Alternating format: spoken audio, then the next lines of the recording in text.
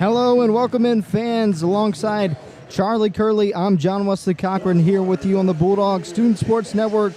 Mississippi State gearing up for their second home game of the season, the third game, looking to go 3-0, their first 3-0 start since 2018. Mississippi State coming off of a big upset win over number 12 in the country, Arizona State. Charlie, Mississippi State fans stormed the field, and it seems like the energy's back in Starkville. Yeah, the crowd, you can already see, a lot more packed out than it was last year. That game last week was something special to see. State dominated the first half, 17-3 at half. It looked like State was going to run away with this thing. Second half, Arizona State brought it back, even took the lead, went up 3 points with about 30 seconds left, but then Blake Shapen, the game-winning touchdown pass to Thompson, and that was all she wrote. State looked really, really good last week and brought some life back into this crowd. You said it yourself, John Wesley. Yeah, no doubt. Let's take a second and talk about just some of the weapons that Mississippi State has. We had two receivers with over 100 receiving yards. Talk just a little bit about how having Brennan Thompson and Anthony Evans III on this roster helps with Mississippi State's high-powered offense with Jeff Levy. Yeah, it's the speed. Brennan Thompson, the transfer from Oklahoma, he has come in and he is just a speedster, one of the fastest guys in the country. And you saw all game long, just get him the football, let him work in space, and he can make plenty of guys miss. And he also just a speed demon down the sidelines. All Blake Shapen really had to do was just lob him up, and Brennan Thompson was running under them. And then Anthony Evans, the transfer from Georgia, he was as well, the first half especially, so dominant, running a lot of these intermediate to short routes, but then taking them the yards after catch, taking everything for 10 to 15 yards a pop. Looked really, really good, and these guys have made Blake Shapen's job a lot easier. Yeah, no doubt. And we found that after Mississippi State was able to get some running game going, it just opened up more and more passing lanes for Mississippi State. Speaking of running game, this is the first time we've been able to talk about Mississippi State's running back group. And Charlie, this may be one of the most talented running back groups that Mississippi State's had in a long time. Yeah, I mean, Davon Booth, he's the returner year two, the transfer from Utah State. He was great last year. He's great this year. But Fluff Bothwell, he came in this year, a transfer. He's been such a good 1-2 punch to add alongside Davon Booth, and it's been something that a lot of defenses have struggled to stop. You get a couple reps in with Davon, and then Fluff comes in, fresh legs. Keeping fresh legs has been so huge for State with this run game. Yeah, switching gears, Mississippi State, first two games of the season, leading the defense was transfer from Coastal Carolina, Will Whitson, and he has now been reported out for the entire season alongside Blake Steen, transfer offensive lineman from Mississippi State. So after the first two games, Mississippi State loses two big pieces on offense and especially on defense. Yeah, Will Whitson, that's a huge loss. He was so dominant in that first half of this Arizona State game, all over the field, making plays, sacks, quarterback pressures, loss of yardage on runs. He was doing it all. And then you can even see that second half with the injury. Arizona State rushed for, I think, 275 yards in the second half. And Will Whitson was a big reason why they were so successful in the second half, is because he wasn't there. And so, especially today in this game against a lesser team like Alcorn State, we've got to see younger guys, these new guys, step up and make big plays on the defensive line unit, because once SEC play gets starting with those physical O-lines, we're going to need a D-line that can cause some havoc. No doubt. And Jeff Levy just talked a lot about what it means to have pieces on this team that guys can step up at a moment's notice. So having guys that can go in, he said it himself, we have guys that are very capable, whether it's Tay, Bam Bam, Red, Joe Head, and Mike. Lots of guys that Jeff Levy has in his back pocket that he knows that can fill those positions, especially on the defensive end and coming in on the offensive front as well. We heard in the press conference how coming into the game didn't have any preseason experience, hadn't played in the Southern Miss game, but it was up to the Mississippi State left tackle Javen James to step up and fill that void for Blake Steen. So looking into the implications for today. Mississippi State playing the Alcorn State Braves, an in-state rival. Alcorn State, located South Mississippi. Alcorn State has unable to find their first win of the season yet, and they'll have a chance to face Mississippi State. But looking at the past two games, they had a very tough battle against Alabama A&M, 31-41, a shootout in last week's matchup, but they didn't have much offensive performance in week one. So Mississippi State, it's going to be a different type of game, as Mississippi State, obviously the heavily favored opponent, but you got to think that Mississippi State's going to want to get things done early in the first half. Yeah, I mean, if you're Mississippi State today, a game like this, you want to see these young guys. You want to get some fresh legs out there and see what we have with these younger freshmen. So look to see State be aggressive early. They know that this is likely not a game that should be competitive at all.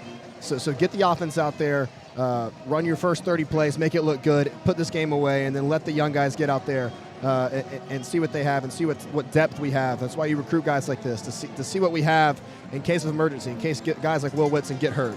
People have to step up. That's right. It'll be a day of stepping up, and we believe that Jeff Lebby has stepped up to the plate. Like we talked about at the very beginning of this broadcast, Mississippi State has a chance to go 3-0 for the first time since 2018. And, 2018 was the following years after Mississippi State was ranked number one after Dak Prescott, and then following leading the charge with Nick Fitzgerald. So that just speaks to the level that Jeff Lebby is. Well, that will do it for us here in this broadcast for the pregame show. We'll be back momentarily for the start of the kickoff here momentarily. You're listening to Mississippi State football on the Bulldog Student Sports Network.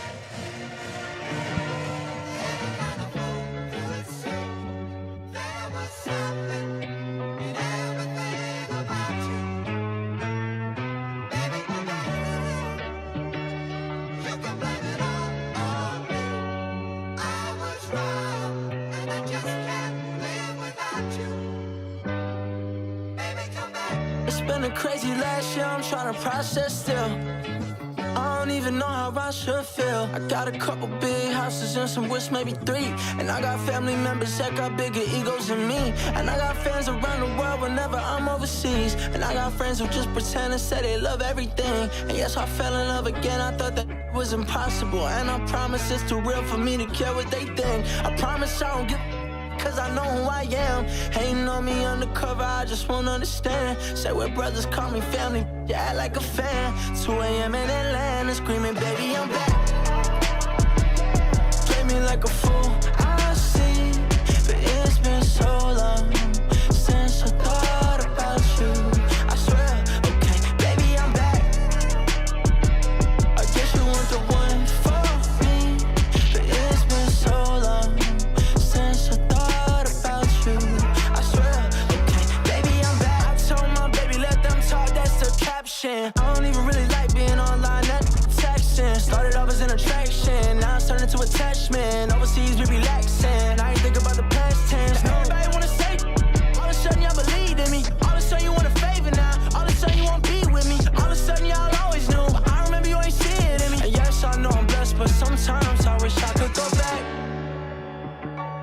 to the way it used to be, just so I feel what I've been missing. You could have it all, you see, but there's still something, it's not the same about you.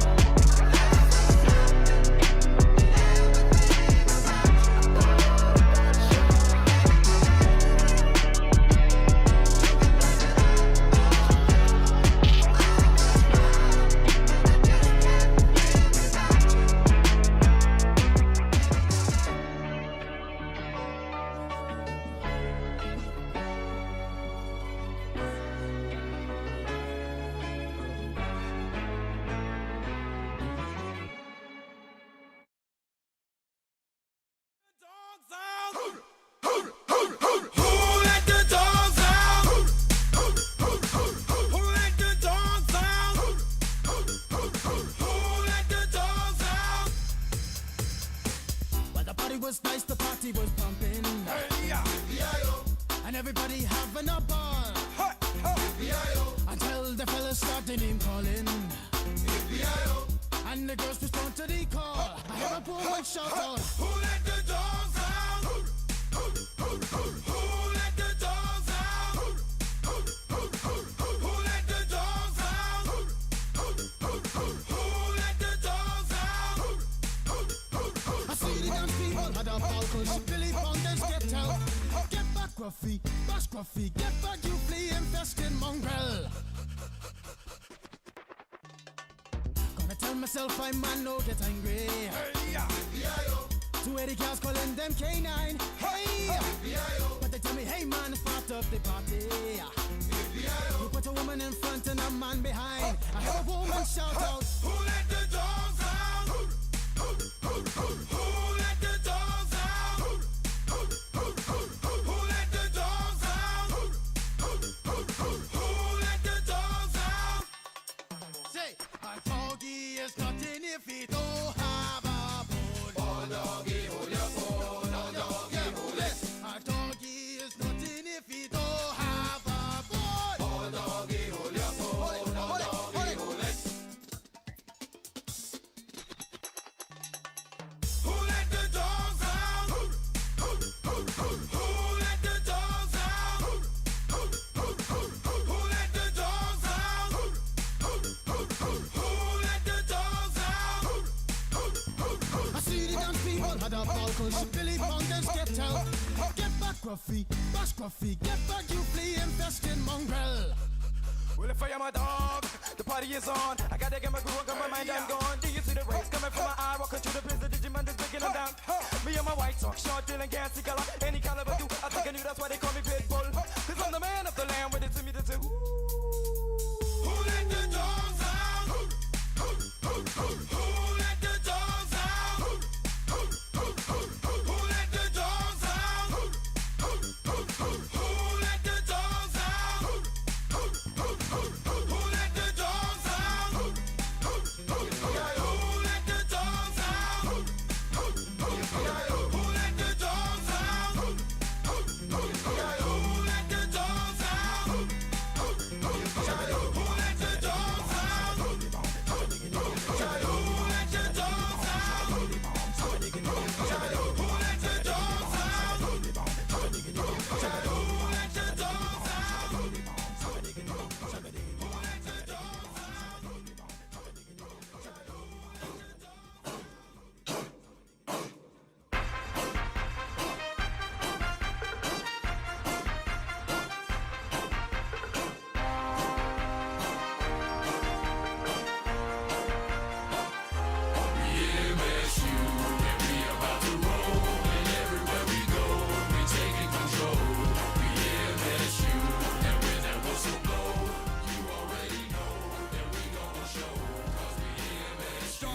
the place to be since I was 19. You can find me, maroon and white tee. Stay grinding, you're not on my team to get behind me and stay behind. You will play behind. Man, I'm in a Mississippi state of mind, and this state of mind ain't a greater time. Take a break in line and just take what's mine. It's an our state, our place, and you can see that it's written on our face. This is our break, our race, and if you ain't with it, get out of our way. Now stand up in your seat, sling a cowbell to the beat. Got 3-6 on my cheek, my boy and B gonna rest in peace. We just left the being in cowbell to the wind, and this maroon and white is blending like I'm Two-Face. I'll be denting my friends up in the tent, and you know they miss a sip, and we coming for your hearts. So before we start, gonna put a stint in. My state of mind is a place for these dime rhymes to mint, and if you cross the line, that's the place that they're gonna be spent in. I'm looking at the Mississippi women, and the district got me grinning. You step up in the pen, man, you probably gon' get MSU, and we about to roll, and everywhere we go, we taking control. We MSU, and when that whistle blow, you already know that we gon' show. 'Cause we MSU, and we about to roll, and everywhere we go, we taking control. We MSU, and when that whistle blow, you already know that we gon' show. 'Cause we up the star, Vegas. We got that bar, baby. And all ladies breaking hearts, they call it sharp rating. That identity, some crisis left you lifeless like your sparks. They need to decide who y'all move side, 'cause the state is ours, baby. Star crazy coming to pound, man. We drooling. You looking like a new kid in town, you gon' get bullied. You better draw back, bruh. We on the attack, bruh. We dogs of war, we coming forward. You can see that it's written on the dog tag. And we ain't listening to what you think we gon' do. Cause either way we coming for you. And it don't matter how we do, we gonna stay true. Cause that's true maroon and that's through and through. Cause from that L-I-S-S-I. Just stay from the stands with a plate in my hand full of cheese fries. S-S-I. Cause I beat me, you know that we believe. Hit the street when we're ready, check me eat on the Yeti, you can see that we're reppin' S-T-A-T-E till we D-I-E. Every place that we step in, so rap that in maroon and white. We're gonna rule the night, we're gonna do the fight. Song all the way down Main and I ain't gonna make it back to maroon tonight. But wherever my head lands, long as that golden egg still stands behind that glass, I don't have to ask. I know we adding who I am, we in this shoe. And we about to roll. And everywhere we go, we taking control. We MSU. And when that whistle blow, you already know that we gon' show. Cause we MSU. And we about to roll. And everywhere we go, we taking control. We MSU. And when that whistle blow, you already know that we gon' show. Cause we MSU.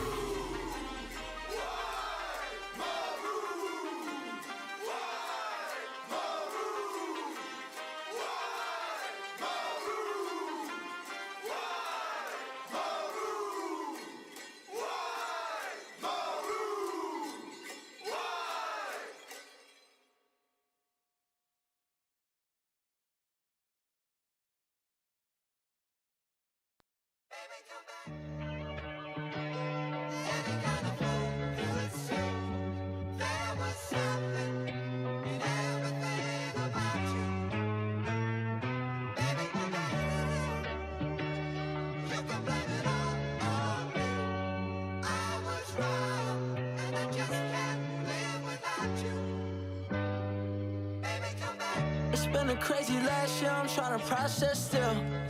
I don't even know how I should feel. I got a couple big houses and some wish, maybe 3. And I got family members that got bigger egos than me. And I got fans around the world whenever I'm overseas. And I got friends who just pretend and say they love everything. And yes, I fell in love again, I thought that was impossible. And I promise it's too real for me to care what they think. I promise I don't give cause I know who I am. Hating on me undercover, I just won't understand. Say we're brothers, call me family, you act like a fan. 2 a.m. in Atlanta, screaming, baby, I'm back.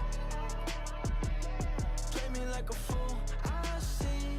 But it's been so long since I thought about you. I swear, okay, baby, I'm back. I guess you want the one for me. But it's been so long since I thought about you. I swear, okay, baby, I'm back. I told my baby, let them talk, that's the caption. I don't even really like being online, that's texting. Started off as an attraction, now it's turned into attachment. Overseas, we relaxing, I ain't think about the past tense. Everybody wanna say, all of a sudden y'all believed in me. All of a sudden you want a favor now, all of a sudden you want to be with me. All of a sudden y'all always knew, but I remember you ain't see it in me. And yes, I know I'm blessed, but sometimes I wish I could go back to the way it used to be, just so I could feel what I've been missing. You could have it all, you see, but there's still something, it's not the same about you.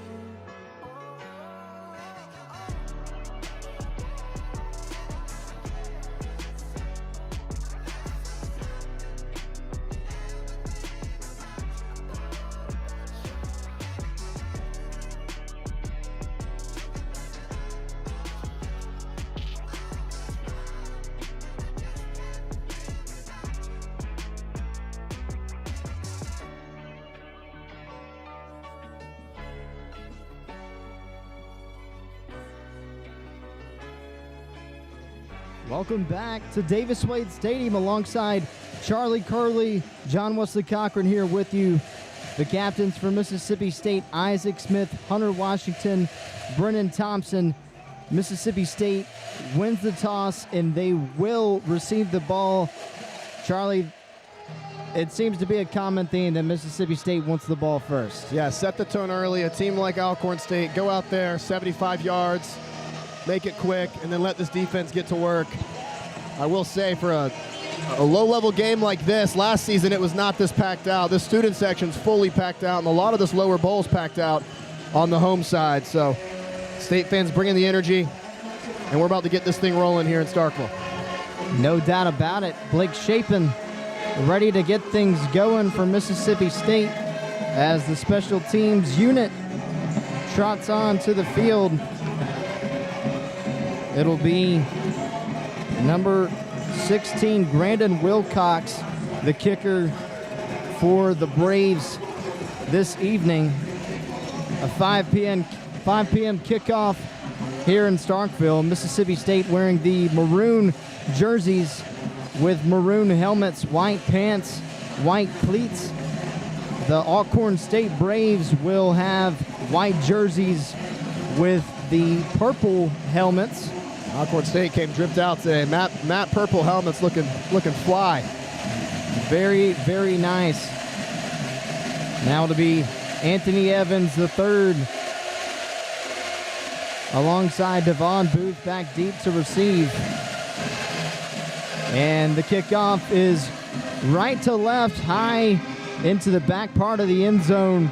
And that'll be a touchback, and Mississippi State offense will walk onto the field to get ready for game number 3 here in this 2025 season.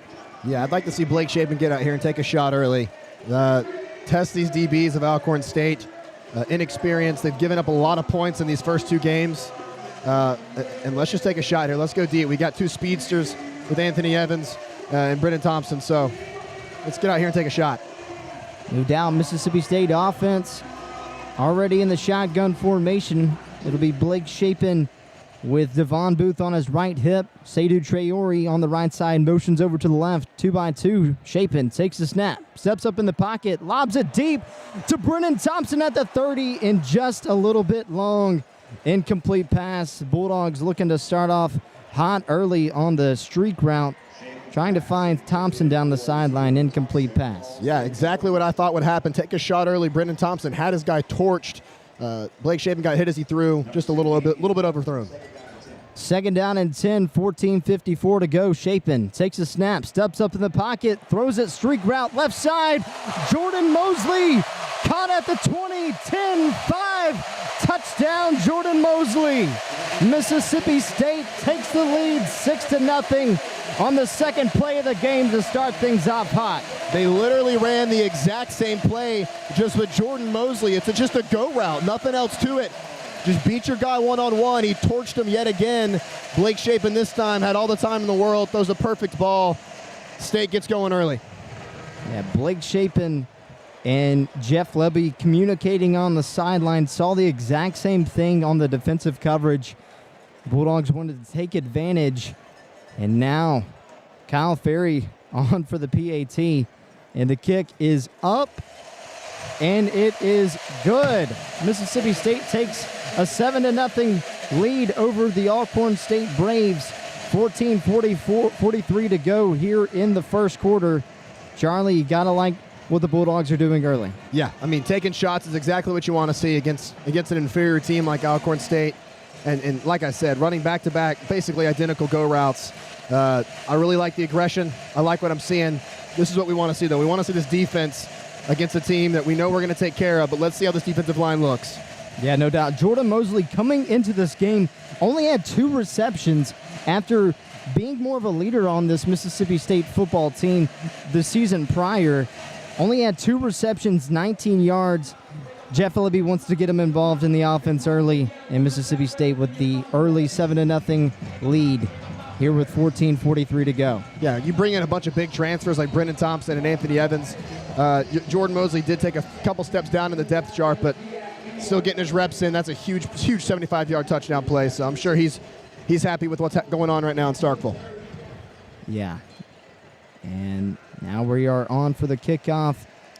Ferry kicks it back, caught in the back of the end zone, takes it out past the 10, and met at the 15-yard line. That's a big boy hit right there. That is a massive hit for the Bulldogs, and it was none other than Deontay Anderson on the stop. Mississippi State special teams starting off on the right foot. And so it'll be 1st and 10 with 14:38 to go here in the first quarter, starting at the 15.5-yard line. Yeah, I don't know if he's going to return a kick again after that one. Flatlined right there, right at the 15. So it'll be 1st and 10 now for the Braves. Talon takes the snap, handoff up the middle, and met at the line of scrimmage. Isaac Smith coming up in there hot to clean up the first tackle of the game. It'll be 2nd down and 7 coming up for the Braves. 14-21 and rolling here in the first quarter. Mississippi State leads 7-0. It's exactly what you want to see. Defensive line just pushed that O-line back, swallowed up the whole play. Really good start here for State. So now 2nd down and 8 with 14 minutes left. Quick slant route over the middle, up past the 1st down marker, right at the sticks. It'll be number 3. It's caught by Amarian Blakes, the 5'11 wide receiver, redshirt sophomore. Yeah, Raleigh Brown. Yeah, Raleigh Brown, really good quick slant there. Found himself right in the seam in the middle of the field. Great throw, great catch. They still got a yard left though, 3rd and 1. So the 3rd down and 1, empty set formation, trips out to the left as 2 offensive linemen will motion back over. So a 2-by-2 set with the running back behind, handoff up the middle, finds a big hole and up past the 30-yard line, down at the 34-yard line in Alcorn State territory. So still a little bit to go, but a 1st and 10, and the chains keep moving. Mississippi State still leads 7-0 as we just enter 12 minutes and 56 seconds remaining. Yeah, that was a really good run play. They had some big boys back right next to the quarterback, run right up the middle, huge hole, pick up the 1st down and a lot more. Jalen takes a snap, hands it up the right side, and immediately is met in the backfield by number 7 for the Bulldogs, and that'll clean up some mistakes for this Mississippi State defense. Yeah, really good play there. Blew it up before it even got started. Met him 3 yards behind the line of scrimmage, but he was managed to get back to the line of scrimmage, so no gain on the play, but the State defensive line, -1 run play, looking pretty solid so far. Zachary Tillman on the tackle. Now Jalen in the shotgun, 2-by-2, rolls over to his left, lobs it deep, a miscommunication, and that is well over the head of his intended target, Jarvis Rush. Yeah, and that's Kelly Jones just making a play. He's been our go-to corner all season. Really good coverage, completely blocked him out. The throw was nowhere near him because the receiver wasn't able to even get past him. So now 3rd down and 9 coming up for the Braves. 12 minutes left to go in the first. Mississippi State leads 7-0. This Alcorn State team trying to get something going on offense, already with 1 first down conversion, trying to maintain the momentum that they have on offense. 3rd and 9. Jalen takes a snap, looks left, long, and well over the head of his intended target. Amarian Blakes again tries to find his top target, and so an incomplete pass brings up a 4th down and 9, but a flag on the play, Charlie. Based off what I'm saying, I think it could be roughing the passer. We sent a lot of heat, and I think it could have been a late hit potentially. Well, there we go. No flag. All good here. But yeah, tons of pressure. Quarterback had to get it out and threw it to no man's land. So no flag on the play. A 4th down and long is going to bring on the special teams unit. Now for Alcorn State. Duvall to punt for Alcorn State. Anthony Evans is so dangerous punt returning. He did it all last season at Georgia, and he's doing it here. Looks like State might come after this punt. It'll be Lorenzo Garcia, the punter, on to kick, and a flag on the play indicates a false start. State faked the block. They lined everyone up on the line of scrimmage. They're going to go for it, and they only sent 2. Now you're backing up 5 more yards. They might actually go for it now.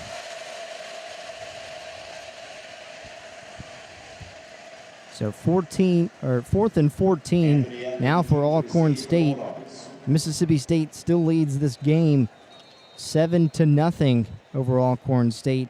Alcorn tried to find something on offense, was able to move the chains and get 1 first down. But now after some push from this Mississippi State defense brings up 4th down and 14. Early timeout usage from Alcorn State there. I think there was some confusion. I think they may have had 12 guys on the field. Looked like the head coach was not happy. Kind of ran out in the field with some frustration. Yeah, speaking of head coach, Charlie, this Alcorn State team now has a second-year head coach as well as Mississippi State, Cedric Thomas. He was able to improve Alcorn State's record 3 times. He had 2 wins the previous season before he came in, was able to increase that number to 6. And then Alcorn State had a very successful season, 2nd in the conference. Now Garcia on for the punt at the 20, kicks it deep to Evans, caught at the Mississippi State 30, cuts up past the 40, down past the 50, cuts across past the 40, and falls down at the Alcorn State 30-yard line. A great punt return from Evans, and this Mississippi State offense has perfect field position as they lead 7-0 with 11:40 to go here in the first. I said it, Anthony Evans is so dangerous when he gets the ball in his hands, and right there, low end-over-end punt, gave him plenty of time to catch and to make a move, and he had 20 yards of space to run before anyone even met him. And when you get this guy going full speed, he's so hard to tackle and brings it all the way down to the 30-yard line. No doubt, and that was made well aware last week against Arizona State with over 100-plus receiving yards. With that being said, we're going to take a quick timeout, immediate timeout taken on the field. We'll be back momentarily as Mississippi State has the ball on offense here for their second drive as they lead 7-0 over the Braves. You're listening to Mississippi State football on the Bulldog Student Sports Network.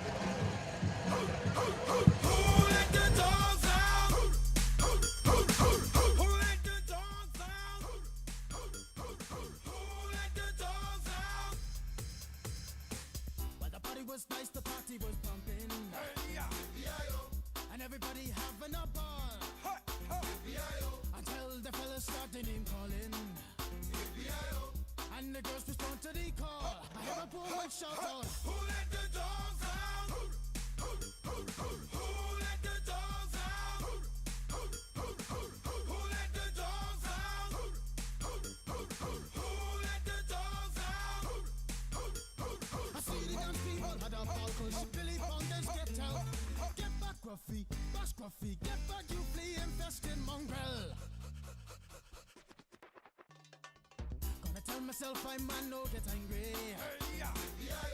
Two Eddie cows calling them K9. Hey, but they tell me, hey man, it's part of the party. You put a woman in front and a man behind. I heard a woman shout out, who let the dogs out? Who let the dogs out? Who let the dogs out? Who let the dogs out?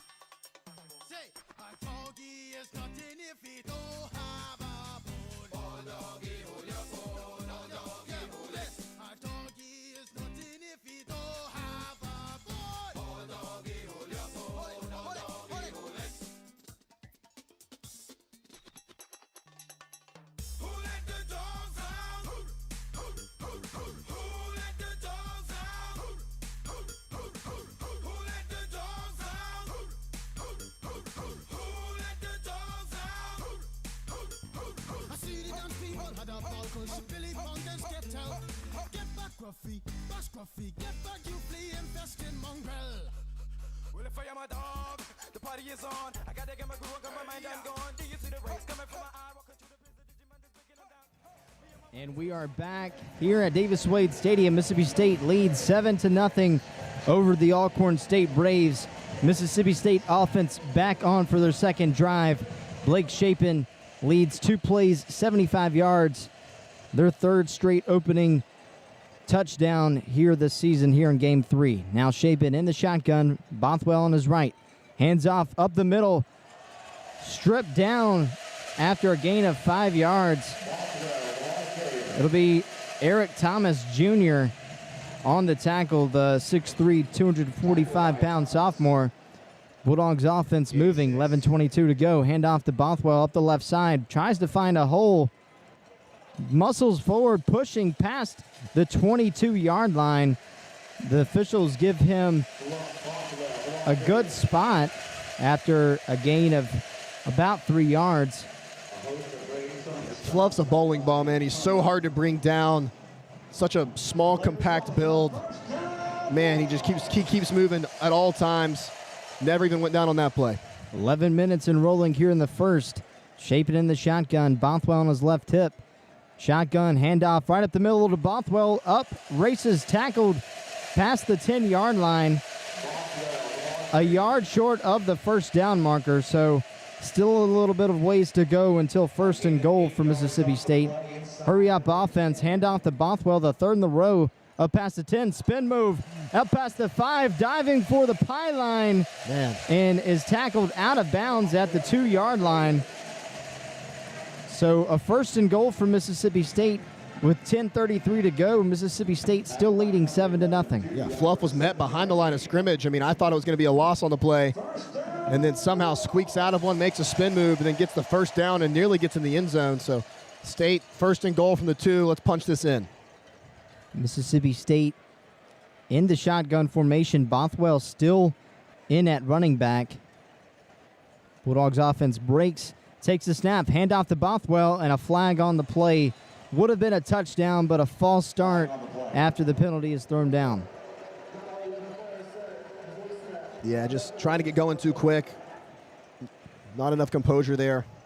Back him up 5 yard. Be first and goal from the 7 now. So first and goal from the 7-yard line. Mississippi State still leads 7-0. 10:05 to go and rolling for the Bulldogs. It'll be Fluff Bothwell still in the game at running back. It'll be Thompson and Evans on the left side. Hurry up offense. 2 receivers left. Thompson motions over to the right. A sweep pass over to Thompson. Tries to go in, but another flag on the play. It's going to be a hold. And a holding call is potentially coming up for Mississippi State. Yeah, it looks like it's going to be on one of the tight ends. I can't see the number right now. Looks like Logan Flinta, or Nick Lauderdale, excuse me. Looks like just a hold right there on that outside corner. And he didn't even need to do it. Brendan Thompson was running full speed. You're not going to catch him, but a careless play going to back us up even more. It's going to be first and goal from the 17 now. So Sam West, a holding call for Mississippi State, the tight end for the Bulldogs, 6'4", 250-pound redshirt sophomore. So Shapen and the Bulldogs, first and goal from the 17. Empty set formation. Blake Shapen in the shotgun. Looks over towards the sideline.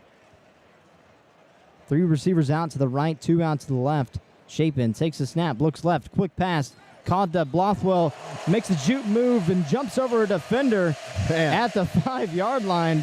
The official spots him at the Alcorn State 4, and Mississippi State has a second and goal at the 3-yard line with just under 9.5. Fluff made a quick move and just got so much yardage there when he shouldn't have. Hurry up, handoff to Bothwell up the right side.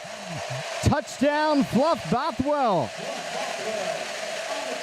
Man, that was a Fluff Bothwell drive the whole way. Just give him the ball as a receiver, as a running back, and he just made things work, making guys miss. That last play hit a nasty juke move and even a little hurdle up to the 2-yard line, and then right there, just give him the ball. He can get 2 yards almost every play. State tacks on 7 more. Another Mississippi State touchdown, 13-0 Mississippi State with 9:15 to go, and that was thanks to Fluff Bothwell on that drive as the kick from Kyle Ferry is up and good. 14-0. 9:15. And Mississippi State, 6 plays, 29 yards, thanks to the great field position from yours truly, Evan Thompson, or Anthony Evans III, rather.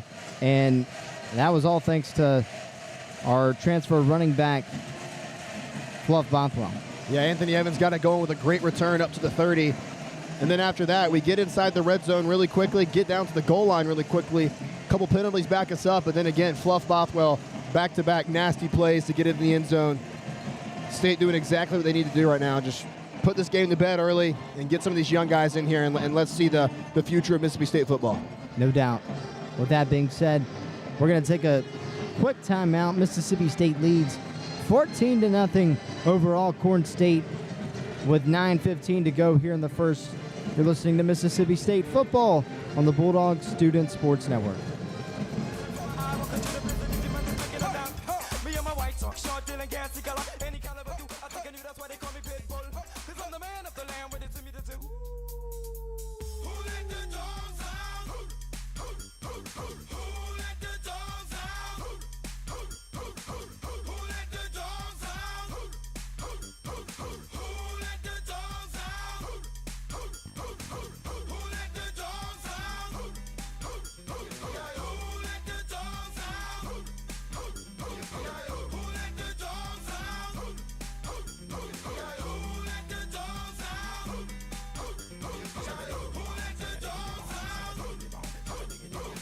dogs out?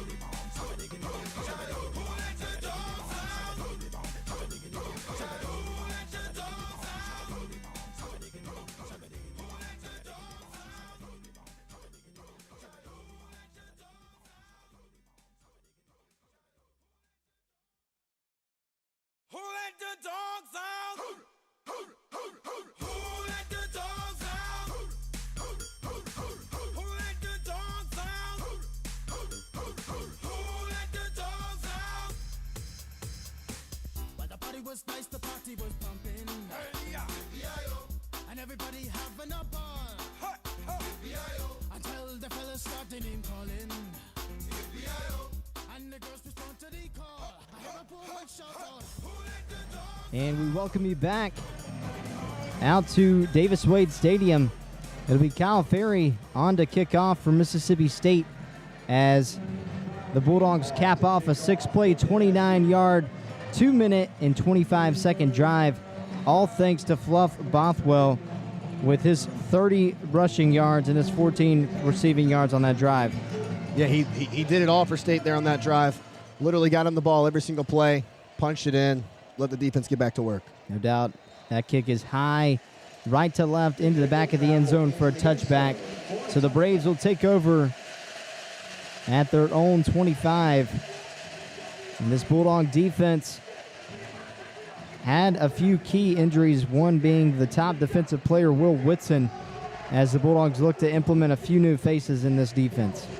Yeah, a lot of young guys out there right now, and that's a good thing. It can be a scary thing, but a good thing, especially against a team like Alcorn State.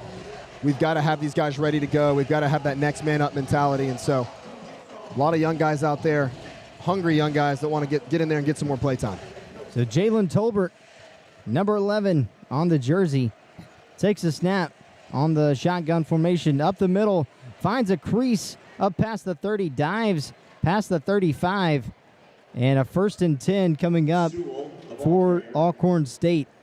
Yeah, this young defensive line right now kind of getting pushed around early from Alcorn State in the run game. Just a run right up the middle, huge hole for 11 yards. Mississippi State with 4 defensive linemen. Shotgun formation, Tolbert looks left, lobs it deep, finds an open man, and is intercepted at the 20. Off of the shoulder pad, caught down, and a flag after an interception from the defensive back from Mississippi State. It was an unbelievable play as the receiver was able to rip the helmet off of number 4 Diego Brumfield, and Mississippi State will take over at the 20-yard line and will definitely get some additional yardage after the penalties. Yeah, they'll tack on 15 more of the face mask, but more importantly, that should have been a touchdown. Wide receiver, it's a great throw. Wide receiver wide open. He just bobbled it, and off the bobble, we're able to pick that off. And then, yeah, helmet gets ripped off, so it'll tack on 15 more. A fortunate break for State, one that leans our way because that probably should have been a touchdown.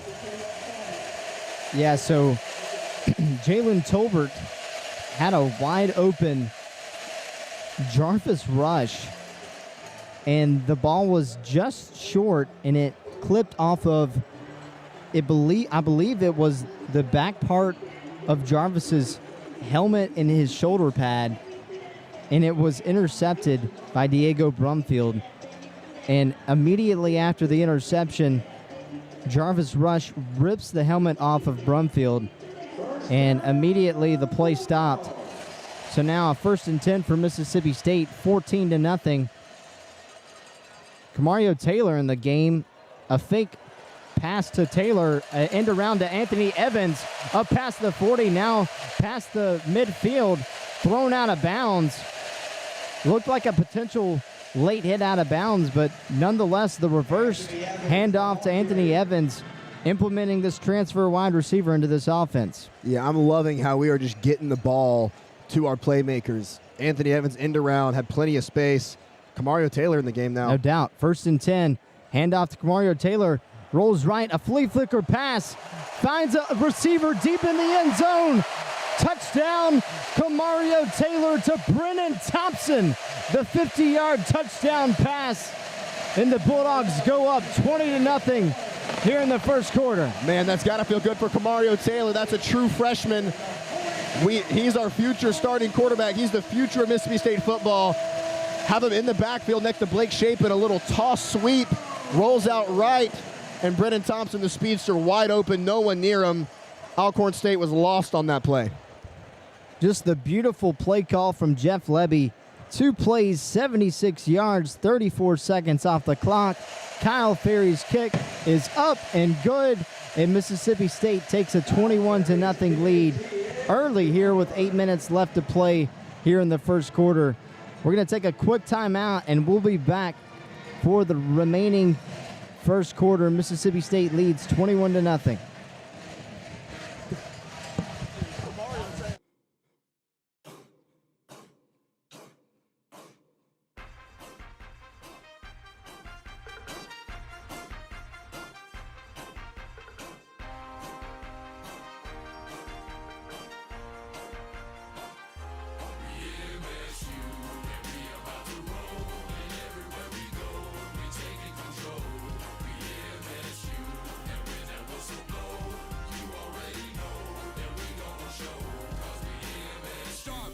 Place to be since I was 19. You can find me, maroon and white tee. Stay grinding, you're not on my team to get behind me and stay behind. You will play behind.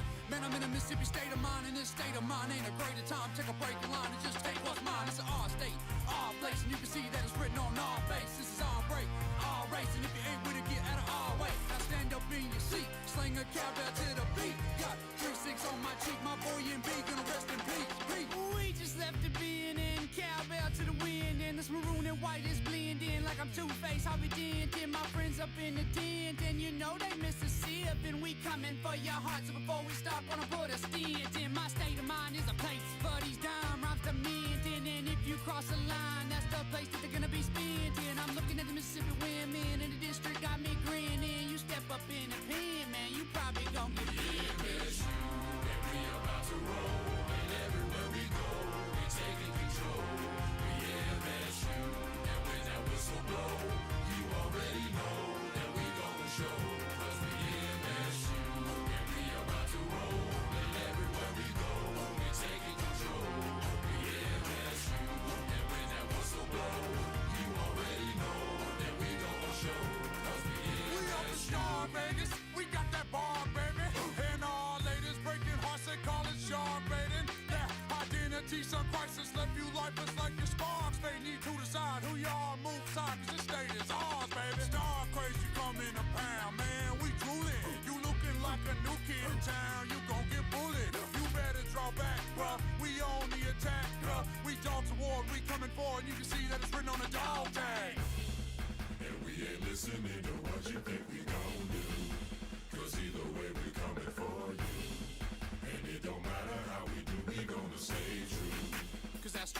that's through and through. Cause on that I'll stay from the stands with a plate in my hand full of cheese fries. Cause I beat me, you know that we believe. Hit the street when we're ready, check me eat on the Yeti, you can see that we're reppin' SCATE till we DIE. Every place that we step in, so rap that in maroon and white, we gonna roll. For Mississippi State as the Bulldogs lead 21-0 over Alcorn State. 8:02 to play in the first after Mississippi State caps off a two-play 76-yard drive, bringing in the future early. Kamario Taylor at running back in a fancy play call from Jeff Lebby on the flea flicker to find Brennan Thompson for the 42-yard touchdown pass. A low kick caught at the 5-yard line, brings it up past the 20, and the Alcorn State Braves will take over at the 25 after the 20-yard return on the kickoff. So Jalen Tolbert and the Braves offense looking to get something going. Jalen Tolbert had a wide-open Jarvis Rush streaking down the sideline, but a short, deep ball thrown intercepted by Diego Brumfield back just a few minutes ago before Mississippi State's touchdown drive. So now the third possession for the Braves, looking to get something going past midfield. So now Tolbert in the shotgun, 3 receivers left. Handoff up the right side to Sewell, and he is tackled by the Mississippi State defense. It was number 23 on the field, Hunter Washington, on the tackle. Yeah, they're running the ball pretty well right now. No explosive runs so far, which is great, but I'd like to see this defensive line hunker down a little bit. So now Tolbert in the shotgun. It'll be Demarius Robinson at his left hip. Elijah Griffin motions over. Tolbert steps up in the pocket and collapses as the Bulldogs defense able to stop him. It was number 8 on the play, Jamil Burrows, on the tackle as Tolbert was able to get up past the line of scrimmage and fight for 3 yards. So a 3rd down and 7 coming up for Alcorn State. Mississippi State leads 21-0 here with 6:43 and rolling in the first. Yeah, really good QB contain there and then collapsed the pocket once he tried to run. Beautiful from that defensive line. Tolbert in the shotgun. Pressure coming. Rolls to his right. Finds a man. Lofts it at the sticks. Incomplete pass broken up by the Mississippi State defensive back, Javen Williams, the Memphis transfer, and a 3-and-out for the Braves in the special teams unit trotting on the field. Yeah, honestly, a good throw and should have been a catch, but just the hit from Javen Williams lodged it free. Really good play there from the Bulldogs. So after that incomplete pass, would have been a 1st down and more for the Braves, but great defensive effort from Javen Williams. And so now it'll be Garcia on for the punt. Anthony Evans, the 3rd back deep to receive on the punt return. As it's a low kick caught at the Mississippi State 30, taken out past the 40, cuts across the field, up past the 50, up past the 45 and more, thrown out of bounds at the Alcorn State 30. And back-to-back possessions for Mississippi State with excellent field position thanks to the punt return. Yeah, I mean, when you're going to send these line drive punts at Anthony Evans, he's going to make you pay. Another line drive punt, and he had the opportunity to go 15, 20 yards upfield, get all the way up to max speed without ever being touched. Made one cut, went left, and now inside the 30. And better return than last time for Anthony Evans. So a 41-yard punt return for Anthony Evans. And this Bulldogs offense will take over at the Alcorn State 27 as Mississippi State leads 21-0 here with 6 minutes on the dot left to play here in the first quarter. Shapen in the shotgun, 3 receivers right. He throws a quick pass over towards the right side. Finds a wide open receiver. As that pass is caught by the tight end from Mississippi State. Quick handoff up the middle to Devon Booth, up past the 20, rolls down past the 10-yard line. Ball will be spotted at the Alcorn State 6. It's that 1-2 punch. Fluff Bothwell 8 2 possessions ago, and now it's Davon's turn. Hurry up offense, Chapin in the gun. Devon Booth on his right hip. Seydou Traore motions over. Chapin going to keep it himself up the right side. Touchdown, Mississippi State. A 6-yard touchdown run from the senior quarterback. And Mississippi State takes the lead 27-0 here with 5:12 to go in the first quarter. Blake Chapin, not known for his legs, but he is a mobile quarterback. And right there, a read option the whole way. They all bid on the run, expecting Davon Booth to have it, but Blake Chapin keeps it. Nothing but green grass in front of him. The graduate quarterback, known for his talented arm, but just like Charlie said, Chapin still has that athletic ability to be able to tuck it and run. And the Bulldogs cap off a 3-play, 27-yard drive. Kyle Ferry's point after attempt is up and good, and Mississippi State leads 28-0 with 5:12 to play here in the first quarter. Yeah, State, you can't ask for anything better right now, defensively and offensively. Offensively scored a touchdown on every possession we've had, and defensively, I mean, I think that total yards is only 34. They have 2 first downs. We're looking really strong right now, and that's exactly what you want to see against an inferior opponent. That's something that last season State struggled with a lot, which is putting these lesser opponents away early, and that's exactly what's happening right now for Mississippi State. The Bulldogs are doing exactly what they need to do on offense to excel and put their best foot forward. Mississippi State already with 222 total yards of offense. Mississippi State getting both sides of the ball on get some action here so far in this game. 170 passing yards so far in this game, and that's thanks to 2 quarterbacks. Mario Taylor, the freshman 4-star quarterback, with only 1 completion but a 42-yard touchdown pass. Chapin already with 128 as the kickoff from Pulliam is back and deep, so a touchback for Alcorn State. So the Braves will take over at the 25 as Mississippi State leads 28-0 here with 5:12 to play. Yeah, you're seeing a lot of new guys roll out for this defense already. I mean, you still have Isaac Smith, a lot of these old guys out there, but especially on that defensive line. We said it earlier, but rotating a lot of guys, trying to see if anybody,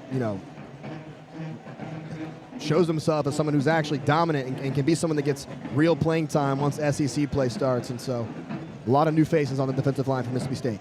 No doubt about it. Tolbert, handoff up the left side to Sewell, stuffed by the Mississippi State defensive lineman, and it was thanks to DJ Reed on the stop coming up to finish the play.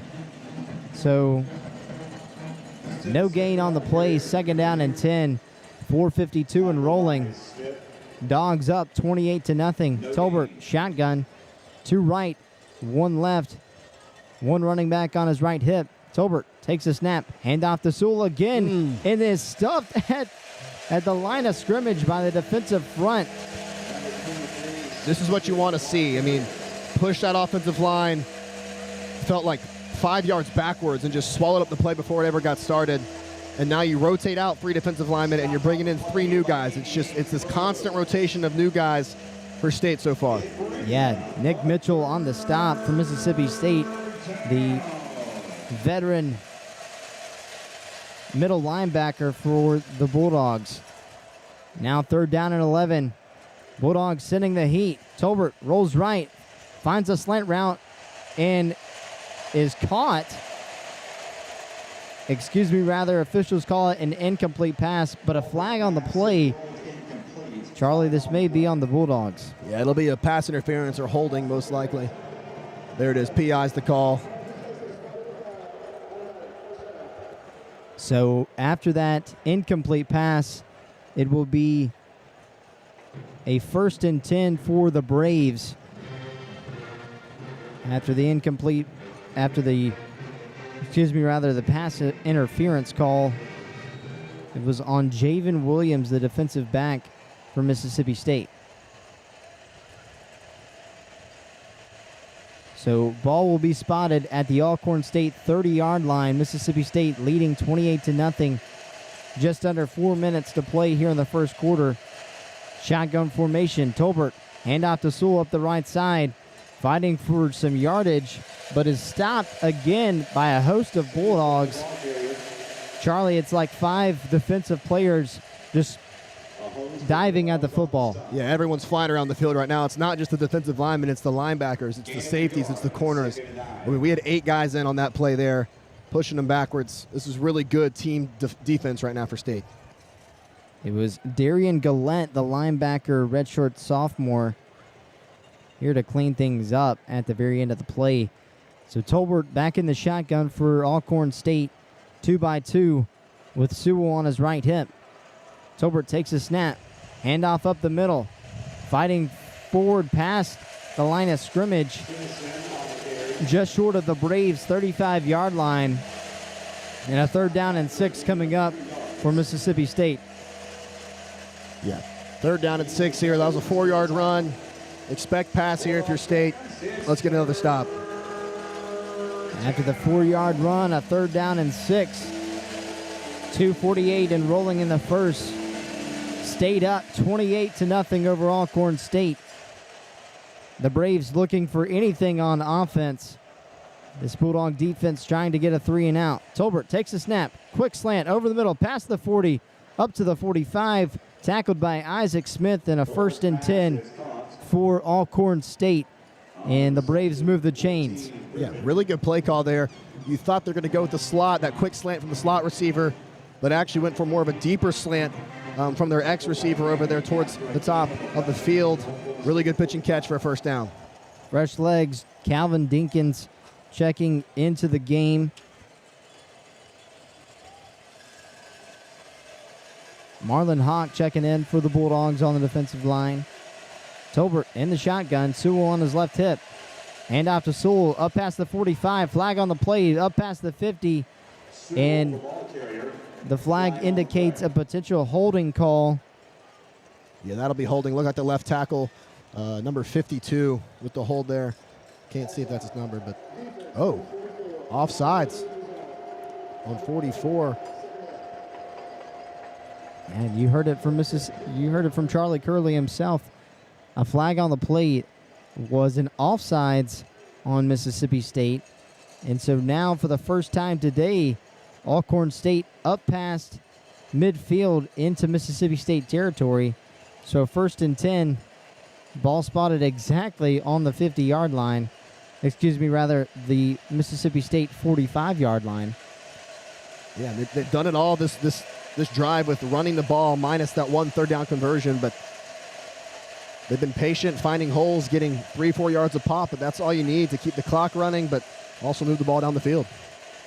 So 1st and 5 after the offsides on Mississippi State. Alcorn State looking to find anything on offense.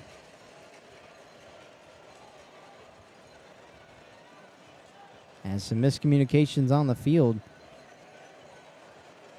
It appears the officials had a miscommunication. The ball was originally spotted at the 45-yard line, and the ball was put back on the 50-yard line. So 1st and 10 at the 50. Mississippi State leads 28-0. A minute 33 and rolling. Tolbert takes a snap, fakes the handoff, pitch up, quick pass over to the tight end, number 12, just short of the 1st down. Pass was caught. Yeah, it'll be 2nd, half a yard. It's a quick screen play out to the right. Sent some motion left, but went back to the screenplay right. Good pickup of 4. 2nd and half a yard.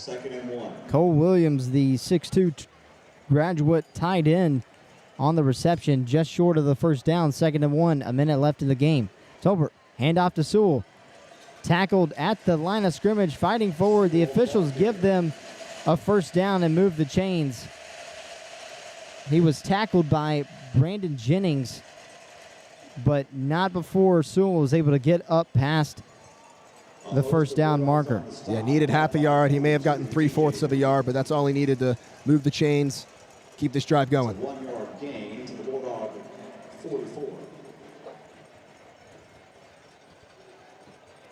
So just Jacorian Sewell on the left hip of Tolbert. Two receivers left, two to the right, bunched up. Sewell takes the snap, drops back in the pocket, steps up, finds a receiver open in the middle of the field, caught at the Mississippi State 24-yard line in a big gain, the biggest pass play converted for Alcorn State so far, as that pass will close out the end of the first quarter. Alcorn State Braves move the chains and will have the ball at the Mississippi State 23-yard line. 1st and 10 for the Braves coming up. Bulldogs lead 28-0 at the end of the first. You're listening to Mississippi State football on the Bulldog Student Sports Network.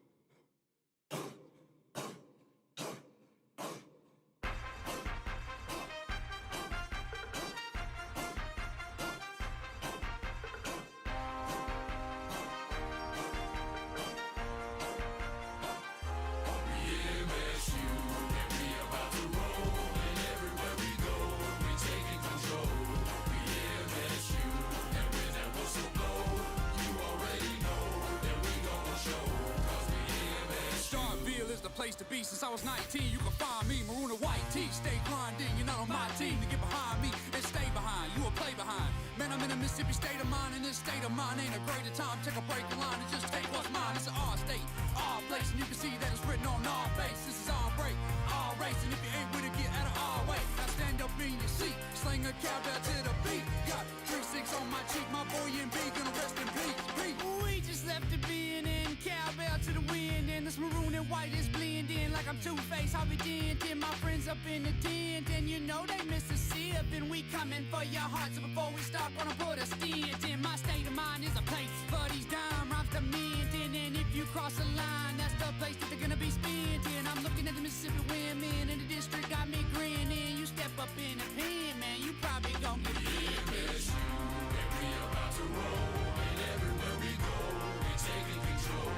We MSU, and when that whistle blow, you already know that we gon' show.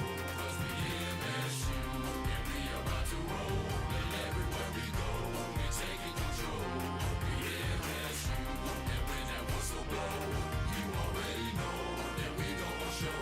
'Cause we up the star, Vegas. We got that bar, baby. And all ladies breaking hearts, they call it sharp baiting. That identity, some crisis left you lifeless like your sparks. They need to decide who y'all move side, 'cause this state is ours, baby. Star crazy coming to pound, man. We drooling. You looking like a new kid in town. You gon' get bullied. You better draw back, bruh. We on the attack, bruh. We dogs. And we're back at the start of the second quarter. A handoff to Jacorian Sewell for the Braves to start off on the 2nd and 10. A gain of 3 yards and a 2nd down and 7 coming up for the Braves. Yeah, I like to see this defensive line settle in here. This has been kind of one of those long, boring drives, a lot of runs.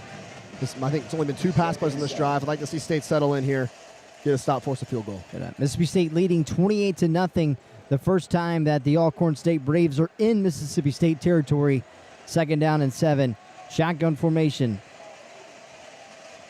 Javon looking deep to the left side at the pylon, nearly intercepted by Isaac Smith. as that pass was intended for Stevenson. Yeah, Isaac Smith looked like he was coming on a blitz. But then once he saw that motion out, he knew that was his man, and he ran with him the whole way. Looked like he was beat, but an underthrown ball let him recover, almost intercepted. Really good play there from Isaac Smith. And great coverage once again. Mississippi State defense looking for a big stop, as Nick Mitchell, who's been leading the way so far with 4 tackles. A flag on the play. Looks like a legal formation. I'll back him up 5 more yards. Looks like they were ready to snap with 12 men on the field. So a 3rd down and 7 turns into a 3rd down and 12. And this opportunity for the Braves to punch it in is getting slimmer and slimmer. As Jalen Tolbert in the shotgun, drops back in the pocket. Can't find anything. Dump pass caught at the 20-yard line. Caught 5 yards past the original line of scrimmage. So it'll bring up a 4th down and 6. This is a manageable 4th down, but it appears Cedric Thomas is going to make the decision to bring on the field goal unit on the 4th down and 6. So now it'll be number 16, Brandon Wilcox, the senior kicker, on for the field goal. Wilcox kick is up and no good. It was left.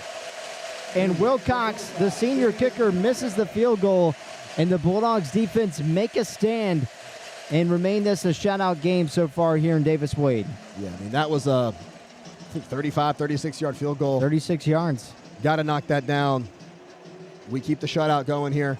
Love to see it if you're a State fan. Wide right, no good. 36-yard field goal from Brandon Wilcox. That brings up a 1st and 10 and a turnover on downs at the Mississippi State 20-yard line. We're going to take a quick timeout, and we'll be back. Dogs up 28-0 over in-state rival Alcorn State. We'll be back in just a few minutes.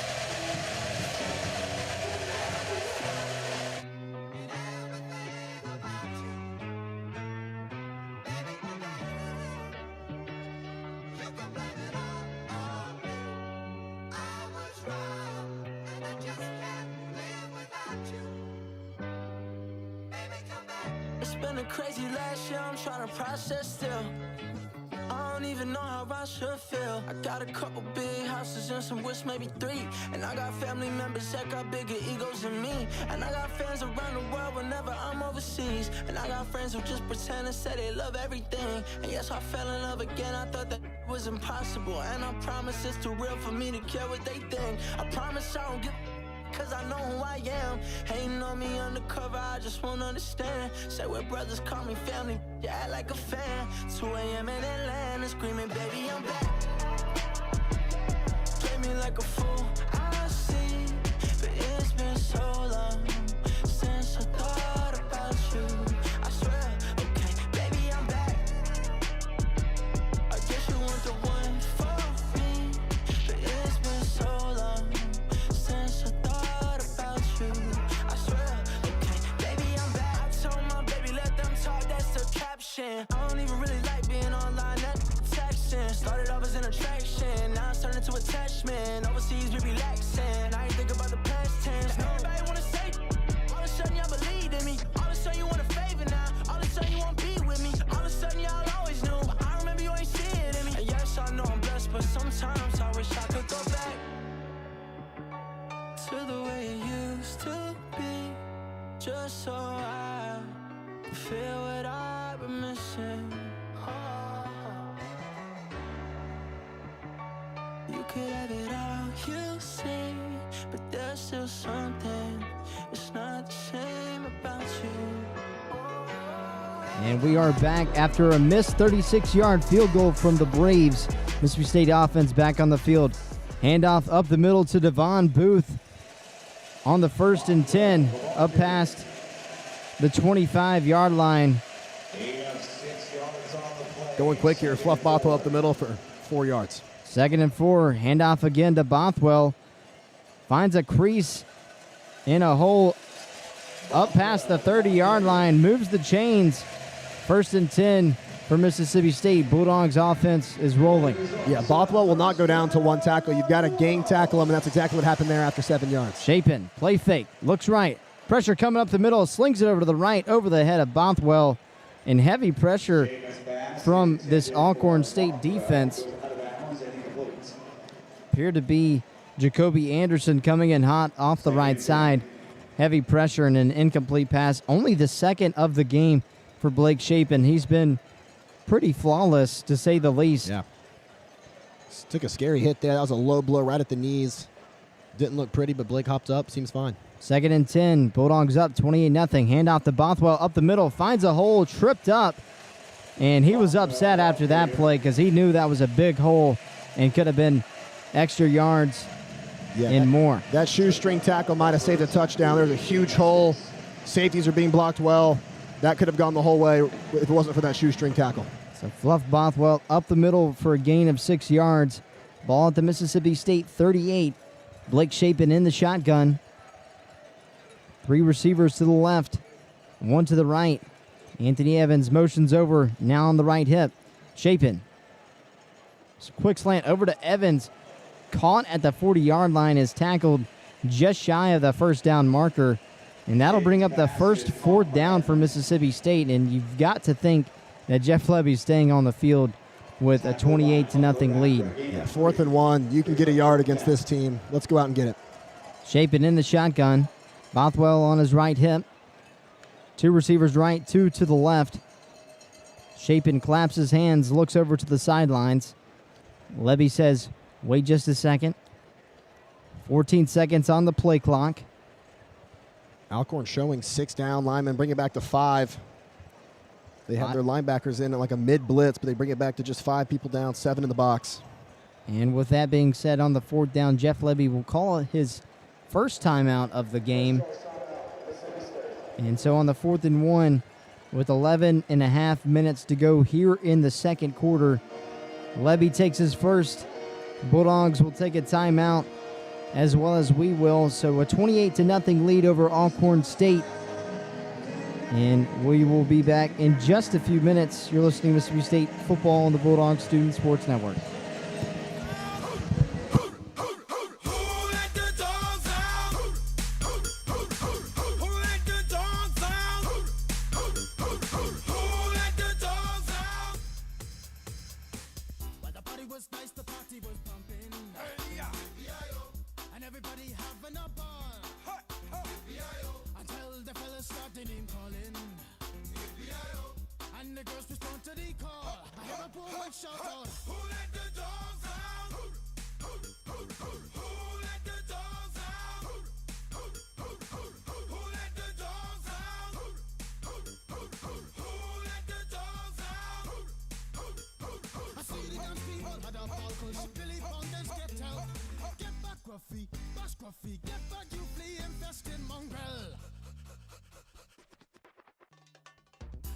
Myself, I man, no get angry. Two Eddie cows calling them K9. Hey, but they tell me, hey man, it's part of the party. You put a woman in front and a man behind. I heard a woman shout out, who let the dogs out? Who let the dogs out? Who let the dogs out? Who let the dogs out? Say, a doggy is nothing if he don't have a bone. Oh, doggy, hold your bone. Oh, doggy, hold it. A doggy is nothing if he don't have a bone. Oh, doggy, hold your bone. Oh, doggy, hold it. Who let the dogs out? Who let the dogs out?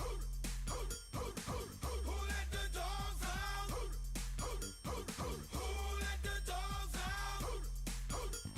I see the dance people had a ball cause Billy Fountains get out. Get back, Gruffy, bash Gruffy, get back, you flea infested mongrel. Well, if I am a dog, the party is on. And we welcome you back to Starkville, Mississippi. Mississippi State leads 28-0 over Alcorn State. Here with 11.5 minutes to go here in the second quarter. A 4th down and 1 coming up for Blake Chapin in the Bulldogs offense. As the officials blow the whistle and the Bulldogs will hurry up quick to the line of scrimmage. Thompson and Evans, the 2 receivers. Chapin. And the Alcorn State Braves call a timeout as soon as Mississippi State takes the field. Cedric Thomas seems to have seen something on the play and wanted to have a quick conversation with his defense before the big 4th and 1 for Mississippi State. Yeah, maybe some mind games. Wanted to see the formation, see what State comes out in. Shotgun formation. They had Fluff to the right. I mean, I'd like to think you can get a yard with Fluff up the middle, but we'll see what Jeff Webby draws up. No doubt. Fluff Bothwell, one of the highly touted transfer running backs in the portal class here in this offseason. So one of the best pickups that Mississippi State could have gotten this offseason. So Devon Booth, the returning running back, and now has his partner in crime with Fluff Bothwell to handle the duties this season. Now, Bulldogs hurry up to the line of scrimmage. Quick handoff. Handoff to Bothwell up the left side. Fights forward, dives past the sticks, and a 1st down as the Bulldogs move the chains, convert on the 4th and 1. Yeah, Alcorn State actually did a great job. Had him behind the line of scrimmage, but like I said, Fluff is so hard to take down, literally dragging a guy, and got a 1.5 yards to get there. 1st and 10, handoff to Bothwell again up the left side, finds a hole past the 50 and more into Alcorn State territory. Ball will be spotted around the 43-yard line. Bulldogs offense is rolling. A 15-yard run from Fluff Bothwell. Chapin takes a snap. Play fake. Looks to his right. Caught by Thompson at the 33.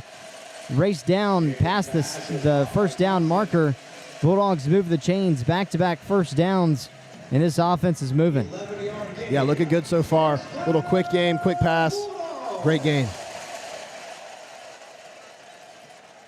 So 1 receiver off to the left. 1 receiver to the right. Aiden Williams checking into the game. Bothwell on the left hip of Chapin. Chapin in the shotgun. Takes a snap. Looks to his right. Now rolls to the left. Can't find a receiver. He tucks it and runs. Slides down at the line of scrimmage, just shy of the 30-yard line of Alcorn State. Yeah, take what they give you. Nothing open downfield. Smart play from Chapin. Get back to the line of scrimmage. Slide. 2nd and 10. Bulldogs lead 28-0 over the Alcorn State Braves. 9 minutes, 50 seconds and rolling.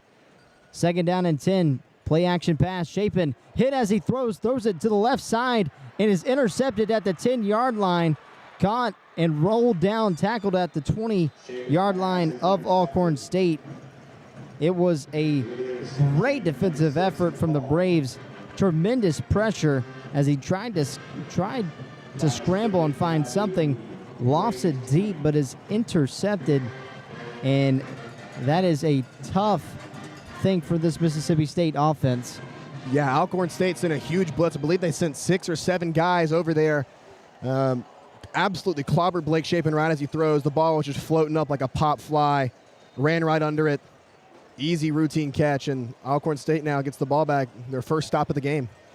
That was intercepted by Bakari McCall at the 6-yard line as it was intended for his tight end, Seydou Traore. So 1st and 10. Handoff up the right side to Sewell. Breaks up, pass forward. Ball on the ground at the 30-yard line. Recovered by Mississippi State.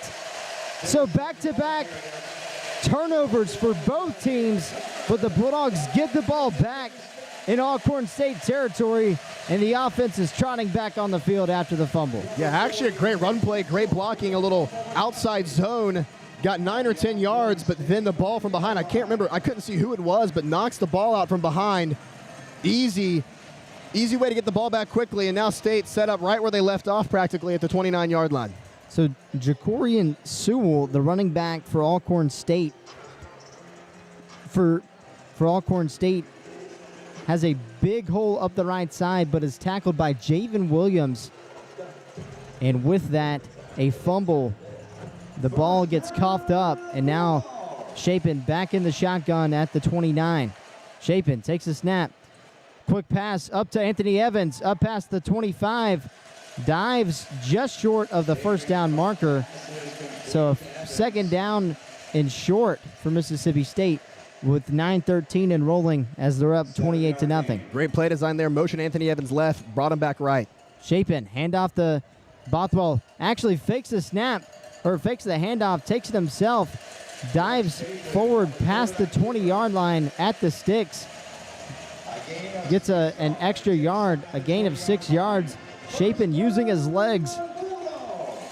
We saw him have a 6-yard touchdown run earlier in the first quarter. So now Chapin back in the shotgun, takes the snap, fakes the handoff to Booth, slings it over to the right side to his tight end, Seydou Traore, and is tackled shy of the line of scrimmage.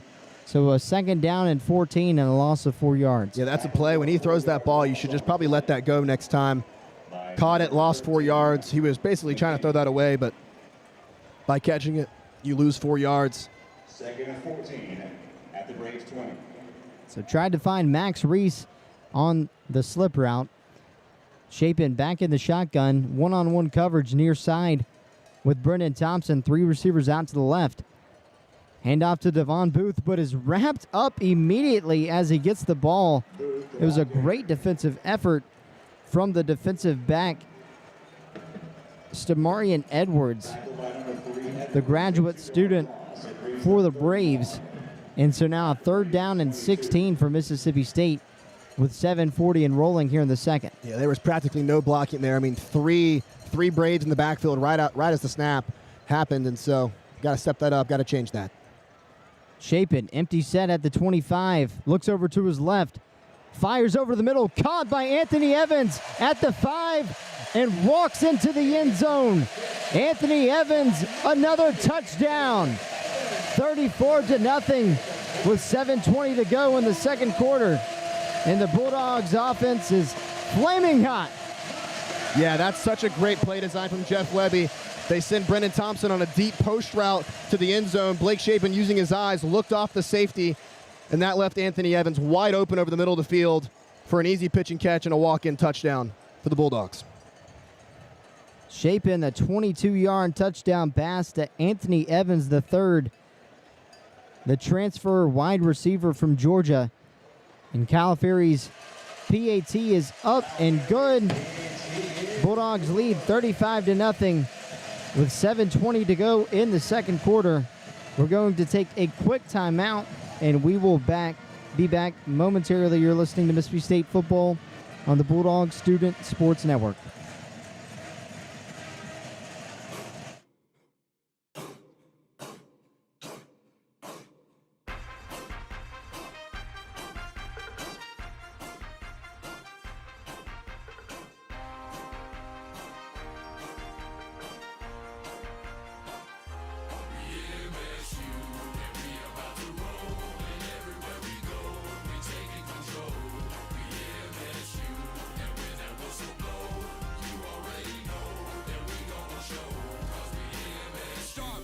Place to be since I was 19. You can find me, maroon and white tee. Stay grinding, you're not on my team to get behind me and stay behind. You will play behind. Man, I'm in a Mississippi state of mind, and this state of mind ain't a greater time. Take a break in line and just take what's mine. It's an our state, our place, and you can see that it's written on our face. This is our break, our race, and if you ain't with it, get out of our way. Now stand up in your seat, sling a cowbell to the beat. Got 3-6 on my cheek, my boy and B gonna rest in peace.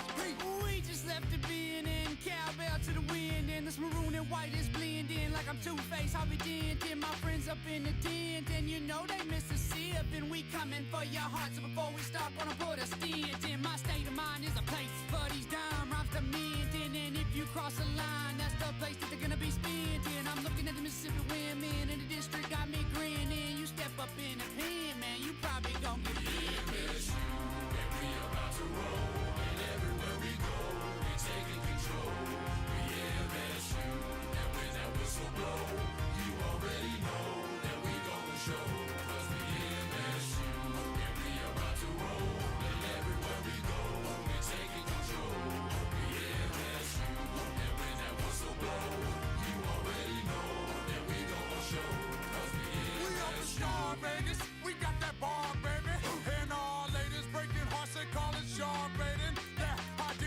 a crisis left you lifeless like your sparks. They need to decide who you are, move side, 'cause this state is ours, baby. Star crazy coming to pound, man, we drooling. You looking like a new kid in town, you gon' get bullied. You better draw back, bruh, we on the attack, bruh. We dogs of war, we coming forward, you can see that it's written on the dog tag. And we ain't listening to what you think we gon' do.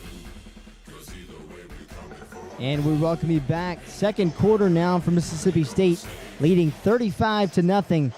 7:20 to go in the first. The Bulldogs offense was on the field in Alcorn State territory, but after heavy pressure, Blake Shapen throws an interception after the heavy pressure as he was hit as he threw. But immediately, the first play after that, a fumble and recovered by the Bulldogs. The Bulldogs cap off a 5-play, 29-yard drive, take 2 minutes off the clock, and now lead 35-0. That was Shapen's 6th touchdown pass of the year, and he just continues his dominance as a Bulldog here as a graduate student. Yeah, Blake Shapen looks so comfortable. I mean, last season we didn't get to see much of him due to injury, but this season he's got a whole offseason to work with these guys and build some chemistry, and he just looks so calm and collected in the pocket. And even when there's pressure, he does such a good job of stepping up, finding a man, or scrambling and making something out of nothing. So Blake Shapen has been wowing these first 3 weeks. Mississippi State now has 35 points. A few other teams have points in the 30s. Georgia and Tennessee all knotted up at 38 here in the fourth quarter. As we take you now to Starkville, Jalen handoff to Sewell. First play back from the touchdown for Mississippi State. Now a loss of 3 yards on the play. Brings up second down and 13 as we have 7 minutes to play and the Bulldogs up by 35. Yeah, great run defense there from State. Defensive line swallowed that whole thing up, made him bounce it outside, and there's nothing going. Jalen Tolbert, single back, handoff to Sewell up the left side, tries to find a crease, but the Bulldogs defense shows up again. It was Kendrick Billingsley-Jones on the tackle. Yeah, defensive line's doing such a good job of bouncing everything outside. He was very patient in the backfield when he initially got the ball, looked for any crease towards the middle of the line, didn't find anything, forced to bounce it out, and that's when you get the linebackers and the corners and the safeties swallowing it up. You got 3rd and 14 now. So 3rd down and 14. Jalen Tolbert, quarterback, takes the snap, drops back in the pocket, steps up, heavy pressure, collapses. The ball is out and free. And it appears that it was a fumble. As we wait to see what the officials have to say, it appears the call on the field is a fumble recovered by Mississippi State. That could be called back. Very easily could be called an incomplete pass. Trying to see the replay. It looks like he may have had that forward motion in his arm, but nonetheless, a great stop on 3rd down.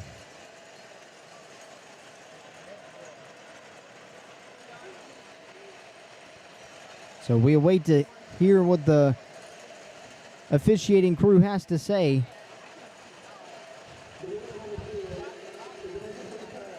That's probably the right call. Incomplete pass on the field, but it's intentional grounding as well, so it's going to be 4th and forever now for Alcorn State.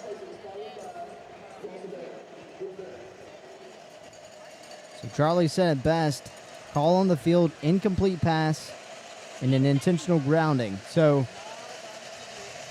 nonetheless, a 4th down and 18 coming up as the Bulldogs lead 35-0 with 6:05 to play in the second quarter.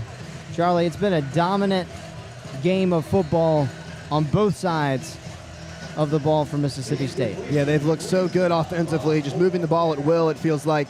And then defensively, a couple hiccups in the run game, but regardless, that's bound to happen in a football game. They've looked so good, bouncing the plays outside, letting our speedsters wrap them up. Garcia on for the punt, caught at the 5-yard line.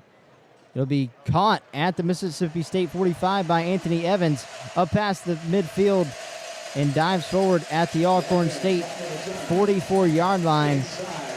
Anthony Evans III has been doing a phenomenal job so far on his punt returning duties and continues to do that so far here in the second quarter. Yeah, I mean, every single punt return he's had, he's brought it past the 50-yard line.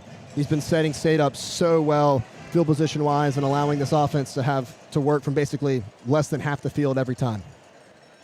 So Blake Chapin in the offense, trot back on the field. Jeff Levy trying to incorporate some new faces, get some guys some reps, some playing time. Johnny Daniels in the game at running back. He checks in. He's at his left hip. Hand off to Daniels on the first play, up past the 45. Spin move at the 40 and wrapped up by a host of Braves. He'll bring up 2nd down and 4. Yeah, 6-yard gain there. Johnny Daniels finally getting some time. That running back 3, just this running back room is so deep, and Johnny Daniels a great running back, good speed. Takes it for 6. Chapin in the gun. Hand off to Daniels up past the 45 and tackled by number 3, Stamarian Edwards, the 6-foot linebacker. Just shy of the first down marker. Chapin, quick snap. Hand off to Daniels again up the middle. I don't think he Tries got to there. reach for the first down, and the officials mark him just short as Fluff Bothwell will trot back on. Injured player on the field An as well. injured player on the field. What a stop there from Alcorn State. He dove forward thinking he had that first down, and he was stood up midair. Now he got 4th and about half a yard.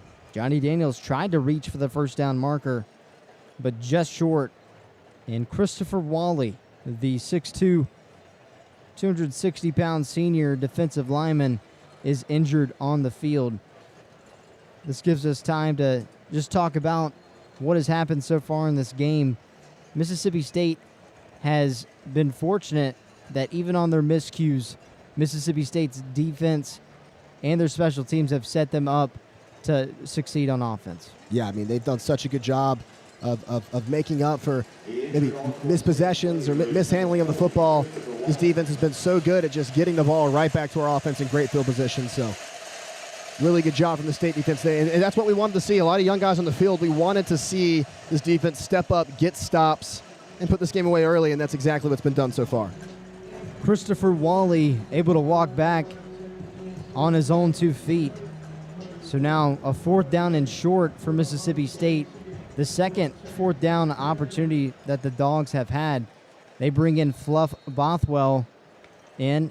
Handoff taken up to Bothwell as he moves forward for a gain of 4 yards and another first down for Mississippi State. Yep, 4th and 1. Like I said, Fluff Bothwell can get you a yard anytime you need it. It's a handoff right up the middle. Good pickup for Fluff. No doubt about it. Bothwell leading the way, 11 rushes, 68 yards, and a touchdown, averaging 6 yards a carry. So now, shotgun formation, 2 receivers. Bunch tight. Now Chapin takes a snap, lobs it deep to the back right part of the end zone, just a little bit long on the outstretched arms of Brennan Thompson. So an incomplete pass on 1st down and 10. Yeah, Chapin would like to have that one back. I mean, Brennan Thompson wide open, a little double move, stutter step, wide open back of the end zone, just overthrown from Blake Chapin. So after that 4th down conversion, Bulldogs are 2 for 2 on 4th downs. An incomplete pass, and now a 2nd and 10 as Bulldogs lead 35-0. Quick pass thrown out to the right side, caught by number 13 for the Bulldogs. That'll be the young receiver for Mississippi State. So Frisco McGee, I believe. Frisco McGee getting some playing time so far. 3rd down and 4 for Mississippi State. Handoff to Bothwell up the right side. Finds a big hole up past the 20 to the 10. 5 diving forward. Touchdown, Fluff Bothwell. The transfer running back is dominating tonight. Yeah, this has been Fluff's game the whole way through. Dominant running the ball. He's just so hard to bring down. Maybe a flag on the play. Ref's talking right now. Yeah, flag. This could be coming back.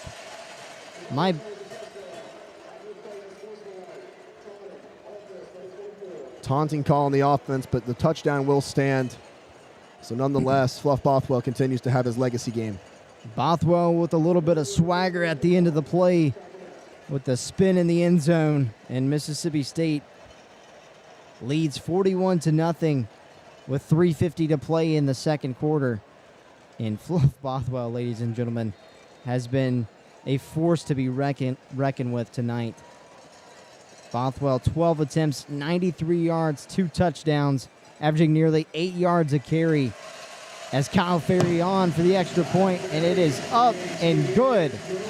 42-0. Dogs on top of the Braves. We'll take a timeout, and we'll be back with 3:50 to play here in the second quarter.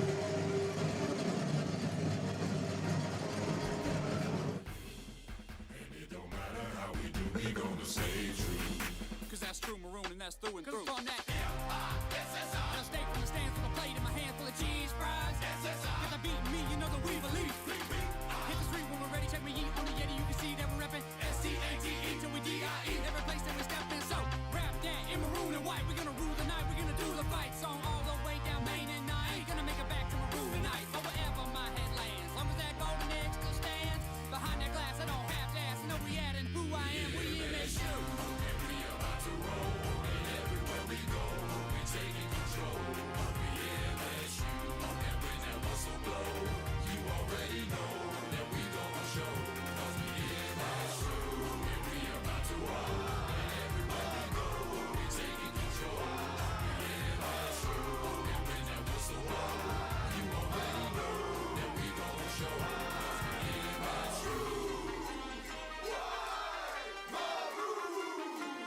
We are back after the 20-yard touchdown run from Fluff Bothwell. We now have Ethan Pulliam on for the kickoff as he kicks it just short, caught at the 10-yard line, coming out up past the 20 and tackled at the 22-yard line by a host of Bulldogs. And it will be Jalen Tolbert and the Braves on with 3:44 to play here in the first half left to play. Dogs up 42-0. Charlie, the Bulldogs have been dominant in every facet of the game, but the Bulldogs defense has seen a little bit of struggle on the defensive front. Yeah, I mean, there's been a couple of plays on the running side. The run defense has had some lackluster moments, but look, other than that, it's looking great. I would like to see some more aggression here from this defensive line, move these guys back, and make some big-time stops. Tolbert, play-action pass, dumps it off up the right side, but a great tackle nonetheless from linebacker Nick Mitchell on the tackle. Yeah, I mean, these state guys are just flying around. By number 10, Smith. So no gain on the pass, second down and 10. For those watching around college football, all tied up, 38-38 for Georgia, Tennessee, a missed field goal, so could be going into overtime. Tolbert takes the pass, slant route over the middle, caught by Hawk, just short of the 30-yard line in the first down marker. So a third down and short coming up as we just enter 3 minutes left to play. Yeah, that was a really good pitch and catch there. Just a quick slant right over the middle of the field. State's been running this zone defense, just trying to prevent an explosive play, but when you have a zone defense, you can find those seams right in the middle of the field. Really good pitch and catch. State up 42-0, third down and 3 in their own territory. Tolbert takes a snap, shotgun, dumps it off to the left side to Sewell. First down and more, up past the 35 and falls out of bounds at their own 40-yard line. First down and 10 coming up, 2:25 to play. Yeah, I mean, looking really good right now for Alcorn State. They're just taking what the defense gives them. When you run these zones, you're leaving guys open. You don't have man-on-man coverage, and so the running back just leaked out to the left. Easy pitch and catch. Good gain. Jalen's pass, a short one, caught by his favorite running back, Jacorian Sewell, as that play will take us to the 2-minute warning. Mississippi State leads 42-0, a dominant first half for Mississippi State, to say the least. And we're going to take a quick timeout. We'll be back with 2 minutes to play in the first half. Dogs up 42-0.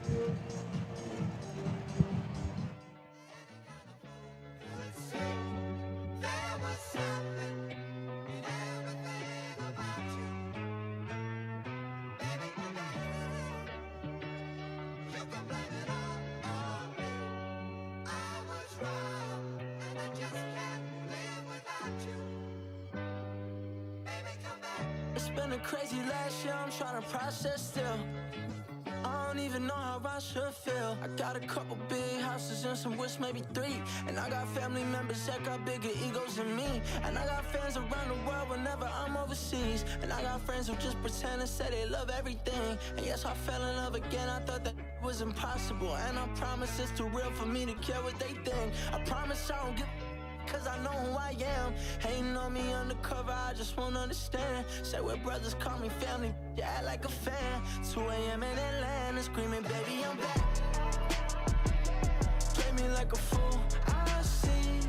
But it's been so long since I thought about you. I swear, okay, baby, I'm back. I guess you want the one for me. But it's been so long since I thought about you. I swear, okay, baby, I'm back. I told my baby, let them talk, that's the caption. I don't even really like being online, that texting. Started off as an attraction, now it's turned into attachment. Overseas, we relaxing, I ain't think about the past tense. Now everybody wanna say, all of a sudden y'all believe in me. All of a sudden you want a favor now, all of a sudden you want to be with me. All of a sudden y'all always knew, but I remember you ain't see it in me. And yes, I know I'm blessed, but sometimes I wish I could go back to the way it used to be, just so I could feel what I've been missing. You could have it all, you say, but there's still something, it's not the same about you.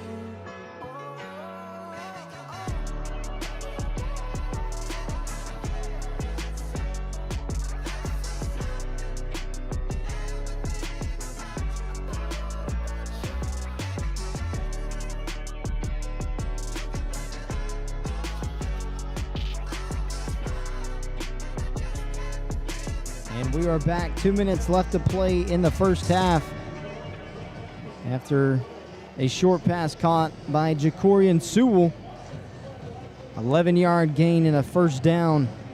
Alcorn State has the ball on their own 39-yard line, looking to have their first points in the game as Mississippi State leads 42-0.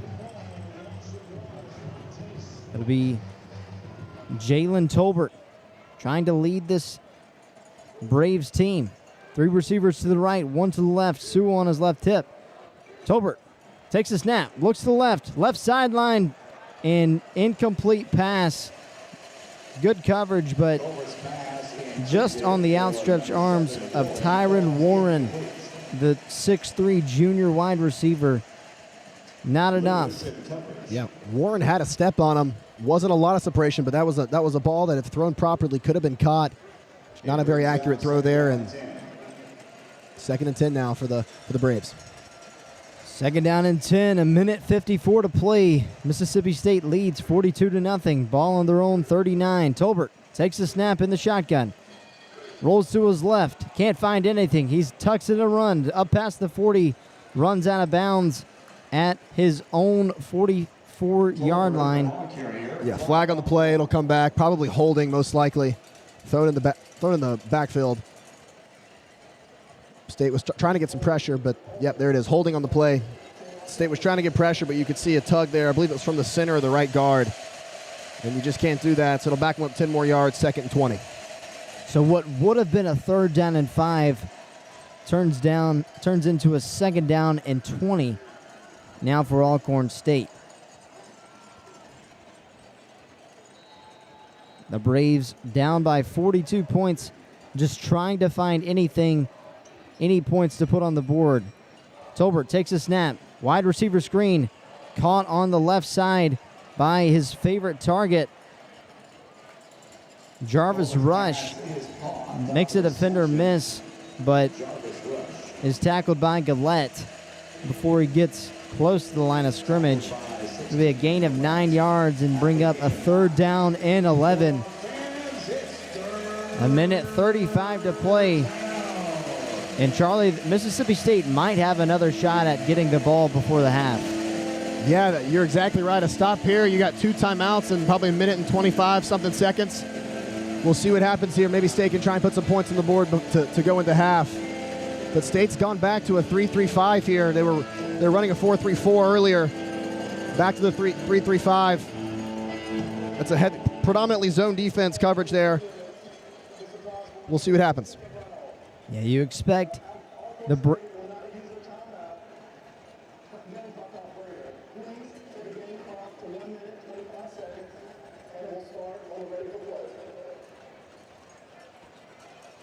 So officials will start the clock at 1:25.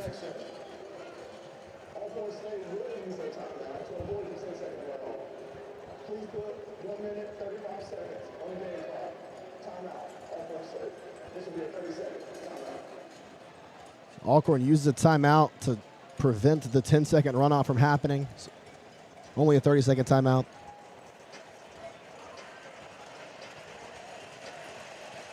So a 30-second timeout for Alcorn State to prevent a 30-second run out.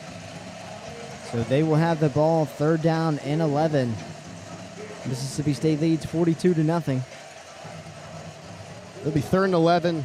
State was showing that 3-3-5, but 3rd and 11, I'd like to just see a blitz here. Make him get the ball out quick, make him have to throw it accurate, and make the wide receiver have to make a play over our talented corners. 3-3-5 with only 3 down linemen, you're given a lot of opportunity for something to happen, to make a play. And so let's see what State lines up in here. Looks like it is going to be that 3-3-5. Taking a look at Mississippi State defense, a lot of players having action. 44 total tackles. Nick Mitchell leading the way on defense. DJ Reed also with 4 tackles. Taking it back to the action, minute 35.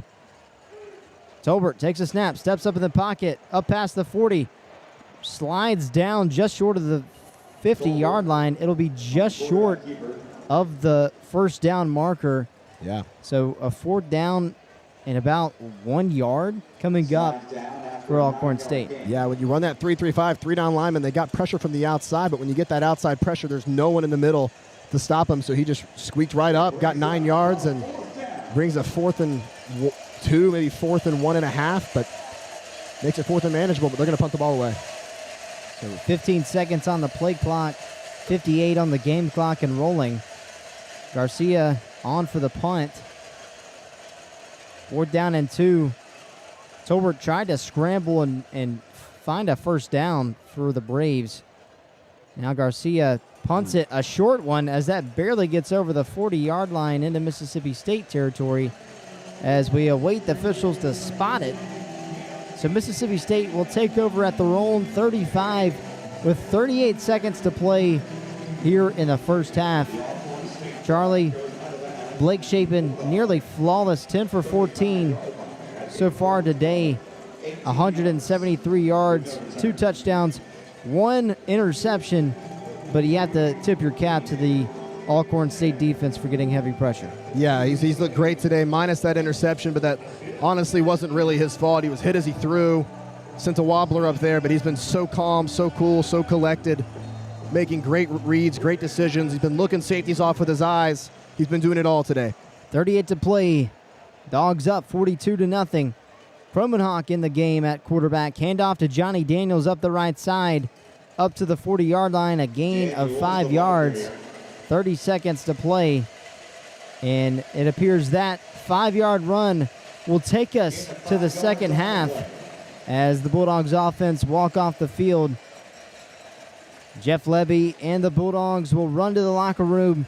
Bulldogs with a commanding 42-0 victory.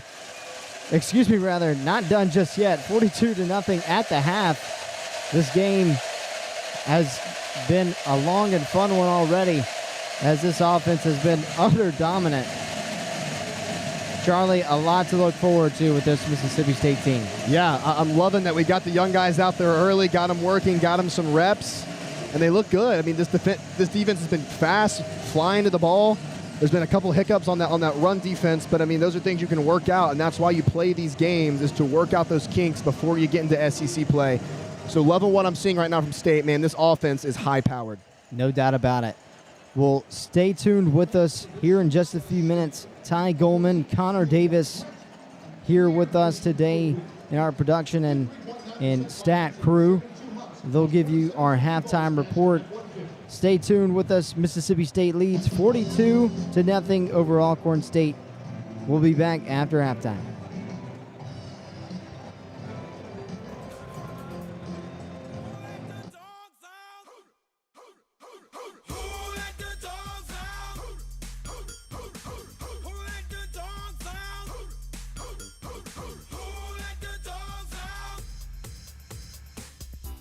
Was nice, the party was pumping. Hey, yeah.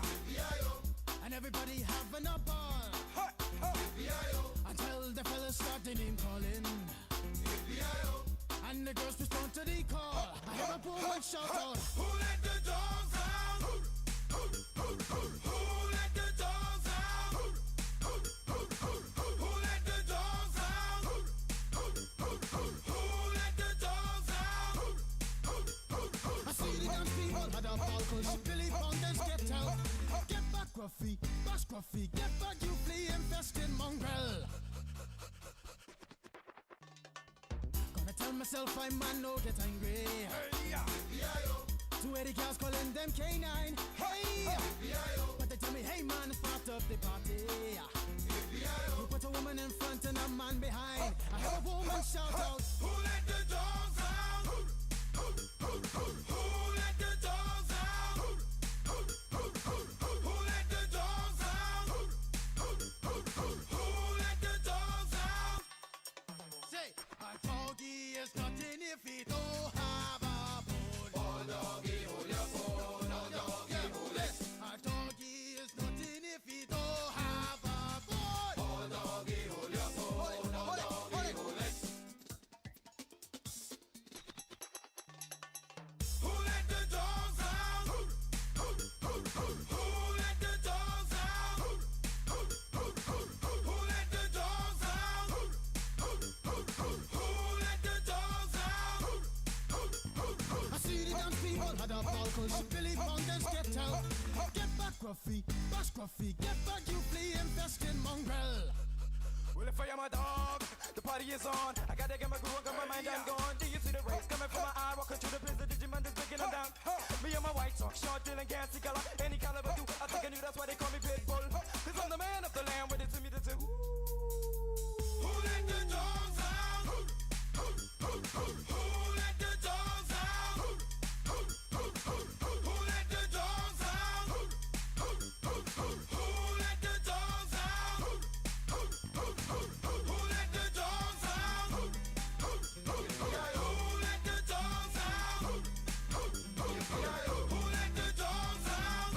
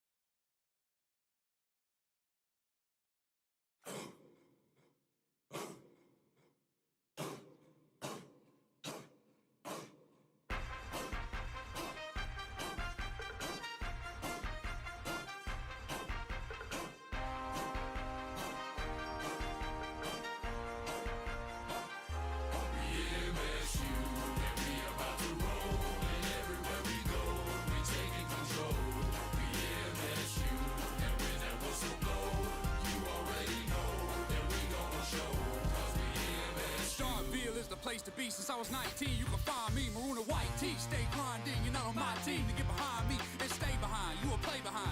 Man, I'm in a Mississippi state of mind, and this state of mind ain't a greater time. Take a break in line and just take what's mine. It's an R state, R place, and you can see that it's written on our face. This is our break, our race, and if you ain't with it, get out of our way. Now stand up in your seat, sling a cowbell to the beat. Got 3-6 on my cheek, my boy and B gonna rest in peace. We just left the bin and cowbell to the wind, and this maroon and white is blending like I'm Two-Face. How we did, my friends up in the tent, and you know they Mississippi, and we coming for your heart. So before we start, wanna put a stint in. My state of mind is a place for these dime rhymes to mint, and if you cross the line, that's the place that they're gonna be spent in. I'm looking at the Mississippi women, and the district got me grinning. You step up in the pen, man, you probably gon' get We about to roll, and everywhere we go, we taking control.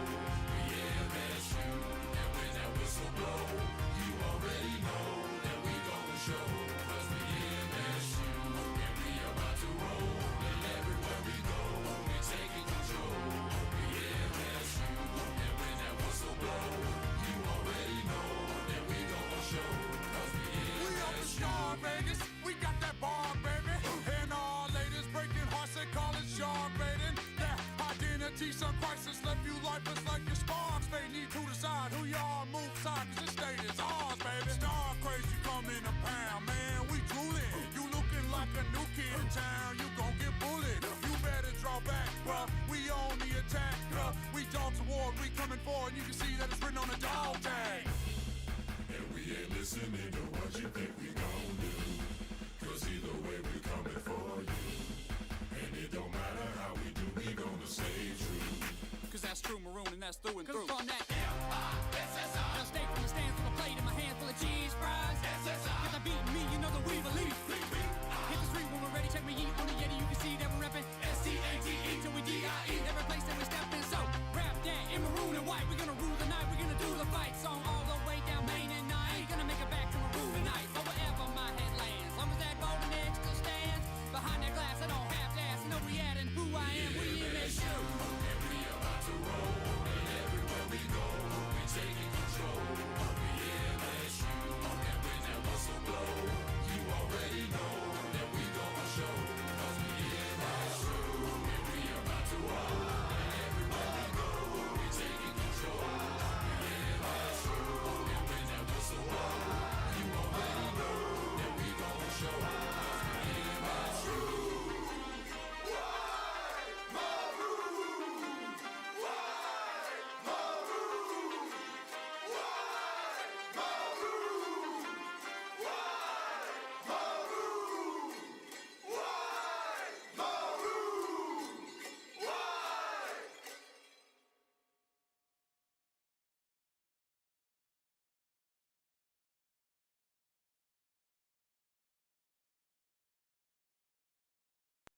Who let the dogs out?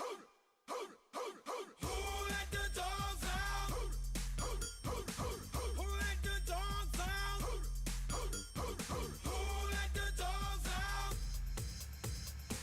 Well, the party was nice, the party was pumping. Hey, yeah. And everybody having a ball. Until the fellas started name calling. And the girls respond to the call. I hear a woman shout out. Who let the dogs out? Who let the dogs out? Who let the dogs out? Who let the dogs out? I see the dance people had a ball cause Billy Fountains get out. Get back, Gruffy, bash Gruffy, get back, you flea infested mongrel. Gonna tell myself I man no get angry. Hey, yeah. 280 cows calling them K9. Hey! But they tell me, hey man, it's part of the party. You put a woman in front and a man behind. I hear a woman shout out. Who let the dogs out? Who let the dogs out? Who let the dogs out? Who let the dogs out? Say, a doggy is nothing if he don't have a bone. Oh, doggy, hold your bone. Oh, doggy, hold it. A doggy is nothing if he don't have a bone. Oh, doggy, hold your bone. Oh, doggy, hold it. Who let the dogs out? Who let the dogs out? Who let the dogs out? Who let the dogs out? I see the dance people had a ball cause Billy Fountains get out. Get back, Gruffy, bash Gruffy, get back, you flea infested mongrel. Well, if I am a dog, the party is on. I gotta get my groove on, got my mind, I'm gone. Do you see the rays coming from my eye? Walking through the prison, Digimon is breaking them down. Me and my white talk, short, dealing, gassy color. Any caliber do, I think I knew that's why they call me Pitbull. Cause I'm the man of the land, with it to me to do.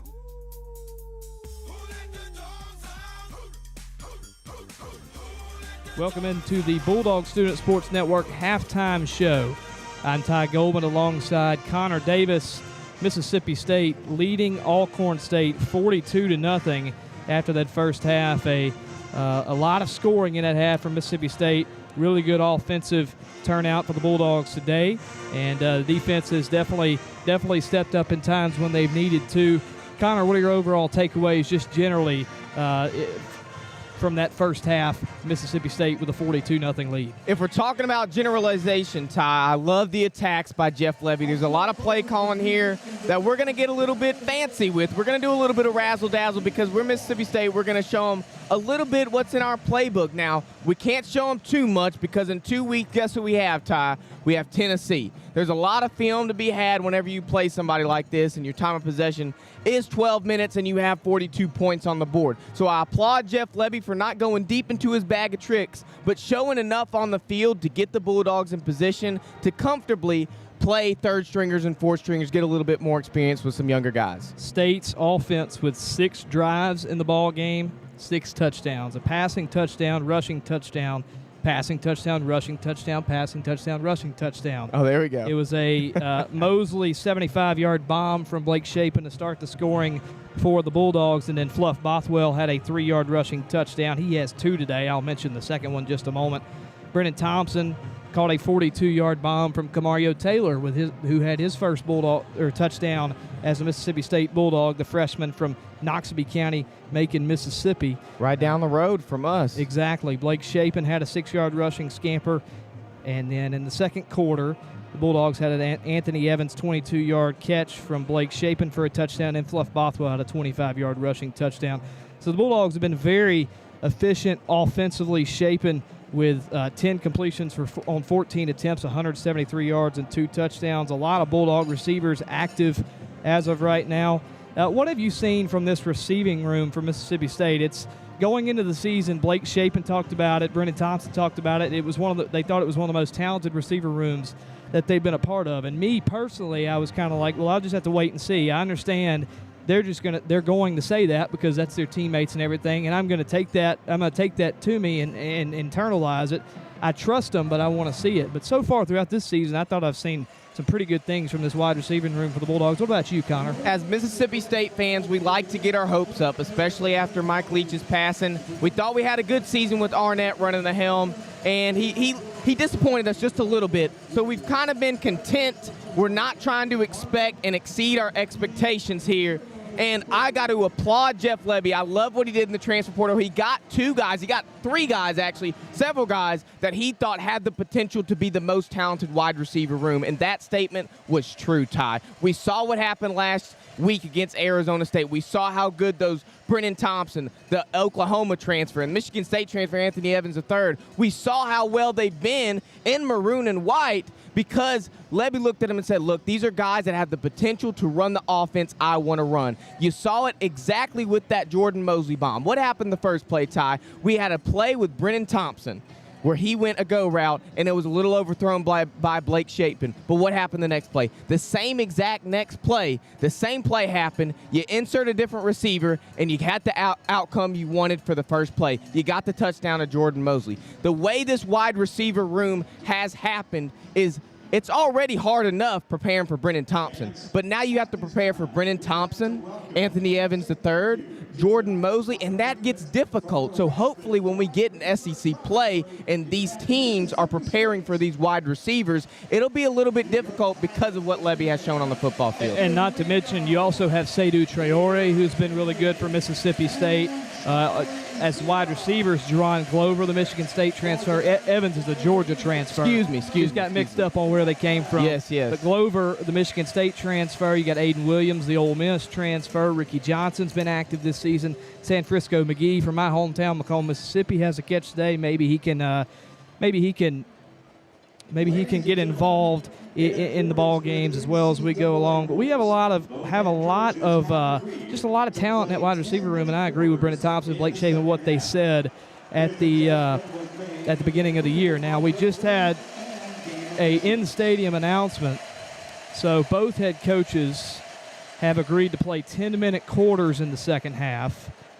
This adjustment, it says, the announcement on the board says the adjustment was made with the approval of the referee and game officials, so everybody involved agrees that we need to be playing 10-minute quarters in the second half. Something you don't see a lot, but with a game like this, you want to save bodies especially. I think that's something that both coaches and coaching staffs are taking into consideration. And I do want to touch on that because, like I said earlier, he's wanting to prevent from showing too much film on the football field when it comes to people like the Tennessees and the Georgias you have to play later in the years. I love this. I love that he's going to get these younger guys some playing time in the second half, hopefully, and that he's not going to put that film on the football field for these big SEC opponents to see. So I love this. We're going to see what happens in the second half. So we'll have 10-minute quarters for both the third quarter and the fourth quarter in the second half. Back to the first half. We'll touch up on offense just for a second, and then we'll get into the defense a little bit. Mainly just as a player, I want to talk about Anthony Evans. We've been talking about the wide receiving room. And I also do want to mention, too, Fluff Bothwell has had an incredible game. Transfer from South Alabama. He's always going to be a part of that 1-2 punch with Booth and, of course, Bothwell. But Bothwell with 12 rushes, 93 yards, and 2 touchdowns. He's been great today, a 7.8 yards per carry average. But Anthony Evans has 163 all-purpose yards. He has 53 yards as a receiver today, but he also has 97 yards returning punts for Mississippi State today. He has been very dynamic. How fun is it just to watch him as a player? I love Anthony Evans. I love the transfer recruit. I love what he's been bringing to this Mississippi State offense and special teams. It's something we haven't seen before and haven't seen since probably there was a Thomas on the back of somebody's jersey returning those kicks. And we know what happened to them. They transferred, and they're at other teams. And now we can see that it's brought back, special teams has brought back to what we know and love, Ty. And there's a lot of good returns Anthony Evans has said, but I want to point something out that he does very well. He is fantastic at following his blocks on the football field. You think he would go outside with someone like Alcorn State, not to hate on him or anything, but he could get around that side. But no, he trusts his blockers, his special team, the rest of the team for him to get behind those blockers, follow them, and he's been consistently in Alcorn State territory with Mississippi State starting an offensive drive. Yeah, I 100% agree with you, Connor. You talk about the Mississippi State defense now to kind of transition a little bit. So Alcorn has had 7 drives, punt, interception, punt, field goal attempt that was missed, fumble, punt, punt. So the defense has had, the biggest drive for Alcorn was that 12-play drive that ended in a missed field goal. It's a 56-yard drive. Alcorn has converted some first downs today. The Braves with 7. State's been putting some weird moments right with Alcorn. You wouldn't expect Alcorn to have so much success, but I feel like it's just going to happen. That's football. But Alcorn has had some big plays, especially some big run plays and a couple of pass plays that have opened up, and they've moved the ball a little bit. But for the most part, I want to get your opinion on this. I think State's kind of bared down when they had to. Now, what I've noticed for the defense, and the defense has gotten so much better from what we knew last year. So much better. They defended the run a lot better. They defended the pass, extraordinarily last week. We saw it against Arizona State. So they've gotten better as a team, as a unit, and I love to see that. But one thing that has kind of struggled in this game, and we saw especially last year, is that first level of defense. You get a lot of guys back from last year that were injured in your defensive line. You get a lot of new faces on there as well, but we still kind of struggle right there. It's hard for a running back to get through the first level, and then we have to rely on that second level and third level to make that play as well. Now, it's great that they are making those plays, but if you could stop them at the first level, and they have for the most part, but you said it best, Ty, there are some times where Alcorn State has shined, they've made big plays, and I think it starts with the first level. Yeah, I think State only with 1 sack through that first half. That was Deron Reed with the sack. I think, State has gotten a little bit of pressure on Jalen Tolbert, Alcorn State's quarterback. But honestly, for the most part, I think State has really defended well in the pass again, and that's something me and you both and every Mississippi State fan has been very pleased about, is our pass defense. And just the defense as a whole has been really good for Mississippi State. So a couple of bigger plays for the Bulldogs, or for the Braves rather, for this first half. But I think State might be able to clean that up, and we'll see how things will shape out for the rest of the ball game. As I said, we'll have 10-minute quarters third and the fourth quarter will be 10 minutes. And Connor, I don't see John Wesley or Charlie, so we might get a little bit of this first half before they get back. And I'm completely okay with that, Ty. That's something that me and you have really, really wanted to do, is call some football this year. So it's great that we're getting some reps in. We're trying to get prepared as best as we can, get a couple stats up so we can entertain some of the viewers, give our little analytical take on certain things, because that's what we do best on the Bulldog Student Sports Network, especially me and you, Ty. We love to give our analytical takes and really show and illustrate what we're seeing on the football field. State's going to kick off to start this half. Marlon Hawk going to boot this one back. It'll go through the end zone for a touchback. I see John Wesley. He's here. Oh, they're coming back now. Here comes Charlie hustling back. They must have got stuck in the bathroom. No, they didn't. They were waiting on them hot dogs. That's what it was. It was probably the hot dog. It was the hot dogs. Everybody loves a halftime hot dog and ice cream. They ran out of ketchup, which I was a little upset with, but, hopefully they got the hot dogs situation settled out. But here we go. John Wesley and Charlie Curley, everybody.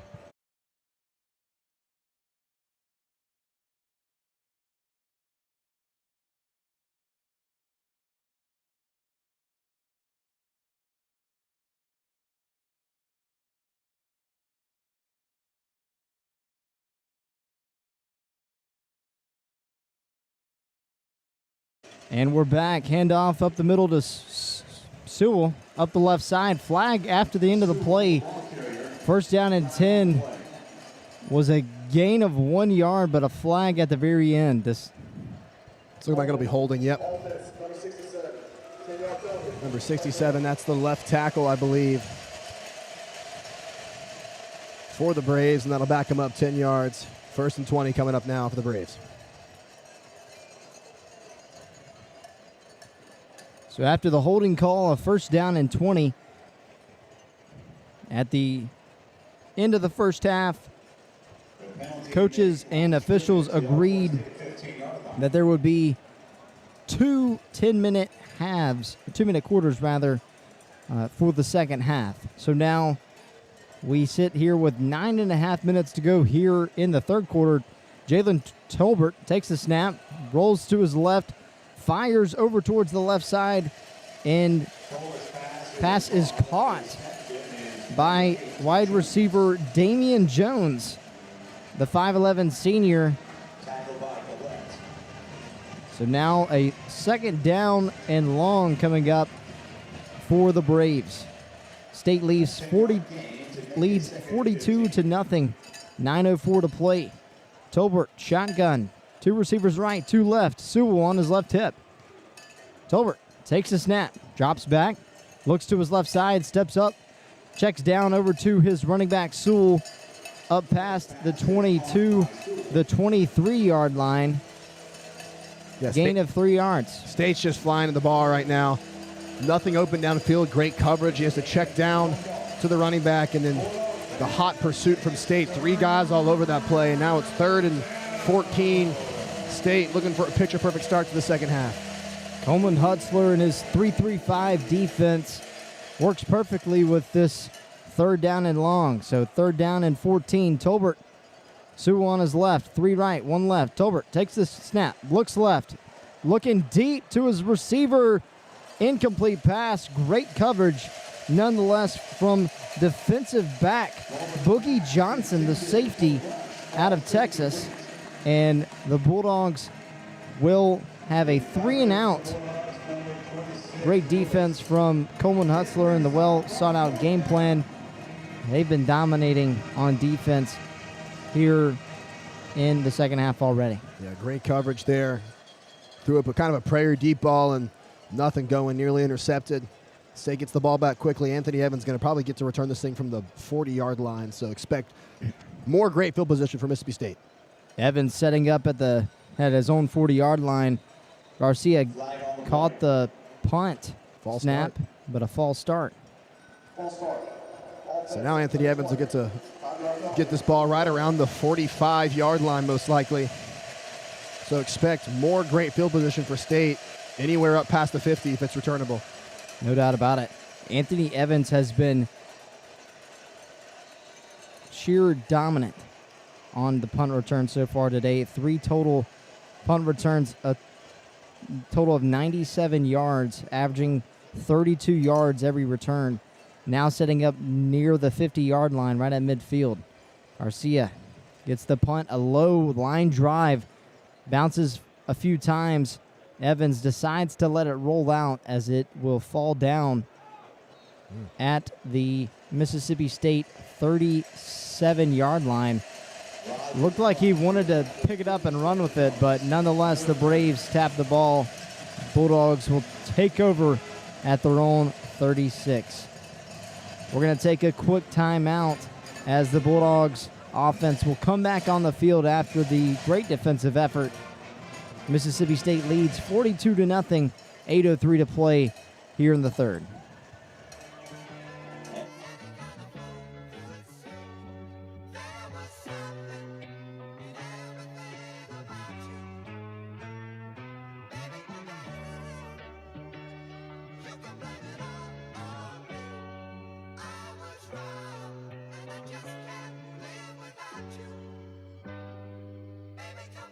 It's been a crazy last year, I'm trying to process still.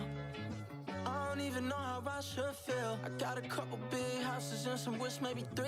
And I got family members that got bigger egos than me. And I got fans around the world whenever I'm overseas. And I got friends who just pretend and say they love everything. And yes, I fell in love again, I thought that was impossible. And I promise it's too real for me to care what they think. I promise I don't give cause I know who I am. Hating on me undercover, I just won't understand. Say we're brothers, call me family, you act like a fan. 2 a.m. in Atlanta, screaming, baby, I'm back. Play me like a fool, I see. But it's been so long since I thought about you. I swear, okay, baby, I'm back. I guess you weren't the one for me. But it's been so long since I thought about you. I swear, okay, baby, I'm back. I told my baby, let them talk, that's the caption. I don't even really like being online, that texting. Started off as an attraction, now it's turned into attachment. Overseas, we relaxing, I ain't think about the past tense. Everybody wanna say, all of a sudden y'all believed in me. All of a sudden you want a favor now, all of a sudden you won't be with me. All of a sudden y'all always knew, I remember you ain't see it in me. And yes, I know I'm blessed, but sometimes I wish I could go back to the way it used to be, just so I could feel what I've been missing. You could have it all, you say, but there's still something, it's not the same about you.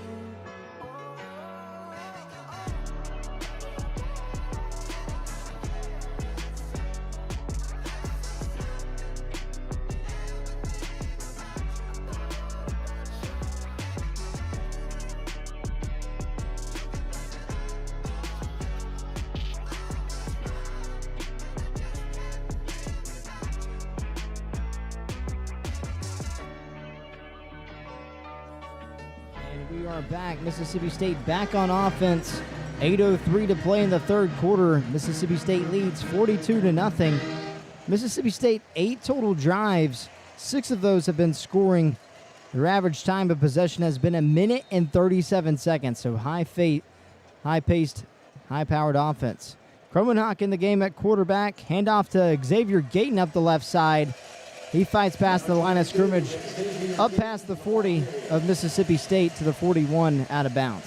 Yeah, again, just poor tackling from Alcorn State. They had him wrapped up in the backfield twice, shakes it off, and ends up getting positive yardage out of it for a gain of 4. So 2nd down and 4. Like we said, Cromenhock in the game. Blake Shapen ends his day 10 for 14, 170 yards, passing 2 touchdowns, 1 interception, 71 yards, or 71 completion percentage. Now Cromenhock in the shotgun.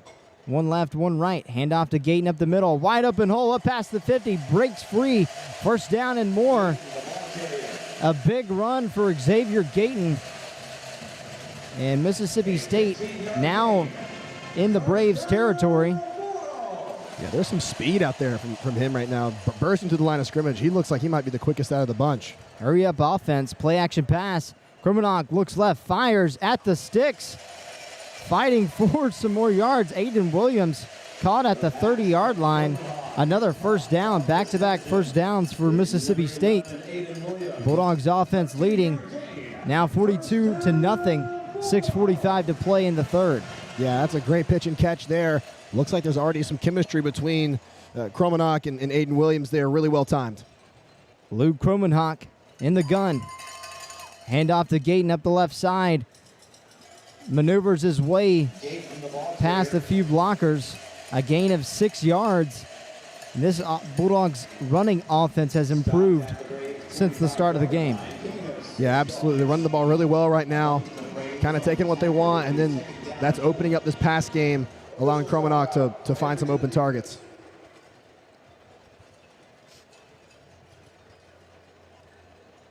So a timeout, an injury timeout on the defense for Alcorn State.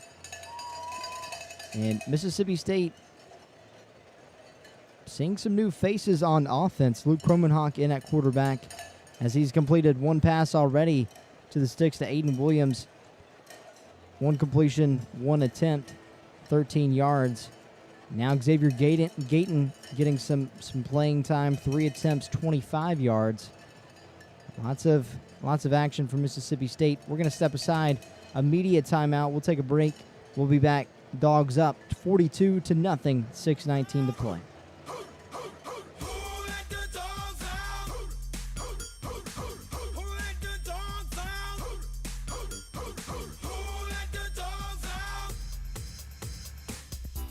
Was nice, the party was pumping. Hey, yeah. And everybody having a ball. Until the fellas started name calling.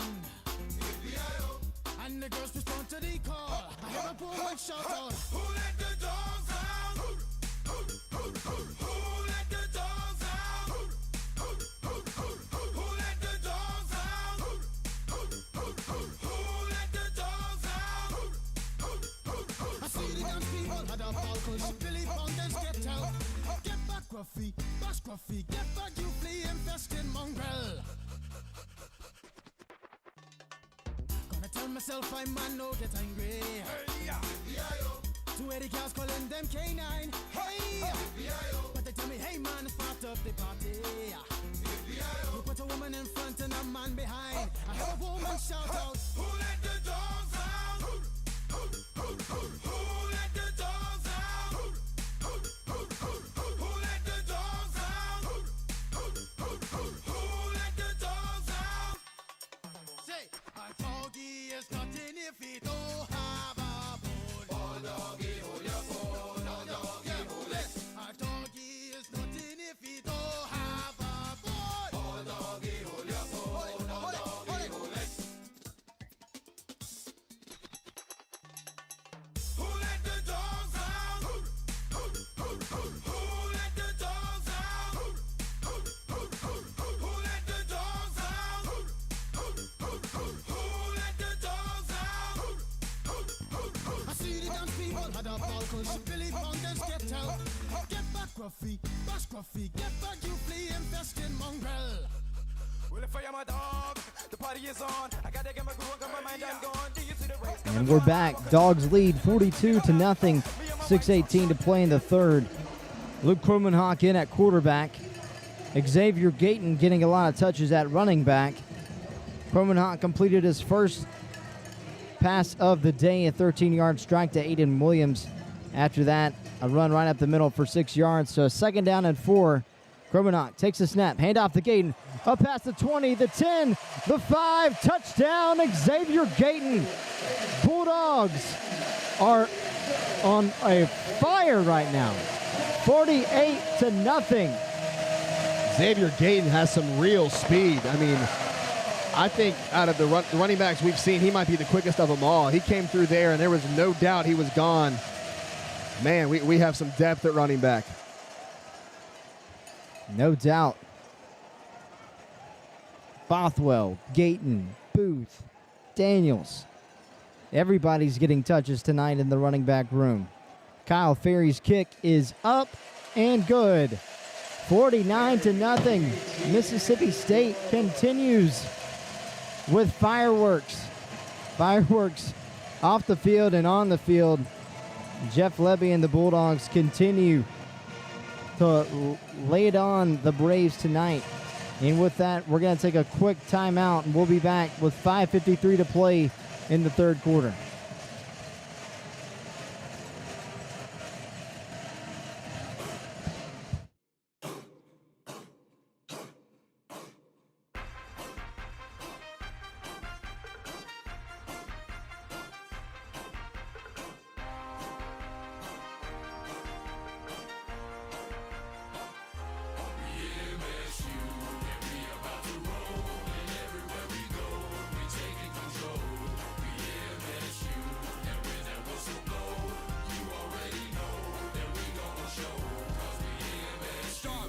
Place to be since I was 19. You can find me, maroon and white tee. Stay grinding, you're not on my team to get behind me and stay behind. You will play behind.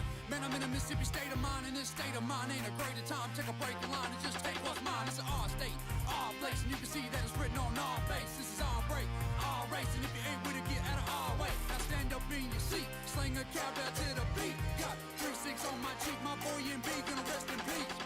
We just left the bin and cowbell to the wind, and this maroon and white is blending like I'm Two-Face. I'll be denting my friends up in the tent, and you know they miss a sip, and we coming for your hearts. So before we start, gonna put a stint in. My state of mind is a place for these dime rhymes to mint in, and if you cross the line, that's the place that they're gonna be spent in. I'm looking at the Mississippi women in the district, got me grinning. You step up in the pen, man, you probably gon' get finished. And we about to roll, and everywhere we go, we taking control. We MSU, and when that whistle blow, you already know that we gon' show.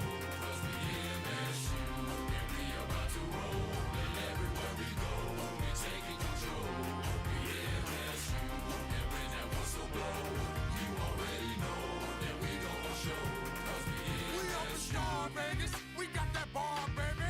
And all ladies breaking hearts, they call it sharp rating. That identity, some crisis left you lifeless like your sparks. They need to decide who y'all move side, 'cause this state is ours, baby. Star crazy come in a pound, man. We drooling. You looking like a new kid in town. You gon' get bullied. And we welcome you back. The Bulldogs lead 49-0 over Alcorn State. Xavier Gayton, a 25-yard touchdown run, his first touchdown of the season, second of his career after a touchdown last season against UMass in the homecoming game.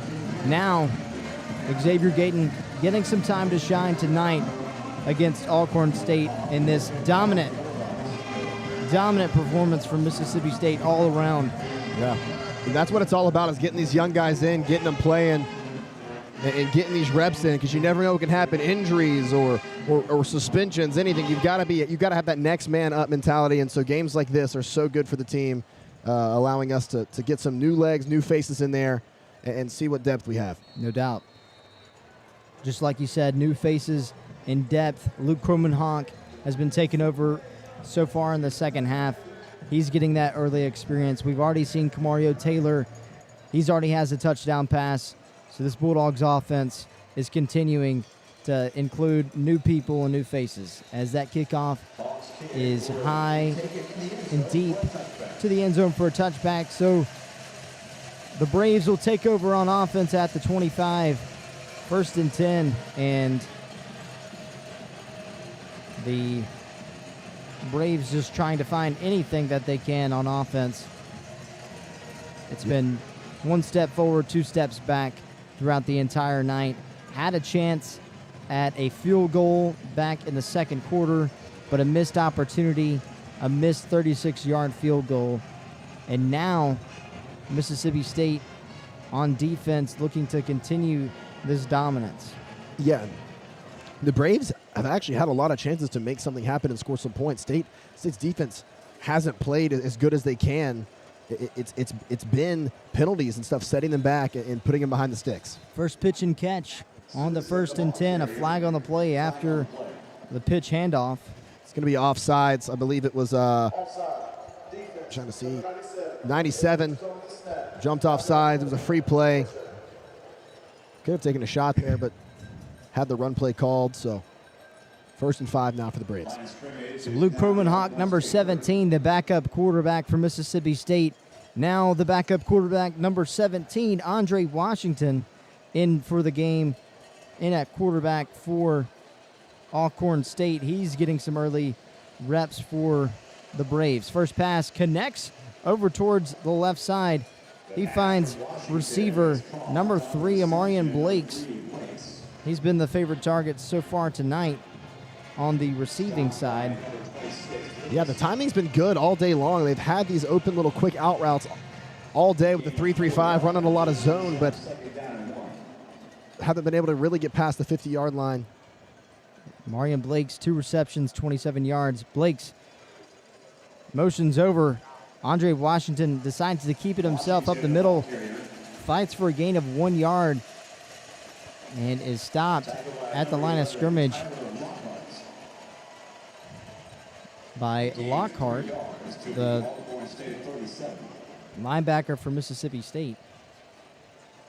Yeah, Washington, the new quarterback in the game, really just trying to find a rhythm. Seems to be a little more mobile, more willing to run. That was a designed QB run the whole way, but State doing a really good job, even with 3 down linemen, of filling the gaps and making plays and getting tackles. Washington in the shotgun, 2 right, 2 left. Sewell on his left hip. Washington fires over to the left side to Blakes at the sideline. 3 yards short of the first down marker. Caught and immediately fell out of bounds at the Alcorn State 44. Yeah, pass interference in the offense. So out route ran, but the receiver, the X receiver there, ran kind of like a pick play, but ended up, basically just shoving and tackling him out of the way to free up space. If you're going to do a pick play like that, you can't make it that obvious. So you're going to back him up 15. It'll be 1st and 25 now. And they've had that out route all game long. They haven't really needed to make a pick play like that, but nonetheless, they go for it, but a little too obvious with the shove, and backs him up 15.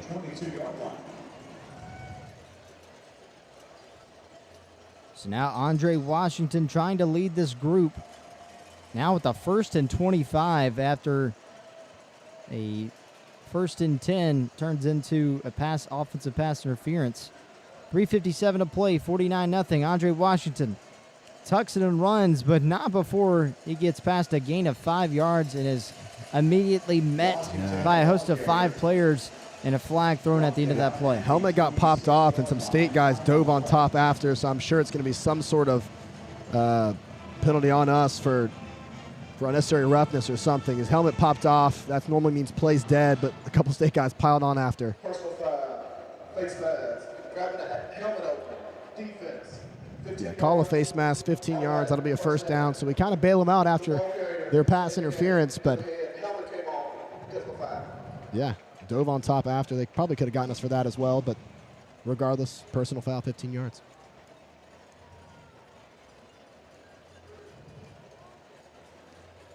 So after back-to-back personal fouls on both sides, a 1st and 10 at the Alcorn State 46-yard line. 49-0 Mississippi State leads. Andre Washington, the backup quarterback. Washington takes the snap, handoff to Sewell up the right side. Met at the defensive front of the Bulldogs. Seemed like 25 for the Bulldogs. Ray Thomas was there on the initial movement. A 2-yard gain, 2nd down and 8. 3:15 to play in the 3rd. Yeah, really good stop there from State. Only 2 yards. Running a 3-3-5, it's tough to stop the run with this. Normally you like to run the ball on this, but State's done a pretty good job today of swallowing up anything they've wanted. Only 59 rushing yards for the Braves. Washington takes a snap, handoff to Sewell up the right side, and then immediately found by Kendrick Billingsley Jones, and then wrapped up by the rest of the front 6 for Mississippi State. So, just like we talked about earlier, Mississippi State is flying to the football on every down. Yeah, defensive linemen are doing such a good job of just holding the front, pushing back, making you have to bounce it outside, and then these corners and safeties and linebackers are doing such a good job of pursuing the football and gang tackling. That's exactly what you want to see. 3rd down and 7, big play for Andre Washington. Takes a snap, looks to the right, rolls right, pressure coming up the right side, finds a receiver, and incomplete, low and outside. Incomplete pass, 4th down and 7. And the punting unit is coming on. Great defense from the Bulldogs. Yeah, State sent a big-time blitz there. Basically instantly had to scramble out right and just did not have the arm strength to get it there. Could have been completed if thrown properly, but very much underthrown, low and away, and big stop for State, get the ball back. Maybe see Kamario Taylor come in for a possession. LaKendrick James, the linebacker, came in at the very end for the pressure and affected the pass. Now Garcia on for the punt. He waits a second, a delayed punt. A line drive bounces at the 25. Caught by Aiden Williams and is tackled at the Mississippi State 17-yard line. So 1st and 10 for the Bulldogs. 49-0 over Alcorn State. And now Jeff Levy looking to cook something on offense so that the Dogs can continue the fireworks in this explosive offense. Yeah, just keep doing what you've been doing all game long. Run the ball well, and then take your shots when you think you have it. And I think, Kamario Taylor in the game, going to get a possession. That's exactly what I called for. That's right, Charlie. This is exactly what you asked for, man. Now you finally get to see it. The future right at our fingertips. Kamario Taylor, the debated 5-star quarterback out of Noxubee County. Now 1st and 10 at the 17. Takes a snap, handoff up the right side to Williams. Tackled just past the 20, a gain of 5 yards. So 2nd down and 5 for Mississippi State. Yeah, good play there. I like the play call. Almost like an end around. Get it outside. Had some decent blocking. 6 yards. Good first play. Grayson Harris on the carry. Taylor takes a snap, rolls left. He's going to keep it himself up past the 25. Races forward, tripped up past the 30. A 1st down and more, and a big run from Kamario Taylor, ladies and gentlemen. Yeah, this is what you get with Kamario Taylor. Blake Shapen's a guy who can run if he has to. Kamario Taylor loves to run the football. Taylor in the gun, takes a snap, fakes the handoff, throws it deep down the right side, tries to find Grayson, but pass is just off the mark. And an incomplete pass for Kamario Taylor. Yeah, actually really good coverage there with in stride of him the whole way. I like that he took the shot. Just a little overthrown, but man, that was a pretty throw. That was a very beautiful throw, I gotta say. This Kamario Taylor guy has a tight spiral. 2nd down and 10 for the Bulldogs. 1:04 to play, 49-0. Motions over the receiver. Handoff to Xavier Gayton up the left side. Fights past the line of scrimmage, so it'll bring up a 3rd down and 9. So 52 seconds and rolling for Mississippi State. Johnny Daniels checking out of the game. So 3rd down and 7 for Mississippi State. Ball spotted on their own 36. Taylor in the shotgun. Gayton on his right hip. Taylor takes a snap, looks to the right, looks to his left, pressure coming, evades the pocket, finds a wide open receiver, flag on the play, caught at the 50-yard line. Yeah, that's probably coming back. Seems as if it's a holding when Kamario scrambled out to the right. Really good twitchy play to get out to the outside and scramble, and a perfect throw right to him, but looks like it's going to come back for a hold.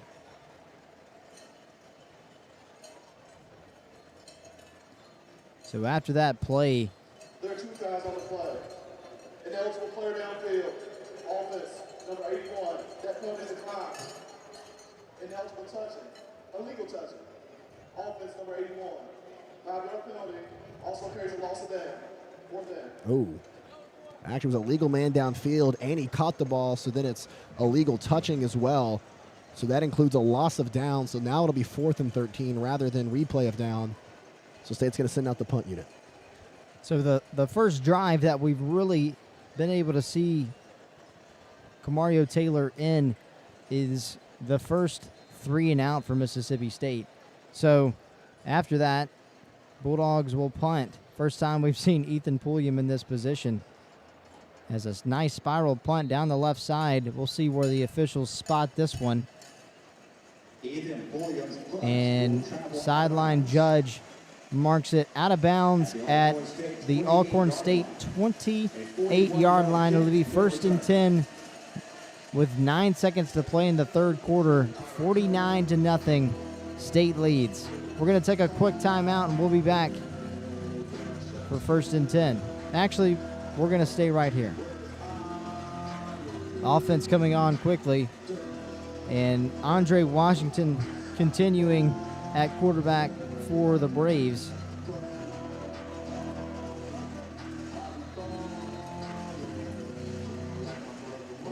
Shotgun formation. 3 receivers to the left side, spread out, 1 far side. Flag on the play. It appears like it's in an offsides. Defensive lineman for Mississippi State appeared to be number 94 for the Bulldogs. Yeah, that's a pretty easy call. Literally just shoved him over in the center, then ended up having to snap it. Kind of an awkward play, but definitely an offsides call. Good call by the referee. Yeah, that's just kind of an easy one right there. You can't hide that one, Charlie. You cannot. So still 9 seconds left. 1st and 5. Quick pass over to the left side to Blakes. Ball pops loose. Caught at the 35. Racing back at the 10. 5. Almost a fumble recovery for a touchdown. Nonetheless, Mississippi State call on the field, recovered at the 35 and taken all the way back inside the goal line. It appears to be DJ Lewis on the recovery, and that's exactly what you want if you're Camario Taylor in this Bulldogs offense, to have it right there sitting pretty for you when you get back for the 4th. Yeah, just flying at the ball. Again, it's been that relentless pursuit the whole way through, and then the ball's loose, scooped it up, nearly took it to the house. Now let's see Camario Taylor finish this off with another touchdown, extend this lead, and hit the big 5-0. No doubt. So after that, 1st and 10, after that fumble recovery all the way down to the 3-yard line, it'll be 1st and 10. State leads 49-0. We'll be back after this media timeout.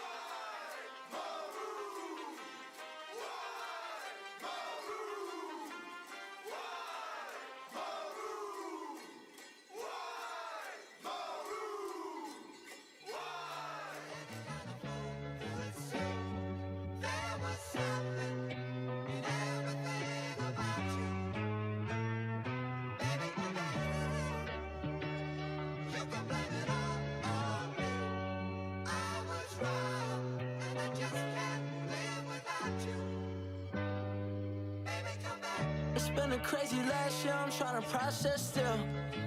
I don't even know how I should feel. I got a couple big houses and some wish, maybe 3. And I got family members that got bigger egos than me. And I got fans around the world whenever I'm overseas. And I got friends who just pretend and say they love everything. And yes, I fell in love again, I thought that was impossible, and I promise it's too real for me to care what they think. I promise I don't give cause I know who I am. Hating on me undercover, I just won't understand. Say we're brothers, call me family, you act like a fan. 2 a.m. in Atlanta, screaming, baby, I'm back.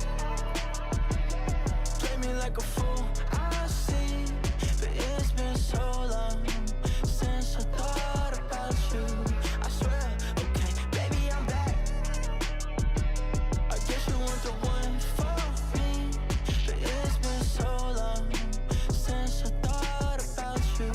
I swear, okay, baby, I'm back. I told my baby, let them talk, that's the caption. I don't even really like being online, that texting. Started off as an attraction, now it's turned into attachment. Overseas, we relaxing, I ain't think about the past tense. And we are back for the start of the fourth quarter. Mississippi State leads 49-0. Ball spotted at the 3-yard line after a fumble recovery taken all the way back inside Alcorn State territory. Luke Kromenhoek in at quarterback. First and goal at the 3-yard line. Kromenhoek takes a snap. Handoff. He fakes the handoff up the middle. Right side. Breaks a tackle. Touchdown, Kromenhoek. 55-0 to start the fourth quarter. And Mississippi State continues to lay it on the Alcorn State Braves. Yeah, great read there from Luke Kromenhoek. Fakes the handoff, everyone biting on that run, and he could waltz into the end zone. State gets the 50-burger. So Kromenhoek with his first touchdown as a Mississippi State Bulldog. Now Kyle Ferry on for the PAT, and it's perfect. Up and good.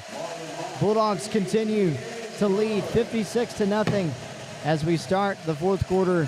9:55 to play as we continue to have 10-minute quarters here in the second half. We're going to take a media timeout, and we'll be back after the break.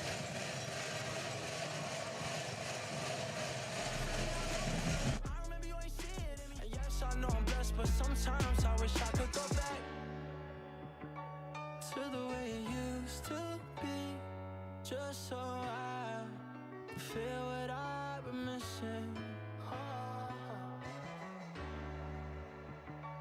You could have it all, you see, but there's still something. It's not the same about you.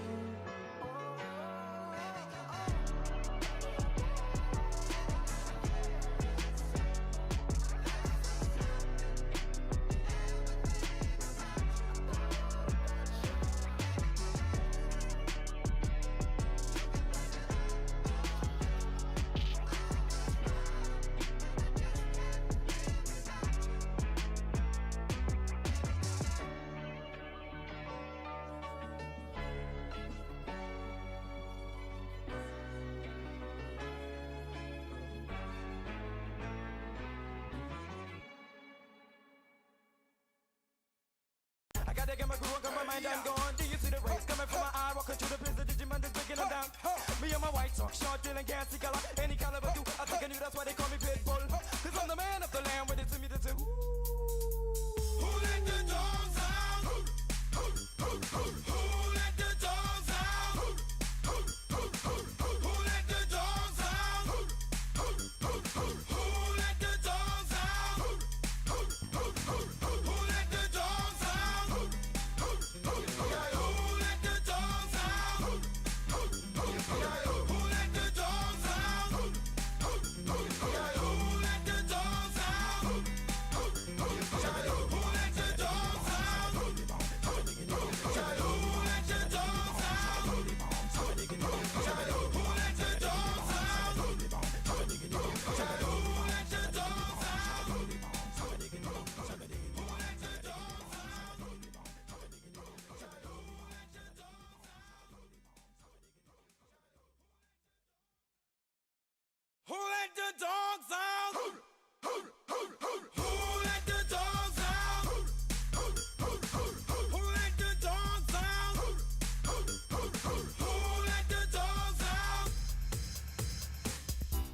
was nice, the party was pumping. Hey, yeah.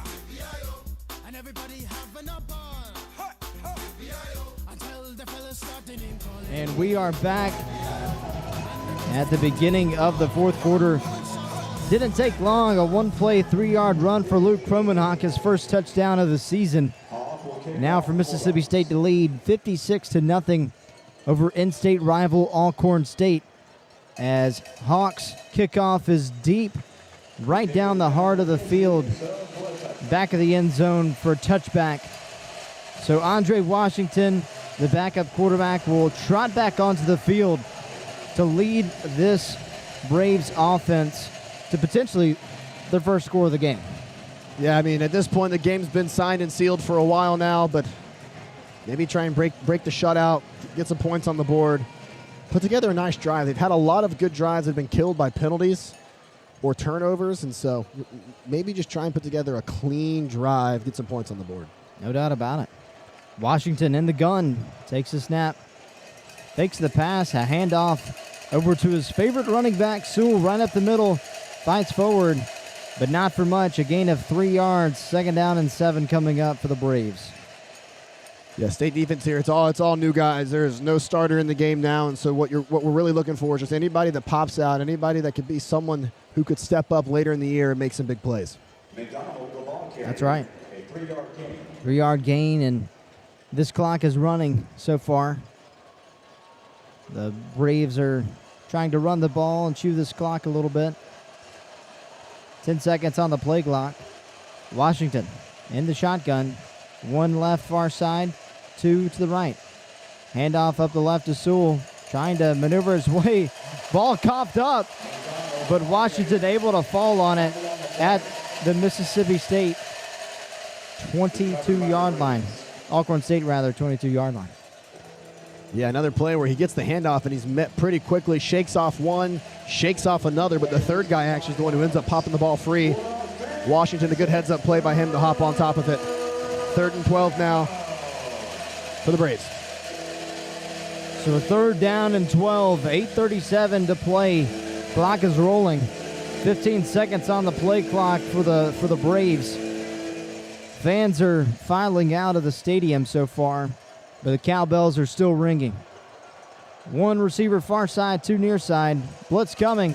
Handoff up the middle to Sewell. Fights up forward to the line of scrimmage to make it a 4th down and 10.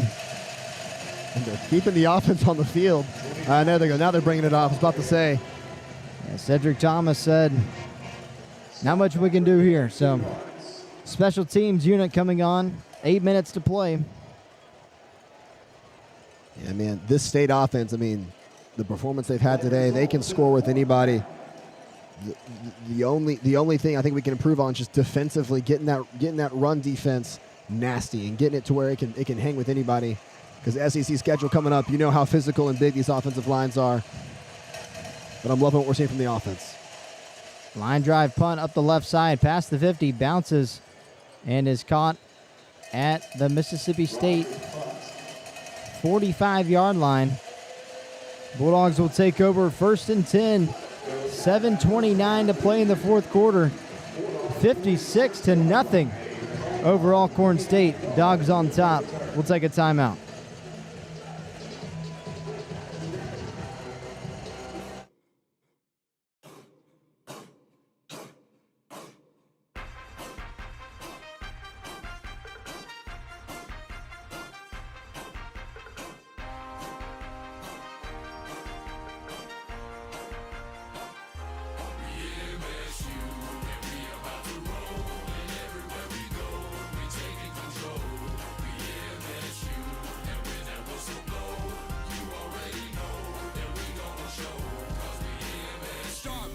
Place to be since I was 19. You can find me, maroon and white tee. Stay grinding, you're not on my team to get behind me and stay behind. You will play behind. Man, I'm in a Mississippi state of mind, and this state of mind ain't a greater time. Take a break the line and just take what's mine. It's an our state, our place, and you can see that it's written on our face. This is our break, our race, and if you ain't with it, get out of our way. Now stand up in your seat, sling a cowbell to the beat. Got 3-6 on my cheek, my boy and B gonna rest in peace. We just left the bin and cowbell to the wind, and this maroon and white is blending like I'm Two-Face. Harvey Dent and my friends up in the tent, and you know they Mississippi, and we come coming for your heart. So before we start, gonna put a stint in. My state of mind is a place for these dime rhymes to mint in. And if you cross the line, that's the place that they're gonna be spent in. I'm looking at the Mississippi women in the district, got me grinning. You step up in the pen, man, you probably gon' get finished. And we about to roll, and everywhere we go, we taking control. We MSU, and when that whistle blow, you already know that we gon' show. 'Cause we MSU, and we about to roll, and everywhere we go, we taking control. We MSU, and when that whistle blow, you already know that we gon' show. 'Cause we We up in Star Vegas, we got that bar, baby. And all ladies breaking hearts, they call it sharp baiting. That identity, some crisis left you lifeless like your sparks. They need to decide who you are, move side, 'cause this state is ours, baby. Star crazy coming to pound, man, we drooling. You looking like a new kid in town, you gon' get bullied. You better draw back, bruh, we on the attack, bruh. We dogs award, we coming forward, you can see that it's written on the dog tag. And we're back. 7:29 to play. Dogs up 56-0. Kamario Taylor, the freshman quarterback, on the field in the shotgun formation. One receiver far side, two near side.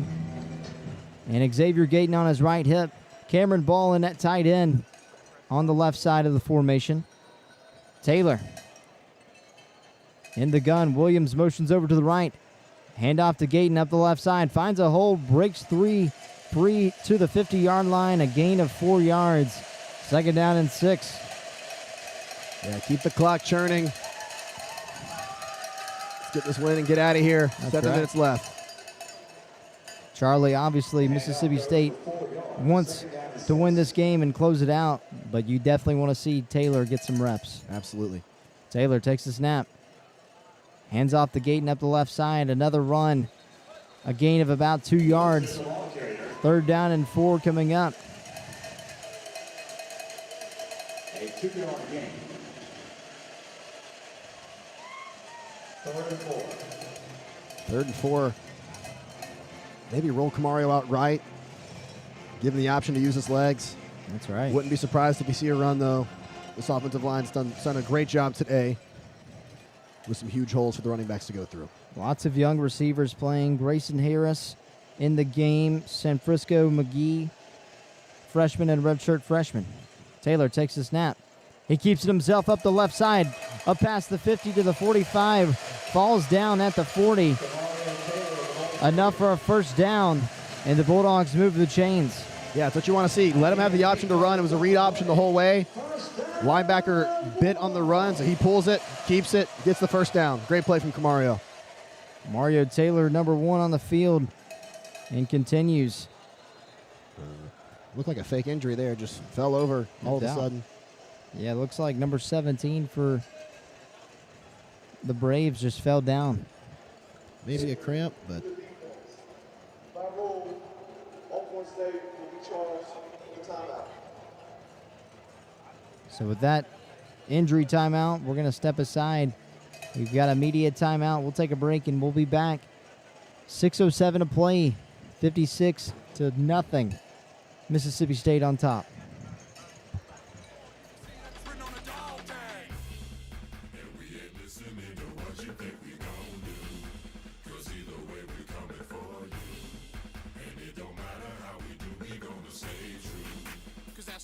That's through and through. Cause on that L-I-S-S-I, stay from the stands with a plate in my hand full of cheese fries. SSI, cause I beat me, you know that we believe. Hit the street when we're ready, check me eat on the Yeti, you can see that we're reppin' S-C-A-T-E till we D-I-E. Every place that we step in, so rap that in maroon and white. We're gonna rule the night, we're gonna do the fight song all the way down Main and I ain't gonna make it back to maroon tonight. But wherever my head lands, long as that golden egg still stands behind that glass, I don't have to ask. Know we adding who I am, we in this shoe. And we about to roll.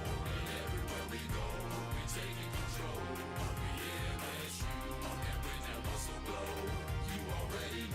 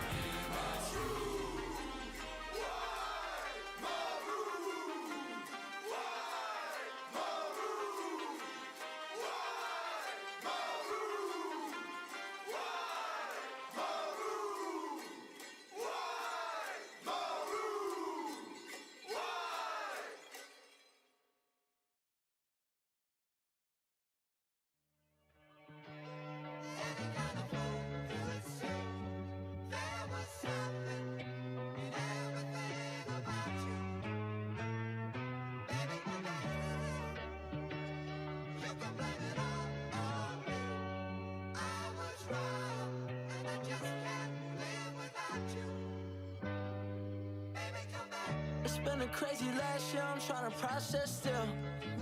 I don't even know how I should feel. I got a couple big houses and some wish, maybe 3. And I got family members that got bigger egos than me. And I got fans around the world whenever I'm overseas. And I got friends who just pretend and say they love everything. And yes, I fell in love again, I thought that was impossible. And I promise it's too real for me to care what they think. I promise I don't give cause I know who I am. Hating on me undercover, I just won't understand. Say we're brothers, call me family, you act like a fan. 2 a.m. in Atlanta, screaming, baby, I'm back.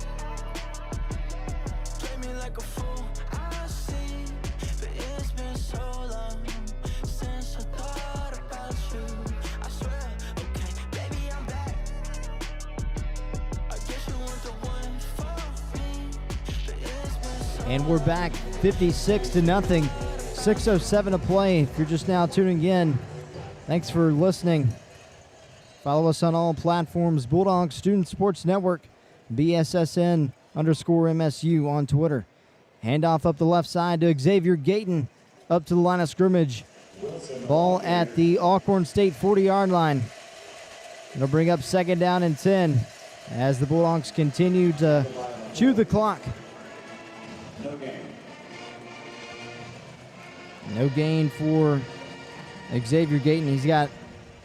He has 4 attempts for 50 yards. 1 touchdown so far tonight. Kamario Taylor continues to run the ball a little bit tonight. He has 2 rushes, 21 yards. Taylor and the shotgun takes a snap. Gayton up the middle, fighting forward. Gets a good block from the right guard and fights forward just shy of the first down marker at the Alcorn State 32-yard line. Gayton is just sneaky quick, man. He just has a burst to him. Like a bowling ball going right through the middle of the line of scrimmage and then ends up picking up 8 yards. Xavier Gayton, Johnny Daniels, 2 speedy backs. But then you have Fluff Bothwell and Devon Booth that also don't have speed but definitely have a lot more power. Yeah. So 3rd down and 2. Fluff Bothwell was an animal today. No doubt. 3rd and 2. Taylor takes a snap. Read option. He's going to keep it himself past the 30. Juke move past the 20. Falls down to the 12-yard line. And Mississippi State has a bright prodigy in Kamario Taylor with a big run. A 19-yard run for Kamario Taylor. And this offense stays on the field on the 3rd down conversion. Yeah, great play from Kamario, using his legs and then a little jump cut to get some extra yardage. He's looking really good on his legs so far. Taylor, 3 rushes, 40 yards so far tonight. 2 for 3, 46 yards passing and a touchdown. Shotgun formation, takes a snap. Handoff to Gayton up the right side. Fighting forward, roped down at the 3, but a flag on the play.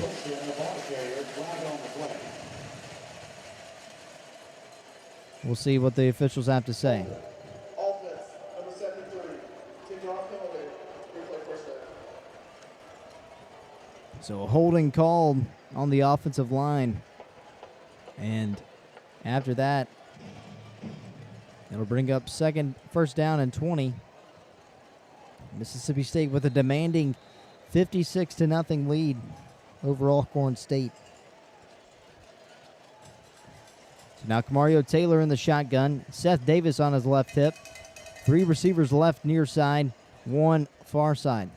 Taylor in the gun takes a snap. Handoff to Davis. Has a wide open lane up the right side. 10-5, touchdown Seth Davis. The Bulldogs continue to lead. Now 62 points on the scoreboard. And the Bulldogs rushing tonight has been nonstop. Pure awesomeness. Yeah, we're just under now that 500-yard total yard mark. 497 total yards. This has just been dominant all around. The run game the second half has just been so dominant, getting whatever we want. Doesn't matter who's in the backfield. State, 63 points on the board if this PAT is good. And Hawk is on for the PAT. It's up and true. 63 to nothing, 3:33 to play. And the Bulldogs rushing tonight, 265 rushing, 232 passing. And not many times in Jeff Lebby's 2 years have we been able to say that. Yeah, I mean, the offense has been a little lackluster these past couple of years, especially running the ball. It's just kind of been this trying an air raid, but it not working out. But, man, we have such a balanced attack this year, so far at least, where we can run the ball, we can throw the ball, play action. We've got it all, and it's so encouraging to see with year 2 under Jeff Lebby. So 3:33 to play, Dogs up 63 to nothing. And the fans are still ringing those cowbells tonight. Just taking a look across the boards. Mississippi State, 265 rushing yards, but that's just thanks to a lot of very talented people in the room. We've seen every quarterback run the ball a little bit, a few carries, but every single running back in the running back room, Bothwell, Gayton, Davis, Daniels, and Booth, everybody's had their fair share of touches tonight. Direct line drive at the hands unit at the 27.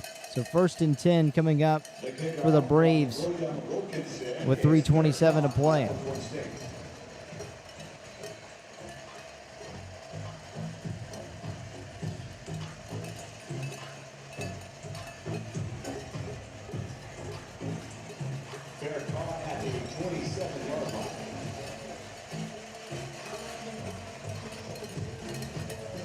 So Charlie, looks like we have a new face in at quarterback for Alcorn State. Yeah, it looks like, can't see the number 19 in the game here. Looks like they're just going to run it out, let the clock drain. 3 minutes left. Man, State's offense has been something special today. It has been the most points that we've scored. I'm not exactly sure when the last time that Mississippi State has scored 63 points, but it has been quite some time.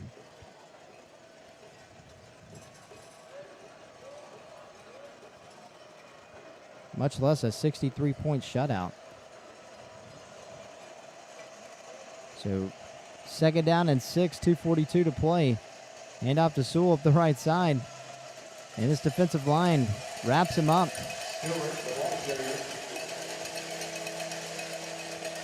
Stewart getting some touches. Stewart's 2nd carry of the night. Probably the Braves' last chance here at moving the chains and potentially putting some points on the board. They don't get this and pump the ball off, it'll be 3 knees, and that'll be the ball game. So let's see if they can't convert, make something happen. So Alcorn State has the ball. 3rd down and 4. 2 minutes to play and a 2-minute warning. So with that, 63 to nothing. Alcorn State down by a lot. And now it's just time for them to run out the clock rather. Taking a look at the last time Mississippi State scored 63 points. Believe it or not, Charlie, it was 2018. The same exact time that Mississippi State last won 3 games, their first 3 games, September 1st, 2018. So something special is brewing. It's feeling like whether 2018. you like it or not. That's They're saying it's feeling like 2014, which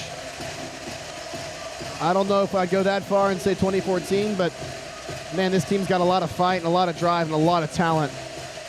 And if we can keep putting the defensive pieces together, this team could make a run and shock some people. So Mississippi State with a chance to continue to tack on points. And Charlie, I just have to say, Mississippi State implemented a $9 million renovation into the Mississippi State fan experience. And just looking at it from this perspective, lights are everywhere, all across the stadium. And you can tell that it's made a difference. Yeah, I mean, especially that Arizona State game last week with it being almost a sellout, packed out place. Those lights, man, they bring the energy. Obviously not a lot of fans left in this stadium now, but man, it was bumping last week, and it will. It's a game changer. These night games in Starkville are going to be mayhem come SEC play. Exactly that. And speaking of SEC play, the next SEC game that Mississippi State plays 2 weeks from now, that will be September 27. Mississippi State faces Tennessee. The Tennessee Volunteers fall to Georgia tonight. Yeah, I believe it was 44-41, an absolute shootout overtime game. Tennessee had a chance with a game-winning field goal, pulled wide left, and Kirby Smart coach team, they're always going to find a way to pull out a win. So big-time win in Knoxville for Georgia. Exactly that. So the Alcorn State offense comes back onto the field. State defense has a few new faces getting some playing time. We take a look now as Mississippi State tries to hold Alcorn State on this 3rd down and 4 coming up. Bulldogs lead 63-0 as we just surpassed the 2-minute warning. Shotgun, handoff to Davis up the right side. Defensive line standing strong, pushes him back, and the 3rd down and 4 turns now to a 4th down and 2. The special teams unit will come on with 1:45 and running for Alcorn State. And that'll be it. It'll be a punt and 3 knees, and that should handle business for Mississippi State. Exactly that. May not even need to be 3 knees, might be 2. Running clock. I think you're right, Charlie. So it'll be Hunter Washington, I believe, back deep to return. Now Garcia on for the punt. A flag on the play. False start. Just let it happen.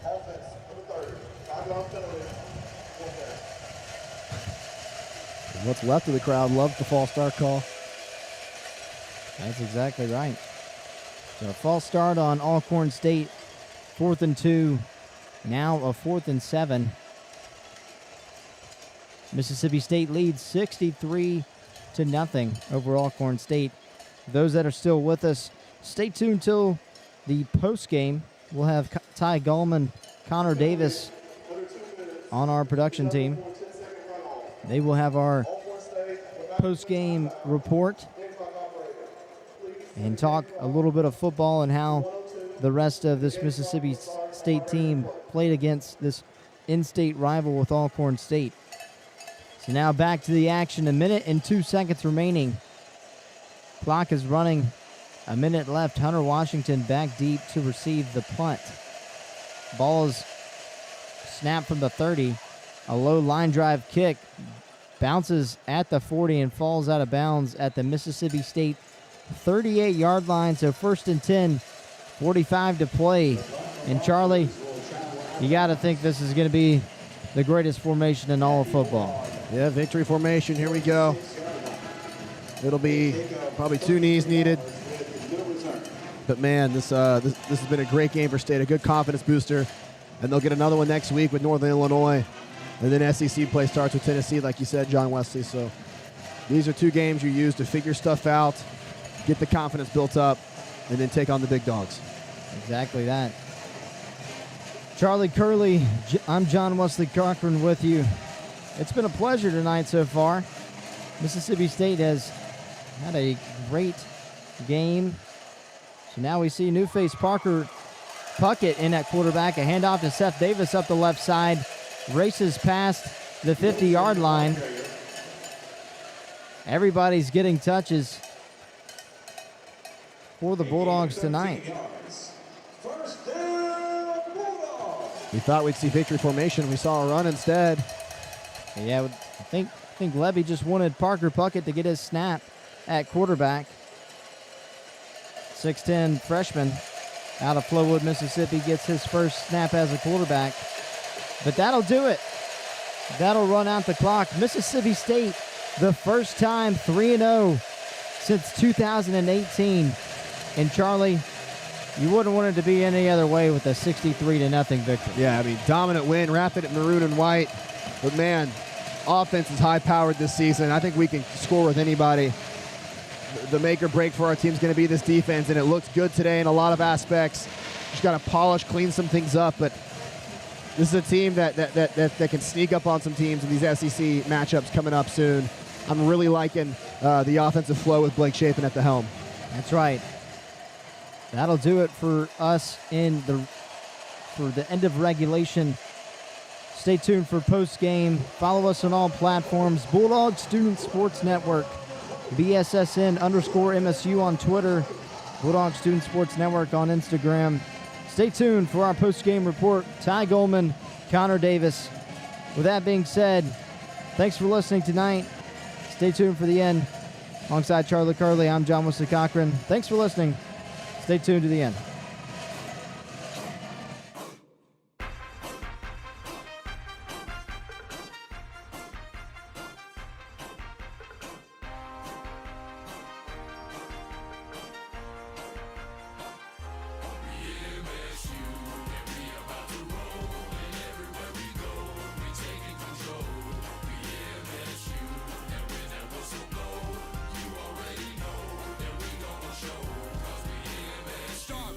Place to be since I was 19. You can find me, maroon and white tee. Stay grinding, you're not on my team to get behind me and stay behind. You will play behind. Man, I'm in a Mississippi state of mind, and this state of mind ain't a greater time. Take a break in line and just take what's mine. It's an our state, our place, and you can see that it's written on our face. This is our break, our race, and if you ain't with it, get out of our way. Now stand up in your seat, sling a cowbell to the beat. Got 3-6 on my cheek, my boy in B gonna rest in peace. We just left the being in cowbell to the wind, and this maroon and white is blending like I'm Two-Face. I'll be denting my friends up in the tent, and you know they Mississippi, and we coming for your hearts. So before we start, gonna put a stint in. My state of mind is a place for these dime rhymes to mint in, and if you cross the line, that's the place that they're gonna be spent in. I'm looking at the Mississippi women in the district, got me grinning. You step up in the pen, man, you probably gon' get finished. And we about to roll, and everywhere we go, we taking control. We MSU, and when that whistle blow, you already know that we gon' show. 'Cause we MSU, and we about to roll, and everywhere we go, we taking control. We MSU, and when that whistle blow, you already know that we gon' show. 'Cause we up the star, Vegas. We got that bar, baby. And all ladies breaking hearts, they call it sharp rating. That identity, some crisis left you lifeless like your sparks. They need to decide who y'all move side, 'cause this state is ours, baby. Star crazy come in a pound, man. We drooling. You looking like a new kid in town. You gon' get bullied. You better draw back, bruh. We on the attack, bruh. We dogs of war, we coming forward. You can see that it's written on the dog tag. And we ain't listening to what you think we gon' do. 'Cause either way we coming for you. And it don't matter how we do, we gonna stay true. 'Cause that's true, maroon, and that's through and through. From that L-I-S-S-I. Stay from the stands with a plate in my hand full of cheese fries. S-S-I. Get the beating me, you know that we believe. Hit the street when we're ready, check me eat on the Yeti, you can see that we're reppin' S-T-A-T-E till we D-I-E. Every place that we step in, so rap that in maroon and white. We're gonna rule the night, we're gonna do the fight song all the way down Main, and I ain't gonna make it back to maroon tonight. Or wherever my head lands, long as that golden egg still stands behind that glass, I don't have to ask. I know we adding who I am, we in this shoe. And we about to roll, and everywhere we go, we taking control. We MSU, and when that whistle blow, you already know that we gon' show. 'Cause we MSU, and we about to roll, and everywhere we go, we taking control. We MSU, and when that whistle blow, you already know that we gon' show. 'Cause we MSU.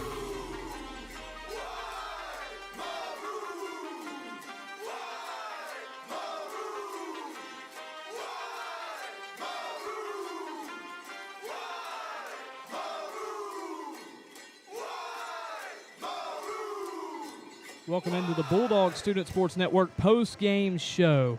I'm Ty Goldman alongside Connor Davis. Mississippi State winners over Alcorn State in this one, 63-0.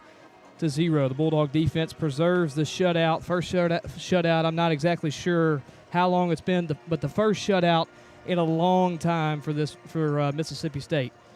The Bulldogs played a really complete ball game, scoring 28 in the first quarter, 14 in the second, 7 in the third quarter, and 14 in the fourth. And like I mentioned, the Bulldogs shut out Alcorn State throughout the ball game.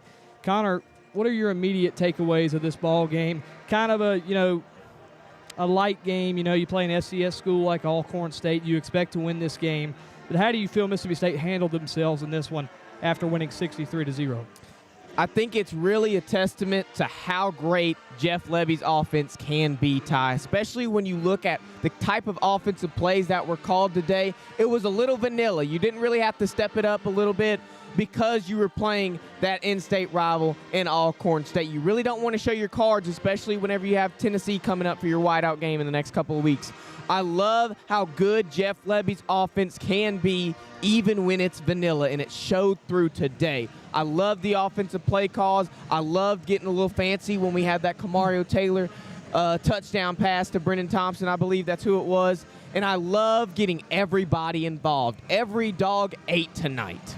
You're exactly right with that. The Bulldogs collectively on offense had 514 yards. As you can hear in the background, the famous Maroon Band playing the fight song, and that'll cap off the night here at Davis Wade. But 514 yards total for Mississippi State's offense, 232 of those through the air and 282 of those on the ground, which is the most rushing yards we've had in a ball game this season in just 3 ball games. But we really dominated on the ground. But you mentioned everybody ate tonight. Every Bulldog ate tonight. Why don't you just take us through a couple of the stats, just, for each player tonight in this ball game? I just want to point out how deep that running back room is for Mississippi State, Ty. Of course, we have Fluff Bothwell, the leader tonight. He had 12 attempts with 93 yards and 2 touchdowns. His longest running play was 25 yards, and he averaged 7.8 yards per carry. That's what you want to see in your running back. Somebody that was a little underestimated coming into the SEC play. You one of the best running backs in Group of 5. Obviously, you have somebody like Ashton Jeanty last year. You couldn't get that number 1 spot. But in the Sun Belt Conference, you may have been the best running back in that whole conference last year. And you get a little underestimation when you come in. He is probably Mississippi State's best pure runner when it comes to the ground game. Now, of course, we have none other than Xavier Gayton, who, to my surprise, it's not Booth, number 2 right here, and it speaks volumes with how deep and how much depth we have with the running back room. You have Xavier Gayton. He goes 4 for 50 yards and a touchdown, with his longest also being 25 yards. We have Kamario Taylor, 3 attempts and then 40 yards on the ground as well. Seth Davis, he had 2 attempts for 31 yards and a touchdown. We saw one of those last offensive plays. It was a rush up the middle for 17 yards and a first down is what we're looking at right here. And so I'll step in here. Step in for me. Had a lot of guys have the football tonight. And you mentioned we didn't see Davon Booth that much, and you really didn't have to. I mean, the way Mississippi State dominated the ball game, early on I thought State had a little bit of struggle. When we had longer drives, I thought State had a little bit of struggle up front. Alcorn State, I keep saying Arizona State. Alcorn State, had a couple of sacks in the ball, or had a couple of pressures in the ball game. No sacks for the Braves, but it had a couple of pressures in the ball game. Definitely forced a turnover for Mississippi State, even though they got it right back after the turnover, forced an interception from Blake Shapen. So I thought the offensive line kind of got together and played a lot better as the game went on. But yeah, we had a lot of things by committee tonight. I mean, Bothwell, you mentioned, had the big night for Mississippi State. Booth only had 2 carries for 14 yards, but like I just mentioned, he didn't really have to do much. I mean, State's offense did a really good job. I was really impressed with Xavier Gayton, who showed some flash last year in the UMass game, had a touchdown last year in that one, and he had one tonight, that 25-yard run, 4 carries for 50 yards for the sophomore. He's probably actually a freshman, probably used a red shirt last year, but a freshman, I believe, out of, I know he's out of Brookhaven High School, Brookhaven, Mississippi. But, yeah, we just had a lot of guys that ran really well. I was proud of Seth Davis tonight getting in there and getting a run. Had a touchdown for 23 yards. So he did it more than anybody. You're exactly right. So I'm proud of him getting in there. And we just had a lot of guys. they came in and played well. Now, let's talk passing offensively for State. It was Blake Shapen leading the way as a starter, 10 of 14 for 173 yards and 2 touchdowns. You knew that was coming. You knew Shapen was going to play really well. Now, you had Kamario Taylor and Luke Kromenhoek come into the ball game. They collectively only threw 4 passes, but what would you say about their presence as a quarterback coming into the ball game? They're not going to play very much this year. They got an opportunity to play in this ball game. What would you say about their presence on the field, both of them? I think next year the conversation we're going to have here in Starkville is who's starting for Mississippi State.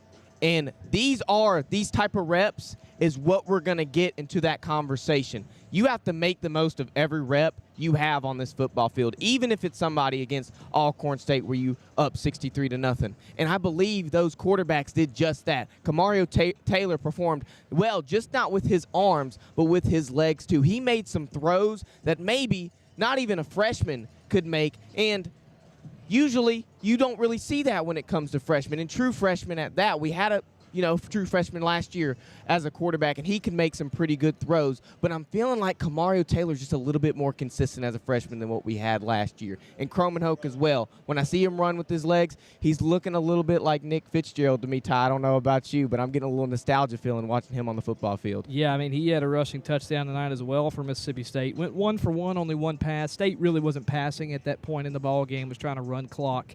With the 10-minute quarters, just trying to get out of here as healthy and as quick as possible. We're already up big time. But, yeah, I agree with you. I thought Kromenhoek looked good, and it'll definitely be a fun battle next fall. I think that's something Bulldog fans could look forward to. Kamario Taylor, he looked good. He had that 1 pass for a touchdown in the first half to Brennan Thompson. That was a dime. I mean, it was just a dime. And then he only threw 2 more passes throughout the rest of the game, completed 1 and an incomplete pass on another. And I remember one that was called back, I believe. It was a penalty on Mississippi State. Can't quite remember the penalty. But there was a throw on the run, and Kamario Taylor hit a receiver right in the middle of the field around the 50-yard line going towards the south end zone. It was a really nice throw. On the run, really nice throw. So I thought he looked really good, and then, he ran the ball well, 3 carries for 40 yards. So he ran the ball well, was definitely a presence in the run game. And he's a big dude. He is a big dude. So it'll be interesting to see kind of the battle that goes on maybe next year between those two. But, I thought Blake Shapen looked good as well, did his job, had 2 touchdowns in the air and 1 touchdown on the ground, his first since the Florida game last year. So really proud of how he played tonight. And kind of want to touch up lastly on offense, talk about the receiving for Mississippi State tonight. Had a bunch of receivers get involved. What did you see from the receivers? Talked about the receivers a lot during halftime, so quickly just kind of mention what you thought about the receiving core tonight for Mississippi State. Yeah, for those of y'all that did not join us for halftime, one of the things that I did note was the potential in these receivers. They came from the transfer portal, and you didn't know what you were getting out of a Brennan Thompson or an Anthony Evans III. You just knew that they could perform, but you didn't know if they could do it in maroon and white. And I think we can confidently and safely say that those 2 guys can perform regardless of if they're wearing maroon or white or not. And I'm glad they are, because the performance was there. Anthony Evans was the leading receiver. He caught 4 passes for 66 yards and a tutty. And not to mention, not other than receiving, he was really good on the return game. We can talk about special teams in just a little bit if you want to go there. But Brennan Thompson was, of course, our number 2 receiver. He had 53 yards in the air and then a touchdown to go along with it. And then another touchdown was, of course, that Jordan Mosley run. The only catch he had for 75 yards. But, hey, when you can plug and play your receivers, I think you're doing a pretty good job on offense. Yeah, he had that opening drive score, a 75-yard bomb on the second play of the game, the 3rd straight week. I believe John Wesley Cochran mentioned that on the broadcast, but the 3rd straight week that the Bulldogs have scored on the opening drive. Remember, they scored to Seydou Traore on the opening drive against Southern Miss, and then Anthony Evans on the opening drive against Arizona State last week, and then Jordan Mosley. So it's been a different scorer every time. It's always been Blake Shapen throwing the ball around, but it's been a different receiver that has caught the football and scored a touchdown. And you look at the receiving stats, and it's not as much receptions tonight. That's just because State threw the ball 18 times. And when you run the ball for 282 yards on 36 carries, that's a 7.8 yards per carry average. Well, you don't have to throw the ball that much. So just kind of to wrap up on the offense, just as a whole, what did you think of the offense tonight? Because me personally, I think we just did what we had to do and got the job done tonight, handled business. Now, what it's going to take for other teams to look at our offense, one thing I do want to note, and I did say a little bit and covered it a little bit during halftime, you're going to have to go over and watch film on more than just one receiver from Mississippi State, and that's what's fantastic about Jeff Lebby. He knows how, like we said earlier, every dog gets to eat, and he loves to do that, and we saw a lot of that last year as well whenever you had that 2-win season. But every dog gets to eat in Jeff Lebby's offense, and I love that. And when you have to plan for more than one receiver, the options and possibilities are endless for the plays you can call. When you can plug in a receiver like Jordan Mosley for Brennan Thompson, have the same exact outcome you wanted at the beginning of the game, I think that's fantastic. And we're going to see a lot more of that. And it's going to have a little bit of issue for teams. So hopefully when we get an SEC play, when we have Tennessee here in a couple weeks, they'll struggle a little bit planning for those receivers. Hope we can also, just run the ball as well as we did tonight. It's the best we've run the ball, and we should run the ball like this on Alcorn State. No offense to Alcorn State. We just should. It's FCS versus SEC. We should run the ball like we did tonight, and hopefully we have a little bit more success on the ground, because last week we didn't rush the ball as well against Arizona State, and that just kind of helped. It left us a little one-dimensional last week. So this week, not at all one-dimensional. Really good job running the football, and the offense puts up 63 points in the win. Now let's move to the defensive side of things. We'll just look at Alcorn first. Alcorn's offense produced 155 total yards, 87 of those passing yards, 68 of those rushing yards, only 9 first downs. The Alcorn State offense was 3 for 12 in the contest. Now I'm going to count them off real quick. Alcorn State punted the ball 1, 2, 3, 4, 5, 6, 7, 8 times in the ball game. And then the rest of the other 4 drives, they missed a field goal and then had 2 fumbles and interceptions. So 8 punts in the ball game, 5 3-and-outs in the ball game. Mississippi State's defense, gave up, some yards at times. I go back to that missed field goal drive in the first half. That was the most successful drive of the night for Alcorn, a 12-play, 56-yard drive that ended up in a missed field goal from the Bulldog 19-yard line. But I think, and I mentioned this at halftime, State just had a bend but don't break when things were a little awkward in Alcorn moving down the field. I thought Mississippi State was able to just stall things and either force a punt, force a turnover, force a missed field goal, even when the backups came into the ball game and played a lot of the ball game. I thought that was what State's defense was able to do tonight and preserve the shutout. It's the first time in a while that Mississippi State has shut a team out. What did you think about the defense overall tonight? When you have a guy and one of your best defensive players, if not the best, Will Whitson, go out to a season-ending injury, you're wondering who's going to step up and lead the charge like Will Whitson did in these last couple weeks. Let me tell you something, Ty. I think we found our answer today. When you have that depth that the defense had, when you were that good every single down, every single play, I think you have more than one option for a replacement for Will Whitson. And I think we can confidently say that we're going to be okay next week, defensive-wise, hopefully. Not trying to look ahead or anything, but it's comforting to know that we're not alone on that linebacker core. We're not alone on defense just because one player goes down. We're confident, and we can safely say that, hey, this defense is going to be A-okay, especially what we saw today. And look, when you get down to those drives, you see that fumble towards the end, those were young guys. Those were third stringers, Ty. Yeah, Dwight Lewis had the last fumble of the ball game to end the third quarter, took it all the way to the 3-yard line, ended up in I believe that was the 3-yard Luke Cromenhawk run into the end zone, so led to a score right there. State's defense just had a lot of players play tonight, and I can't exactly count how many played tonight, but when you look at the stat sheet, there were a ton of players on the field tonight for Mississippi State. But the Bulldogs, it's good to play a lot of those younger guys, right? Get them the experience, get them some tape, and I thought for the most part they played pretty good. There were some instances that looked a little rough. I thought we got penalized a lot defensively and offensively, too, in the second half, and that was probably due to just, some of these guys just haven't played any real meaningful football in a long time, and most definitely at this season they just hadn't played much football. So I think that has to do with a lot of that, not to excuse it, right? Obviously Jeff Lebby and staff want things to be as perfect as they can be, but I think a lot of that was due to just the overall young nature of that that backup squad out there. So I think that's one thing that you can point out that Mississippi State's going to want to clean up is the penalty aspect of it. But anytime you shut out a team, I think that's really good. And you held Alcorn to under 100 yards in both categories, passing yards and rushing yards. I think you can be pretty proud of how your defense played, and that's in 3 weeks now for Coleman Hutzler's defense. Remember, and I'm not going to spend too much on this, but Coleman Hutzler was under a lot of fire after the season, and many wondered if Jeff Levy would keep him or not. Jeff Levy decides to stick with his guy, and he keeps him, hires a couple of defensive analysts that have some experience in the SEC and have coached at other places, and he's had a really good first 3 weeks through 3 teams. That's, I believe, 37 points through 3 ball games. That's not bad.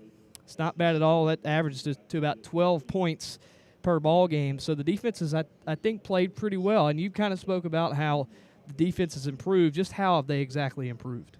Like I said earlier, we were talking about levels when it came to halftime, and I felt we still kind of struggled in that first level, but there was improvement all around. When you have a running game like we did tonight, usually we're not seeing those running stats on our side of the stat column. We're usually seeing it on the other one. We go to Arizona State last year.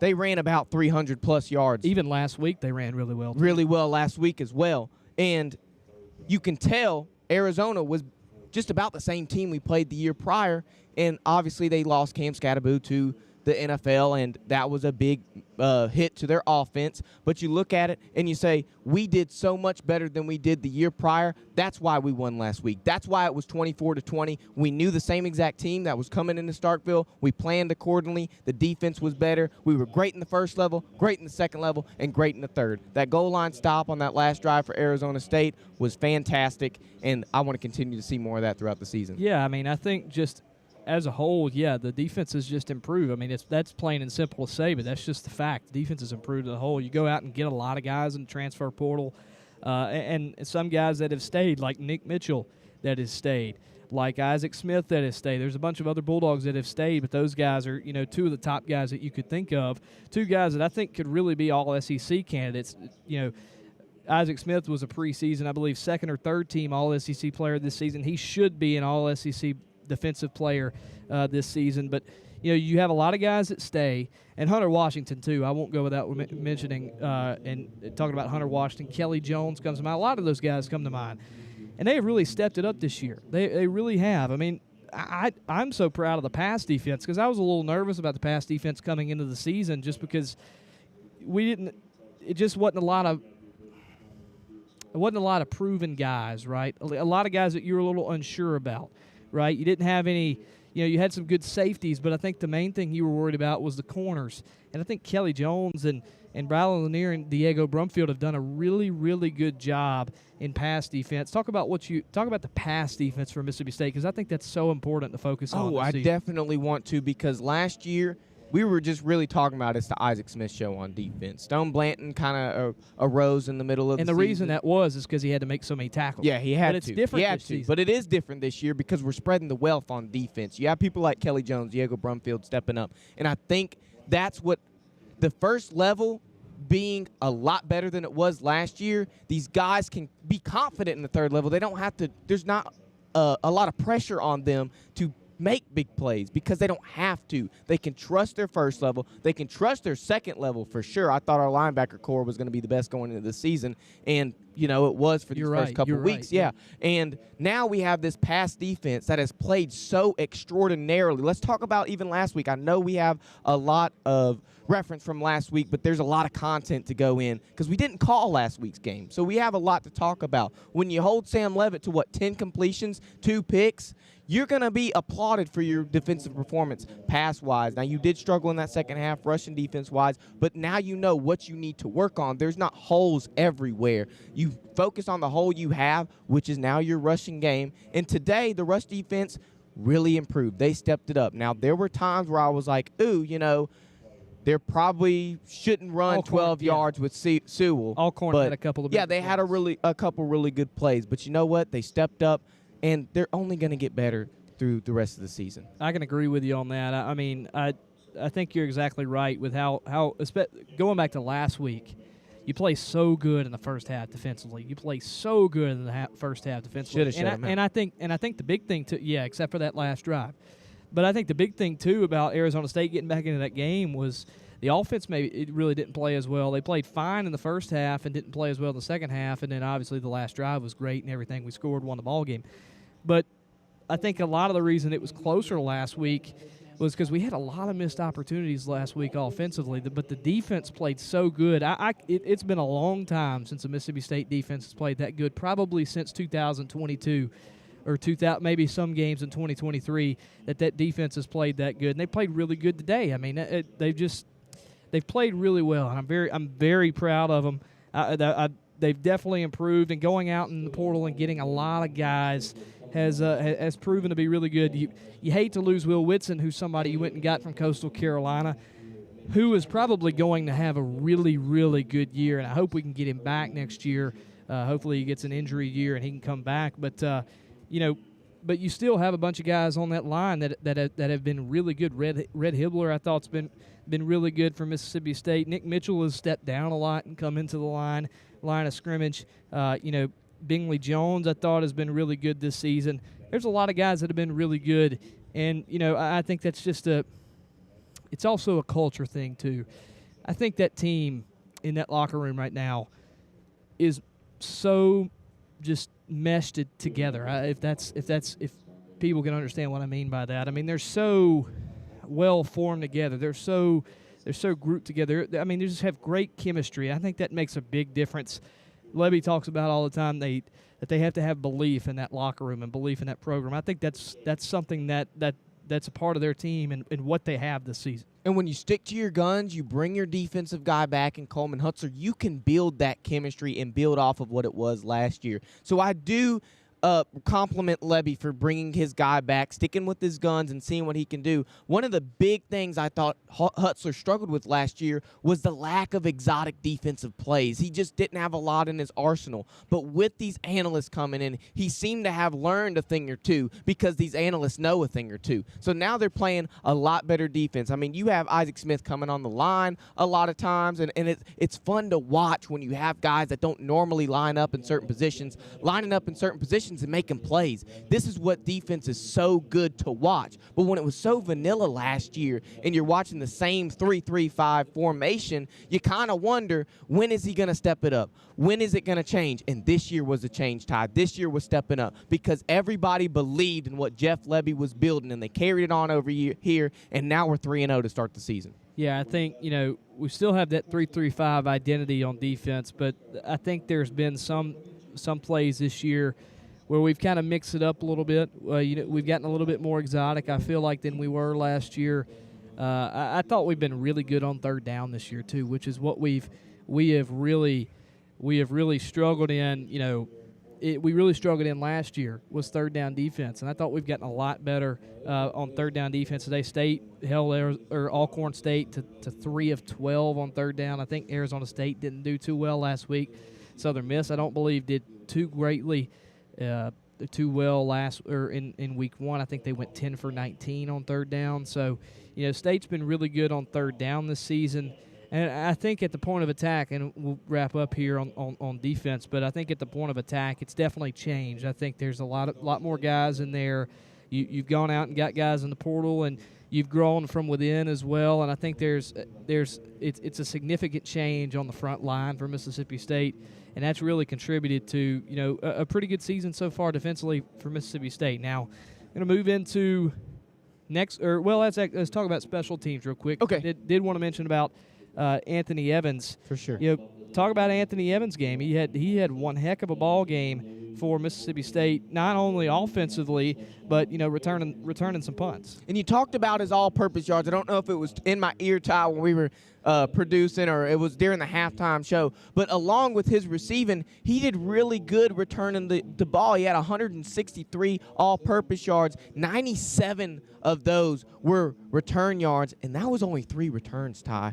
And I would have loved everything if he just ran in the end zone for one of those things. But you know what's so good about special teams? Being good on all 3 sides of the football means if you're good on one side, then you set the other ones up for greatness. And that's what Anthony Evans did today. He was every single time he returned the ball, it was in Alcorn State's territory, and you have to applaud that man. You have to give him his credit, because having a returner like that is exactly what you want. And when you set up your offense like that, you can have a 63-0 win over that. And if we see that next week and we see that the week after, you keep working on things that matter. And special teams was one thing that I thought we needed to improve on coming from last year. And having Anthony Evans fill that gap is amazing. And I love everything. I love the transfer portal that he's done. And I really do, Ty, I believe in what Lebby is building. So I'm going to continue to trust him and see what we can do in these next couple of weeks. Another facet of special teams as well. We did great tonight. We didn't kick any field goals, but had 9 PATs with the 9 touchdowns and went perfect in all those PATs. I believe Kyle Ferry had 7 of them, and Marlon Hawk, the kickoff man, came in, I think, kicked 2. So State was pretty good. Not pretty good. They were perfect tonight, kicking PATs, and you didn't have to kick field goals tonight, so didn't have to really worry about that. But, hey, there's not a lot of kickers in college football in the SEC that I would trust more than Kyle Ferry. So if we would have had to trot him out there and let him kick a field goal, he probably would have made it. So, and we did well. The one punt that we had tonight, pretty good punt. Ethan Pulliam, a 36-yard punt. It was an all right punt, but Pulliam has been good, a former baseball player for Mississippi State. So he had that one punt tonight. But, on special teams, played really well. Played a clean ball game on special teams. Didn't have anything too crazy. And, Anthony Evans, a really good job with 66 return yards 97 return yards on punts for Mississippi State. So we'll move into next week now. Mississippi State will take on Northern Illinois, the MAC school. They are 1-1 on the season. Had a bye week this week. They opened the season with a 19-17 win over Holy Cross. So that's interesting right there. A 2-point win over an FCS school. And then week 2 last week, they fell to, I believe it was last Friday. What's today, the 13th? Yeah, it was last Friday. Last Friday they fell to Maryland 20-9. So I got jumbled with dates right there. But they fell to Maryland 20-9, so they're 1-1 on the season coming into Starkville next week. A team that upset Notre Dame on the road last season. Notre Dame eventually went to the national championship, fell to Ohio State. But a really good win inside of Notre Dame Stadium last year for Northern Illinois.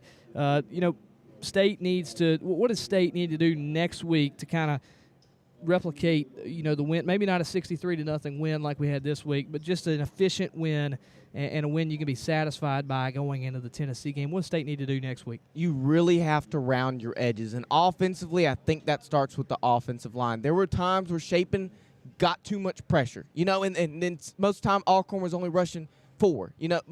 Most of the time they were only rushing 4. They weren't rushing 5. Sometimes they got 5, got some pressure. I think it starts with the offensive line. If they can round that off, get Blake Chapin some time to throw, you see what can happen if Chapin has time. We saw it again against Arizona State on that last offensive drive. If he has time, he can make things happen. So we start offensively with the offensive line. We go to defense, and it starts with the defensive line. We're building from the trenches, Ty. That's what teams need to understand. Look, it starts with the trenches, and that's what we need to do. So when you go to the defensive line, there's a lot of holes. That's why you kind of struggle during the run game. Your rushing defense struggles just a little bit because you open too many gaps on that defensive line. You're too spread out. If they could pinch in just a little bit, a lot of times they're wanting to just contain that QB so the QB doesn't run up. But what happens, Ty, is they leave that middle of the field. You ever seen Moses split the Red Sea? That's exactly what happened with our defensive line a couple times during those runs. Our defensive line was split like the Red Sea. They went straight up the middle. Especially against Arizona State. Especially against Arizona State. And you get big chunk plays on the running game. For special teams, I'm going to say you were pretty doggone perfect on special teams. I don't really have much to complain about, but you build from the trenches, learn from the trenches, because if NIU can beat somebody like Notre Dame last year, I'm not looking forward past NIU to Tennessee. I'm wanting to do it week by week, take care of the business the week we need to, and then we'll get to the next opponent after that. Well, that's the best way to look at it. It's the way I know that this Mississippi State football team is looking at it. I think something to watch for next week is their rushing attack. NIU as a team through 2 games, 358 yards rushing. That's not terrible, but they have 2 guys at the top of that with Shavon Wright, a senior out of, I think, Opelika, Florida. I think I'm saying that right. But he's had 38 carries this season, 167 yards and a touchdown. And then Telly Johnson Jr., a sophomore out of Augusta, Georgia, he's got 31 carries, 153 yards, and a touchdown this season. So Johnson also had a long run of 74 yards this year. So, I think that's something you might want to watch if you're Mississippi State, is that running game. And that's, like we've mentioned this entire really the post game, is that State has struggled with the run a little bit. I think we were good with it today. But we, definitely you can point back to last week, and we struggled with it against Arizona State. So I think if you see any success from Northern Illinois offensively, it's going to be through that run game. So that's something to definitely watch out for. We'll look at some scores around the country. A couple of big ball games happening this afternoon or throughout the day. This afternoon, this morning, tonight. Be careful what you say about one of them earlier games, Ty, because my mom might be listening, and I don't want to get her upset now. She drove up here. I got to see her later, so don't get her upset now, Ty. So Connor is talking about the final in Atlanta this morning. Well, it went final this afternoon, started at 11 o'clock, 12 o'clock local, I believe, in Atlanta. A 24-21 upset for Georgia Tech over Clemson. Big game for the Ramblin' Wreck. They had a walk-off field goal as time expired and won that game. So a big game for the Yellow Jackets. They moved to, I believe, 3-0 on the year. Yes, 3-0 on the year, wins over Georgia Tech and Colorado. So they haven't played too bad this season. Another big final. This one, a top 15 SEC matchup. This one went to overtime in Knoxville. Georgia comes out on top. Another win over Tennessee. This time 44-41.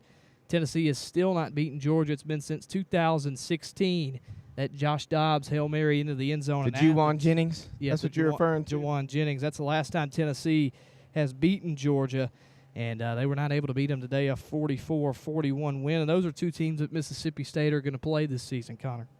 So when it comes to a game like that, and I do want to touch on it just for a second, you have a lot of film that they just opened up right there. So what I want from Jeff Lebby is to really dig into that film, especially that game, because that's a big rivalry. So you're throwing out plays like it's candy, especially when you go into overtime and you're pulling out those 2-point conversion plays when the overtimes start to stack on each other. You're getting film and film and film, and I know Jeff Lebby's smart. I know he's the head coach that Starkville deserves, and I know he can manipulate that. So that's your best option. Look at the film. Mississippi State shouldn't show too much next week before Tennessee comes. Look at that film and try to manipulate it the best you can. I think it's very interesting how much the offenses succeeded in that ball game. Last season the story for Tennessee was their defense, and this season, with Kirby Smart, the story has been their defense and the physicality on their defense. But it was a heavily offensive game, and 44-41 final. I mean, you had, let's look at the stats here. I mean, Gunnar Stockton, 23 of 31 for 304 and 2 touchdowns. Georgia had 198 rushing yards. Tennessee, offensively, Aguilar, 24 of 36, 371 yards and 4 touchdowns. The 2 interceptions were the big deal in that ball game, made a difference in the ball game. And then Tennessee also with 125 rushing yards. Tennessee had a chance to win in regulation, and a missed field goal that went wide of the upright. Took that one into OT. Max Gilbert missed that one, and Georgia able to come out on top in Knoxville. So that's a big game there, and it'll be interesting to see how State will fare against those 2 teams. Those games coming up in a little while. Tennessee in 2 weeks, and then Georgia later on down the road.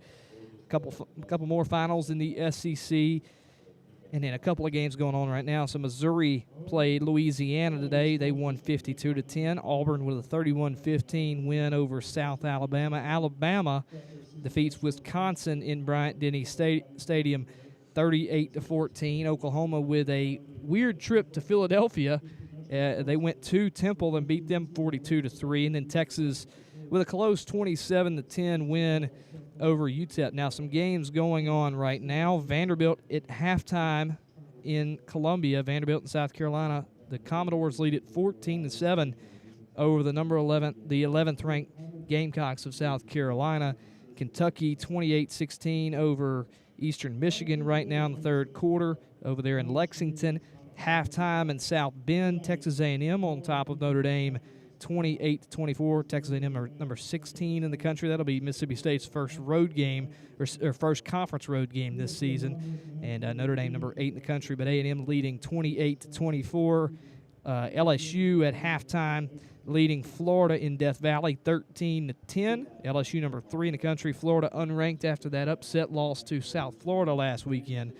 And then Ole Miss playing in Oxford tonight, leading Arkansas 38-28 in the third quarter. Arkansas with the football, though, driving in Ole Miss territory. Those are the SEC scores for tonight. I love college football, Ty. Yeah, it's been some really good ball games today. Some, it's still early in the season, so you have a lot of games like tonight, a 63-0 ball game. A lot of games like that. But there's been some pretty good ones. I'm sure that Tennessee-Georgia game was fantastic, and then I'm going to go home and watch, the rest of the LSU and A&M and Vanderbilt ball game. I'm excited to watch that, and then hopefully be able to catch the last bit of the Arkansas-Ole Miss game too. So, and then you get the late games tonight.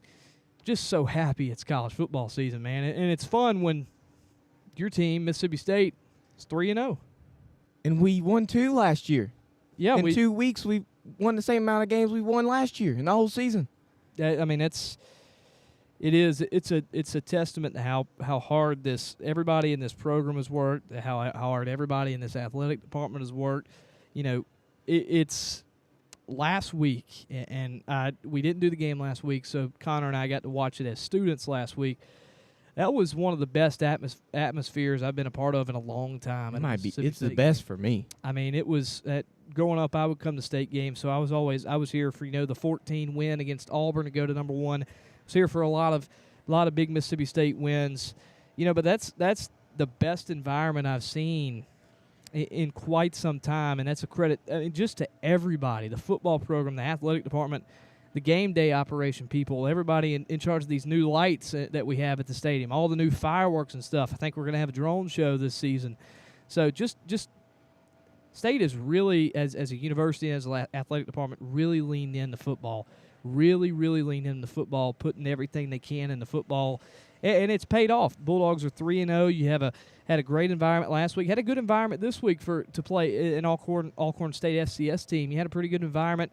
It's fun watching Alcorn State's band out there tonight.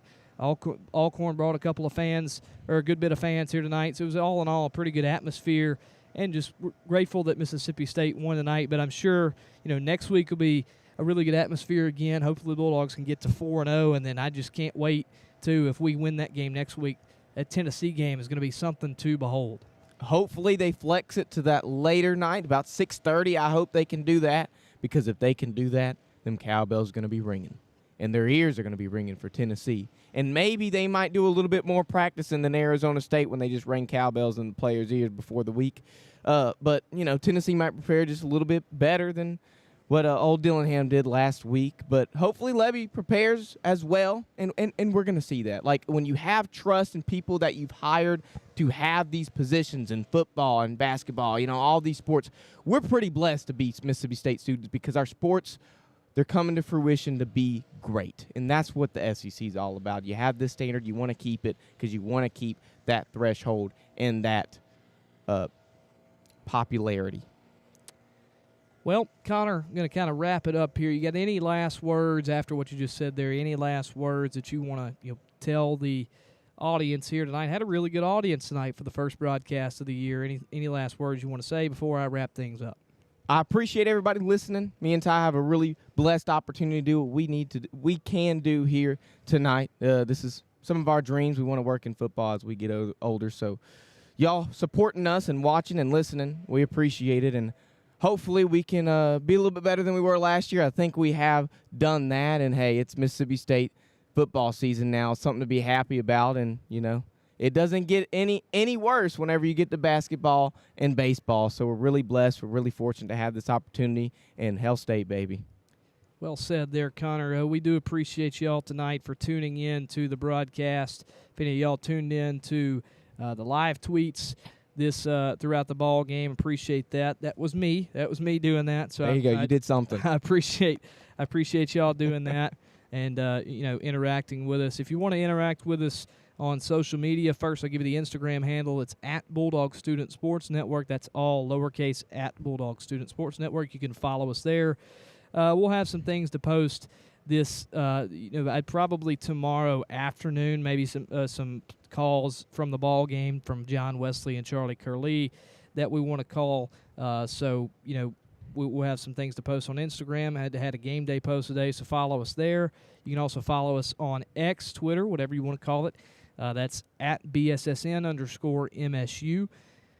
Follow us on there for live tweets like I had during the ball game, and also just tweets that keep you in the loop with Mississippi State athletics. You got one more thing, Colin? Yeah, now I don't know if I spelled it right, but this whole stream, you've been stats guy. You've been giving them kind of sticky notes when you have stats and stuff. So I wrote something down. I don't know if I spelled it right, but I really want to give it to you to kind of end off this stream. What does that say right there, Ty? Oh yeah, Jack. I'll get to his words in a second. You just wait a minute. I know. I'm going to shut it down with that. But be sure to follow us on Instagram at Bulldog Student Sports Network, and then on X. At BSSN_MSU for live tweets. If we do any live tweets for games, you'll be able to figure out how to watch the stream. We'll have a link on that we'll post on X for you to be able to watch the stream. And then we'll have, posts that'll keep you in the loop of Mississippi State athletics. Today, also, we had volleyball had a win today over Mercer. They're now 9-0. Last night, Mississippi State soccer defeated number 1 Tennessee. So all in all, it's been a good start to the fall season for Mississippi State athletics. And look forward to broadcasting the rest of that to you throughout the fall and throughout the rest of the year. Be sure also to subscribe to us on this YouTube channel here. Turn that bell on so you get notifications when we go live and when we post anything. I always mention that as like ringing a cowbell. If you're a Mississippi State fan, it'll keep you up to date of when we go live, so you'll be able to watch our streams immediately. But we do appreciate y'all for joining in tonight. It was a very fun broadcast. Very fun, too, when Mississippi State wins. But for Connor Davis, our producer, John Wesley Cochran, and Charlie Curley, our broadcasters for tonight, I'm Ty Goldman signing off to you. Mississippi State wins this game over Alcorn State 63-0, and you can wrap this one, my friends, in the words of Jack Crystal, in maroon and white. Mississippi State 63, Alcorn State 0. Catch us next week on the Bulldog Student Sports Network as we bring you the football game versus Northern Illinois. Everybody have a good night, and Hail State.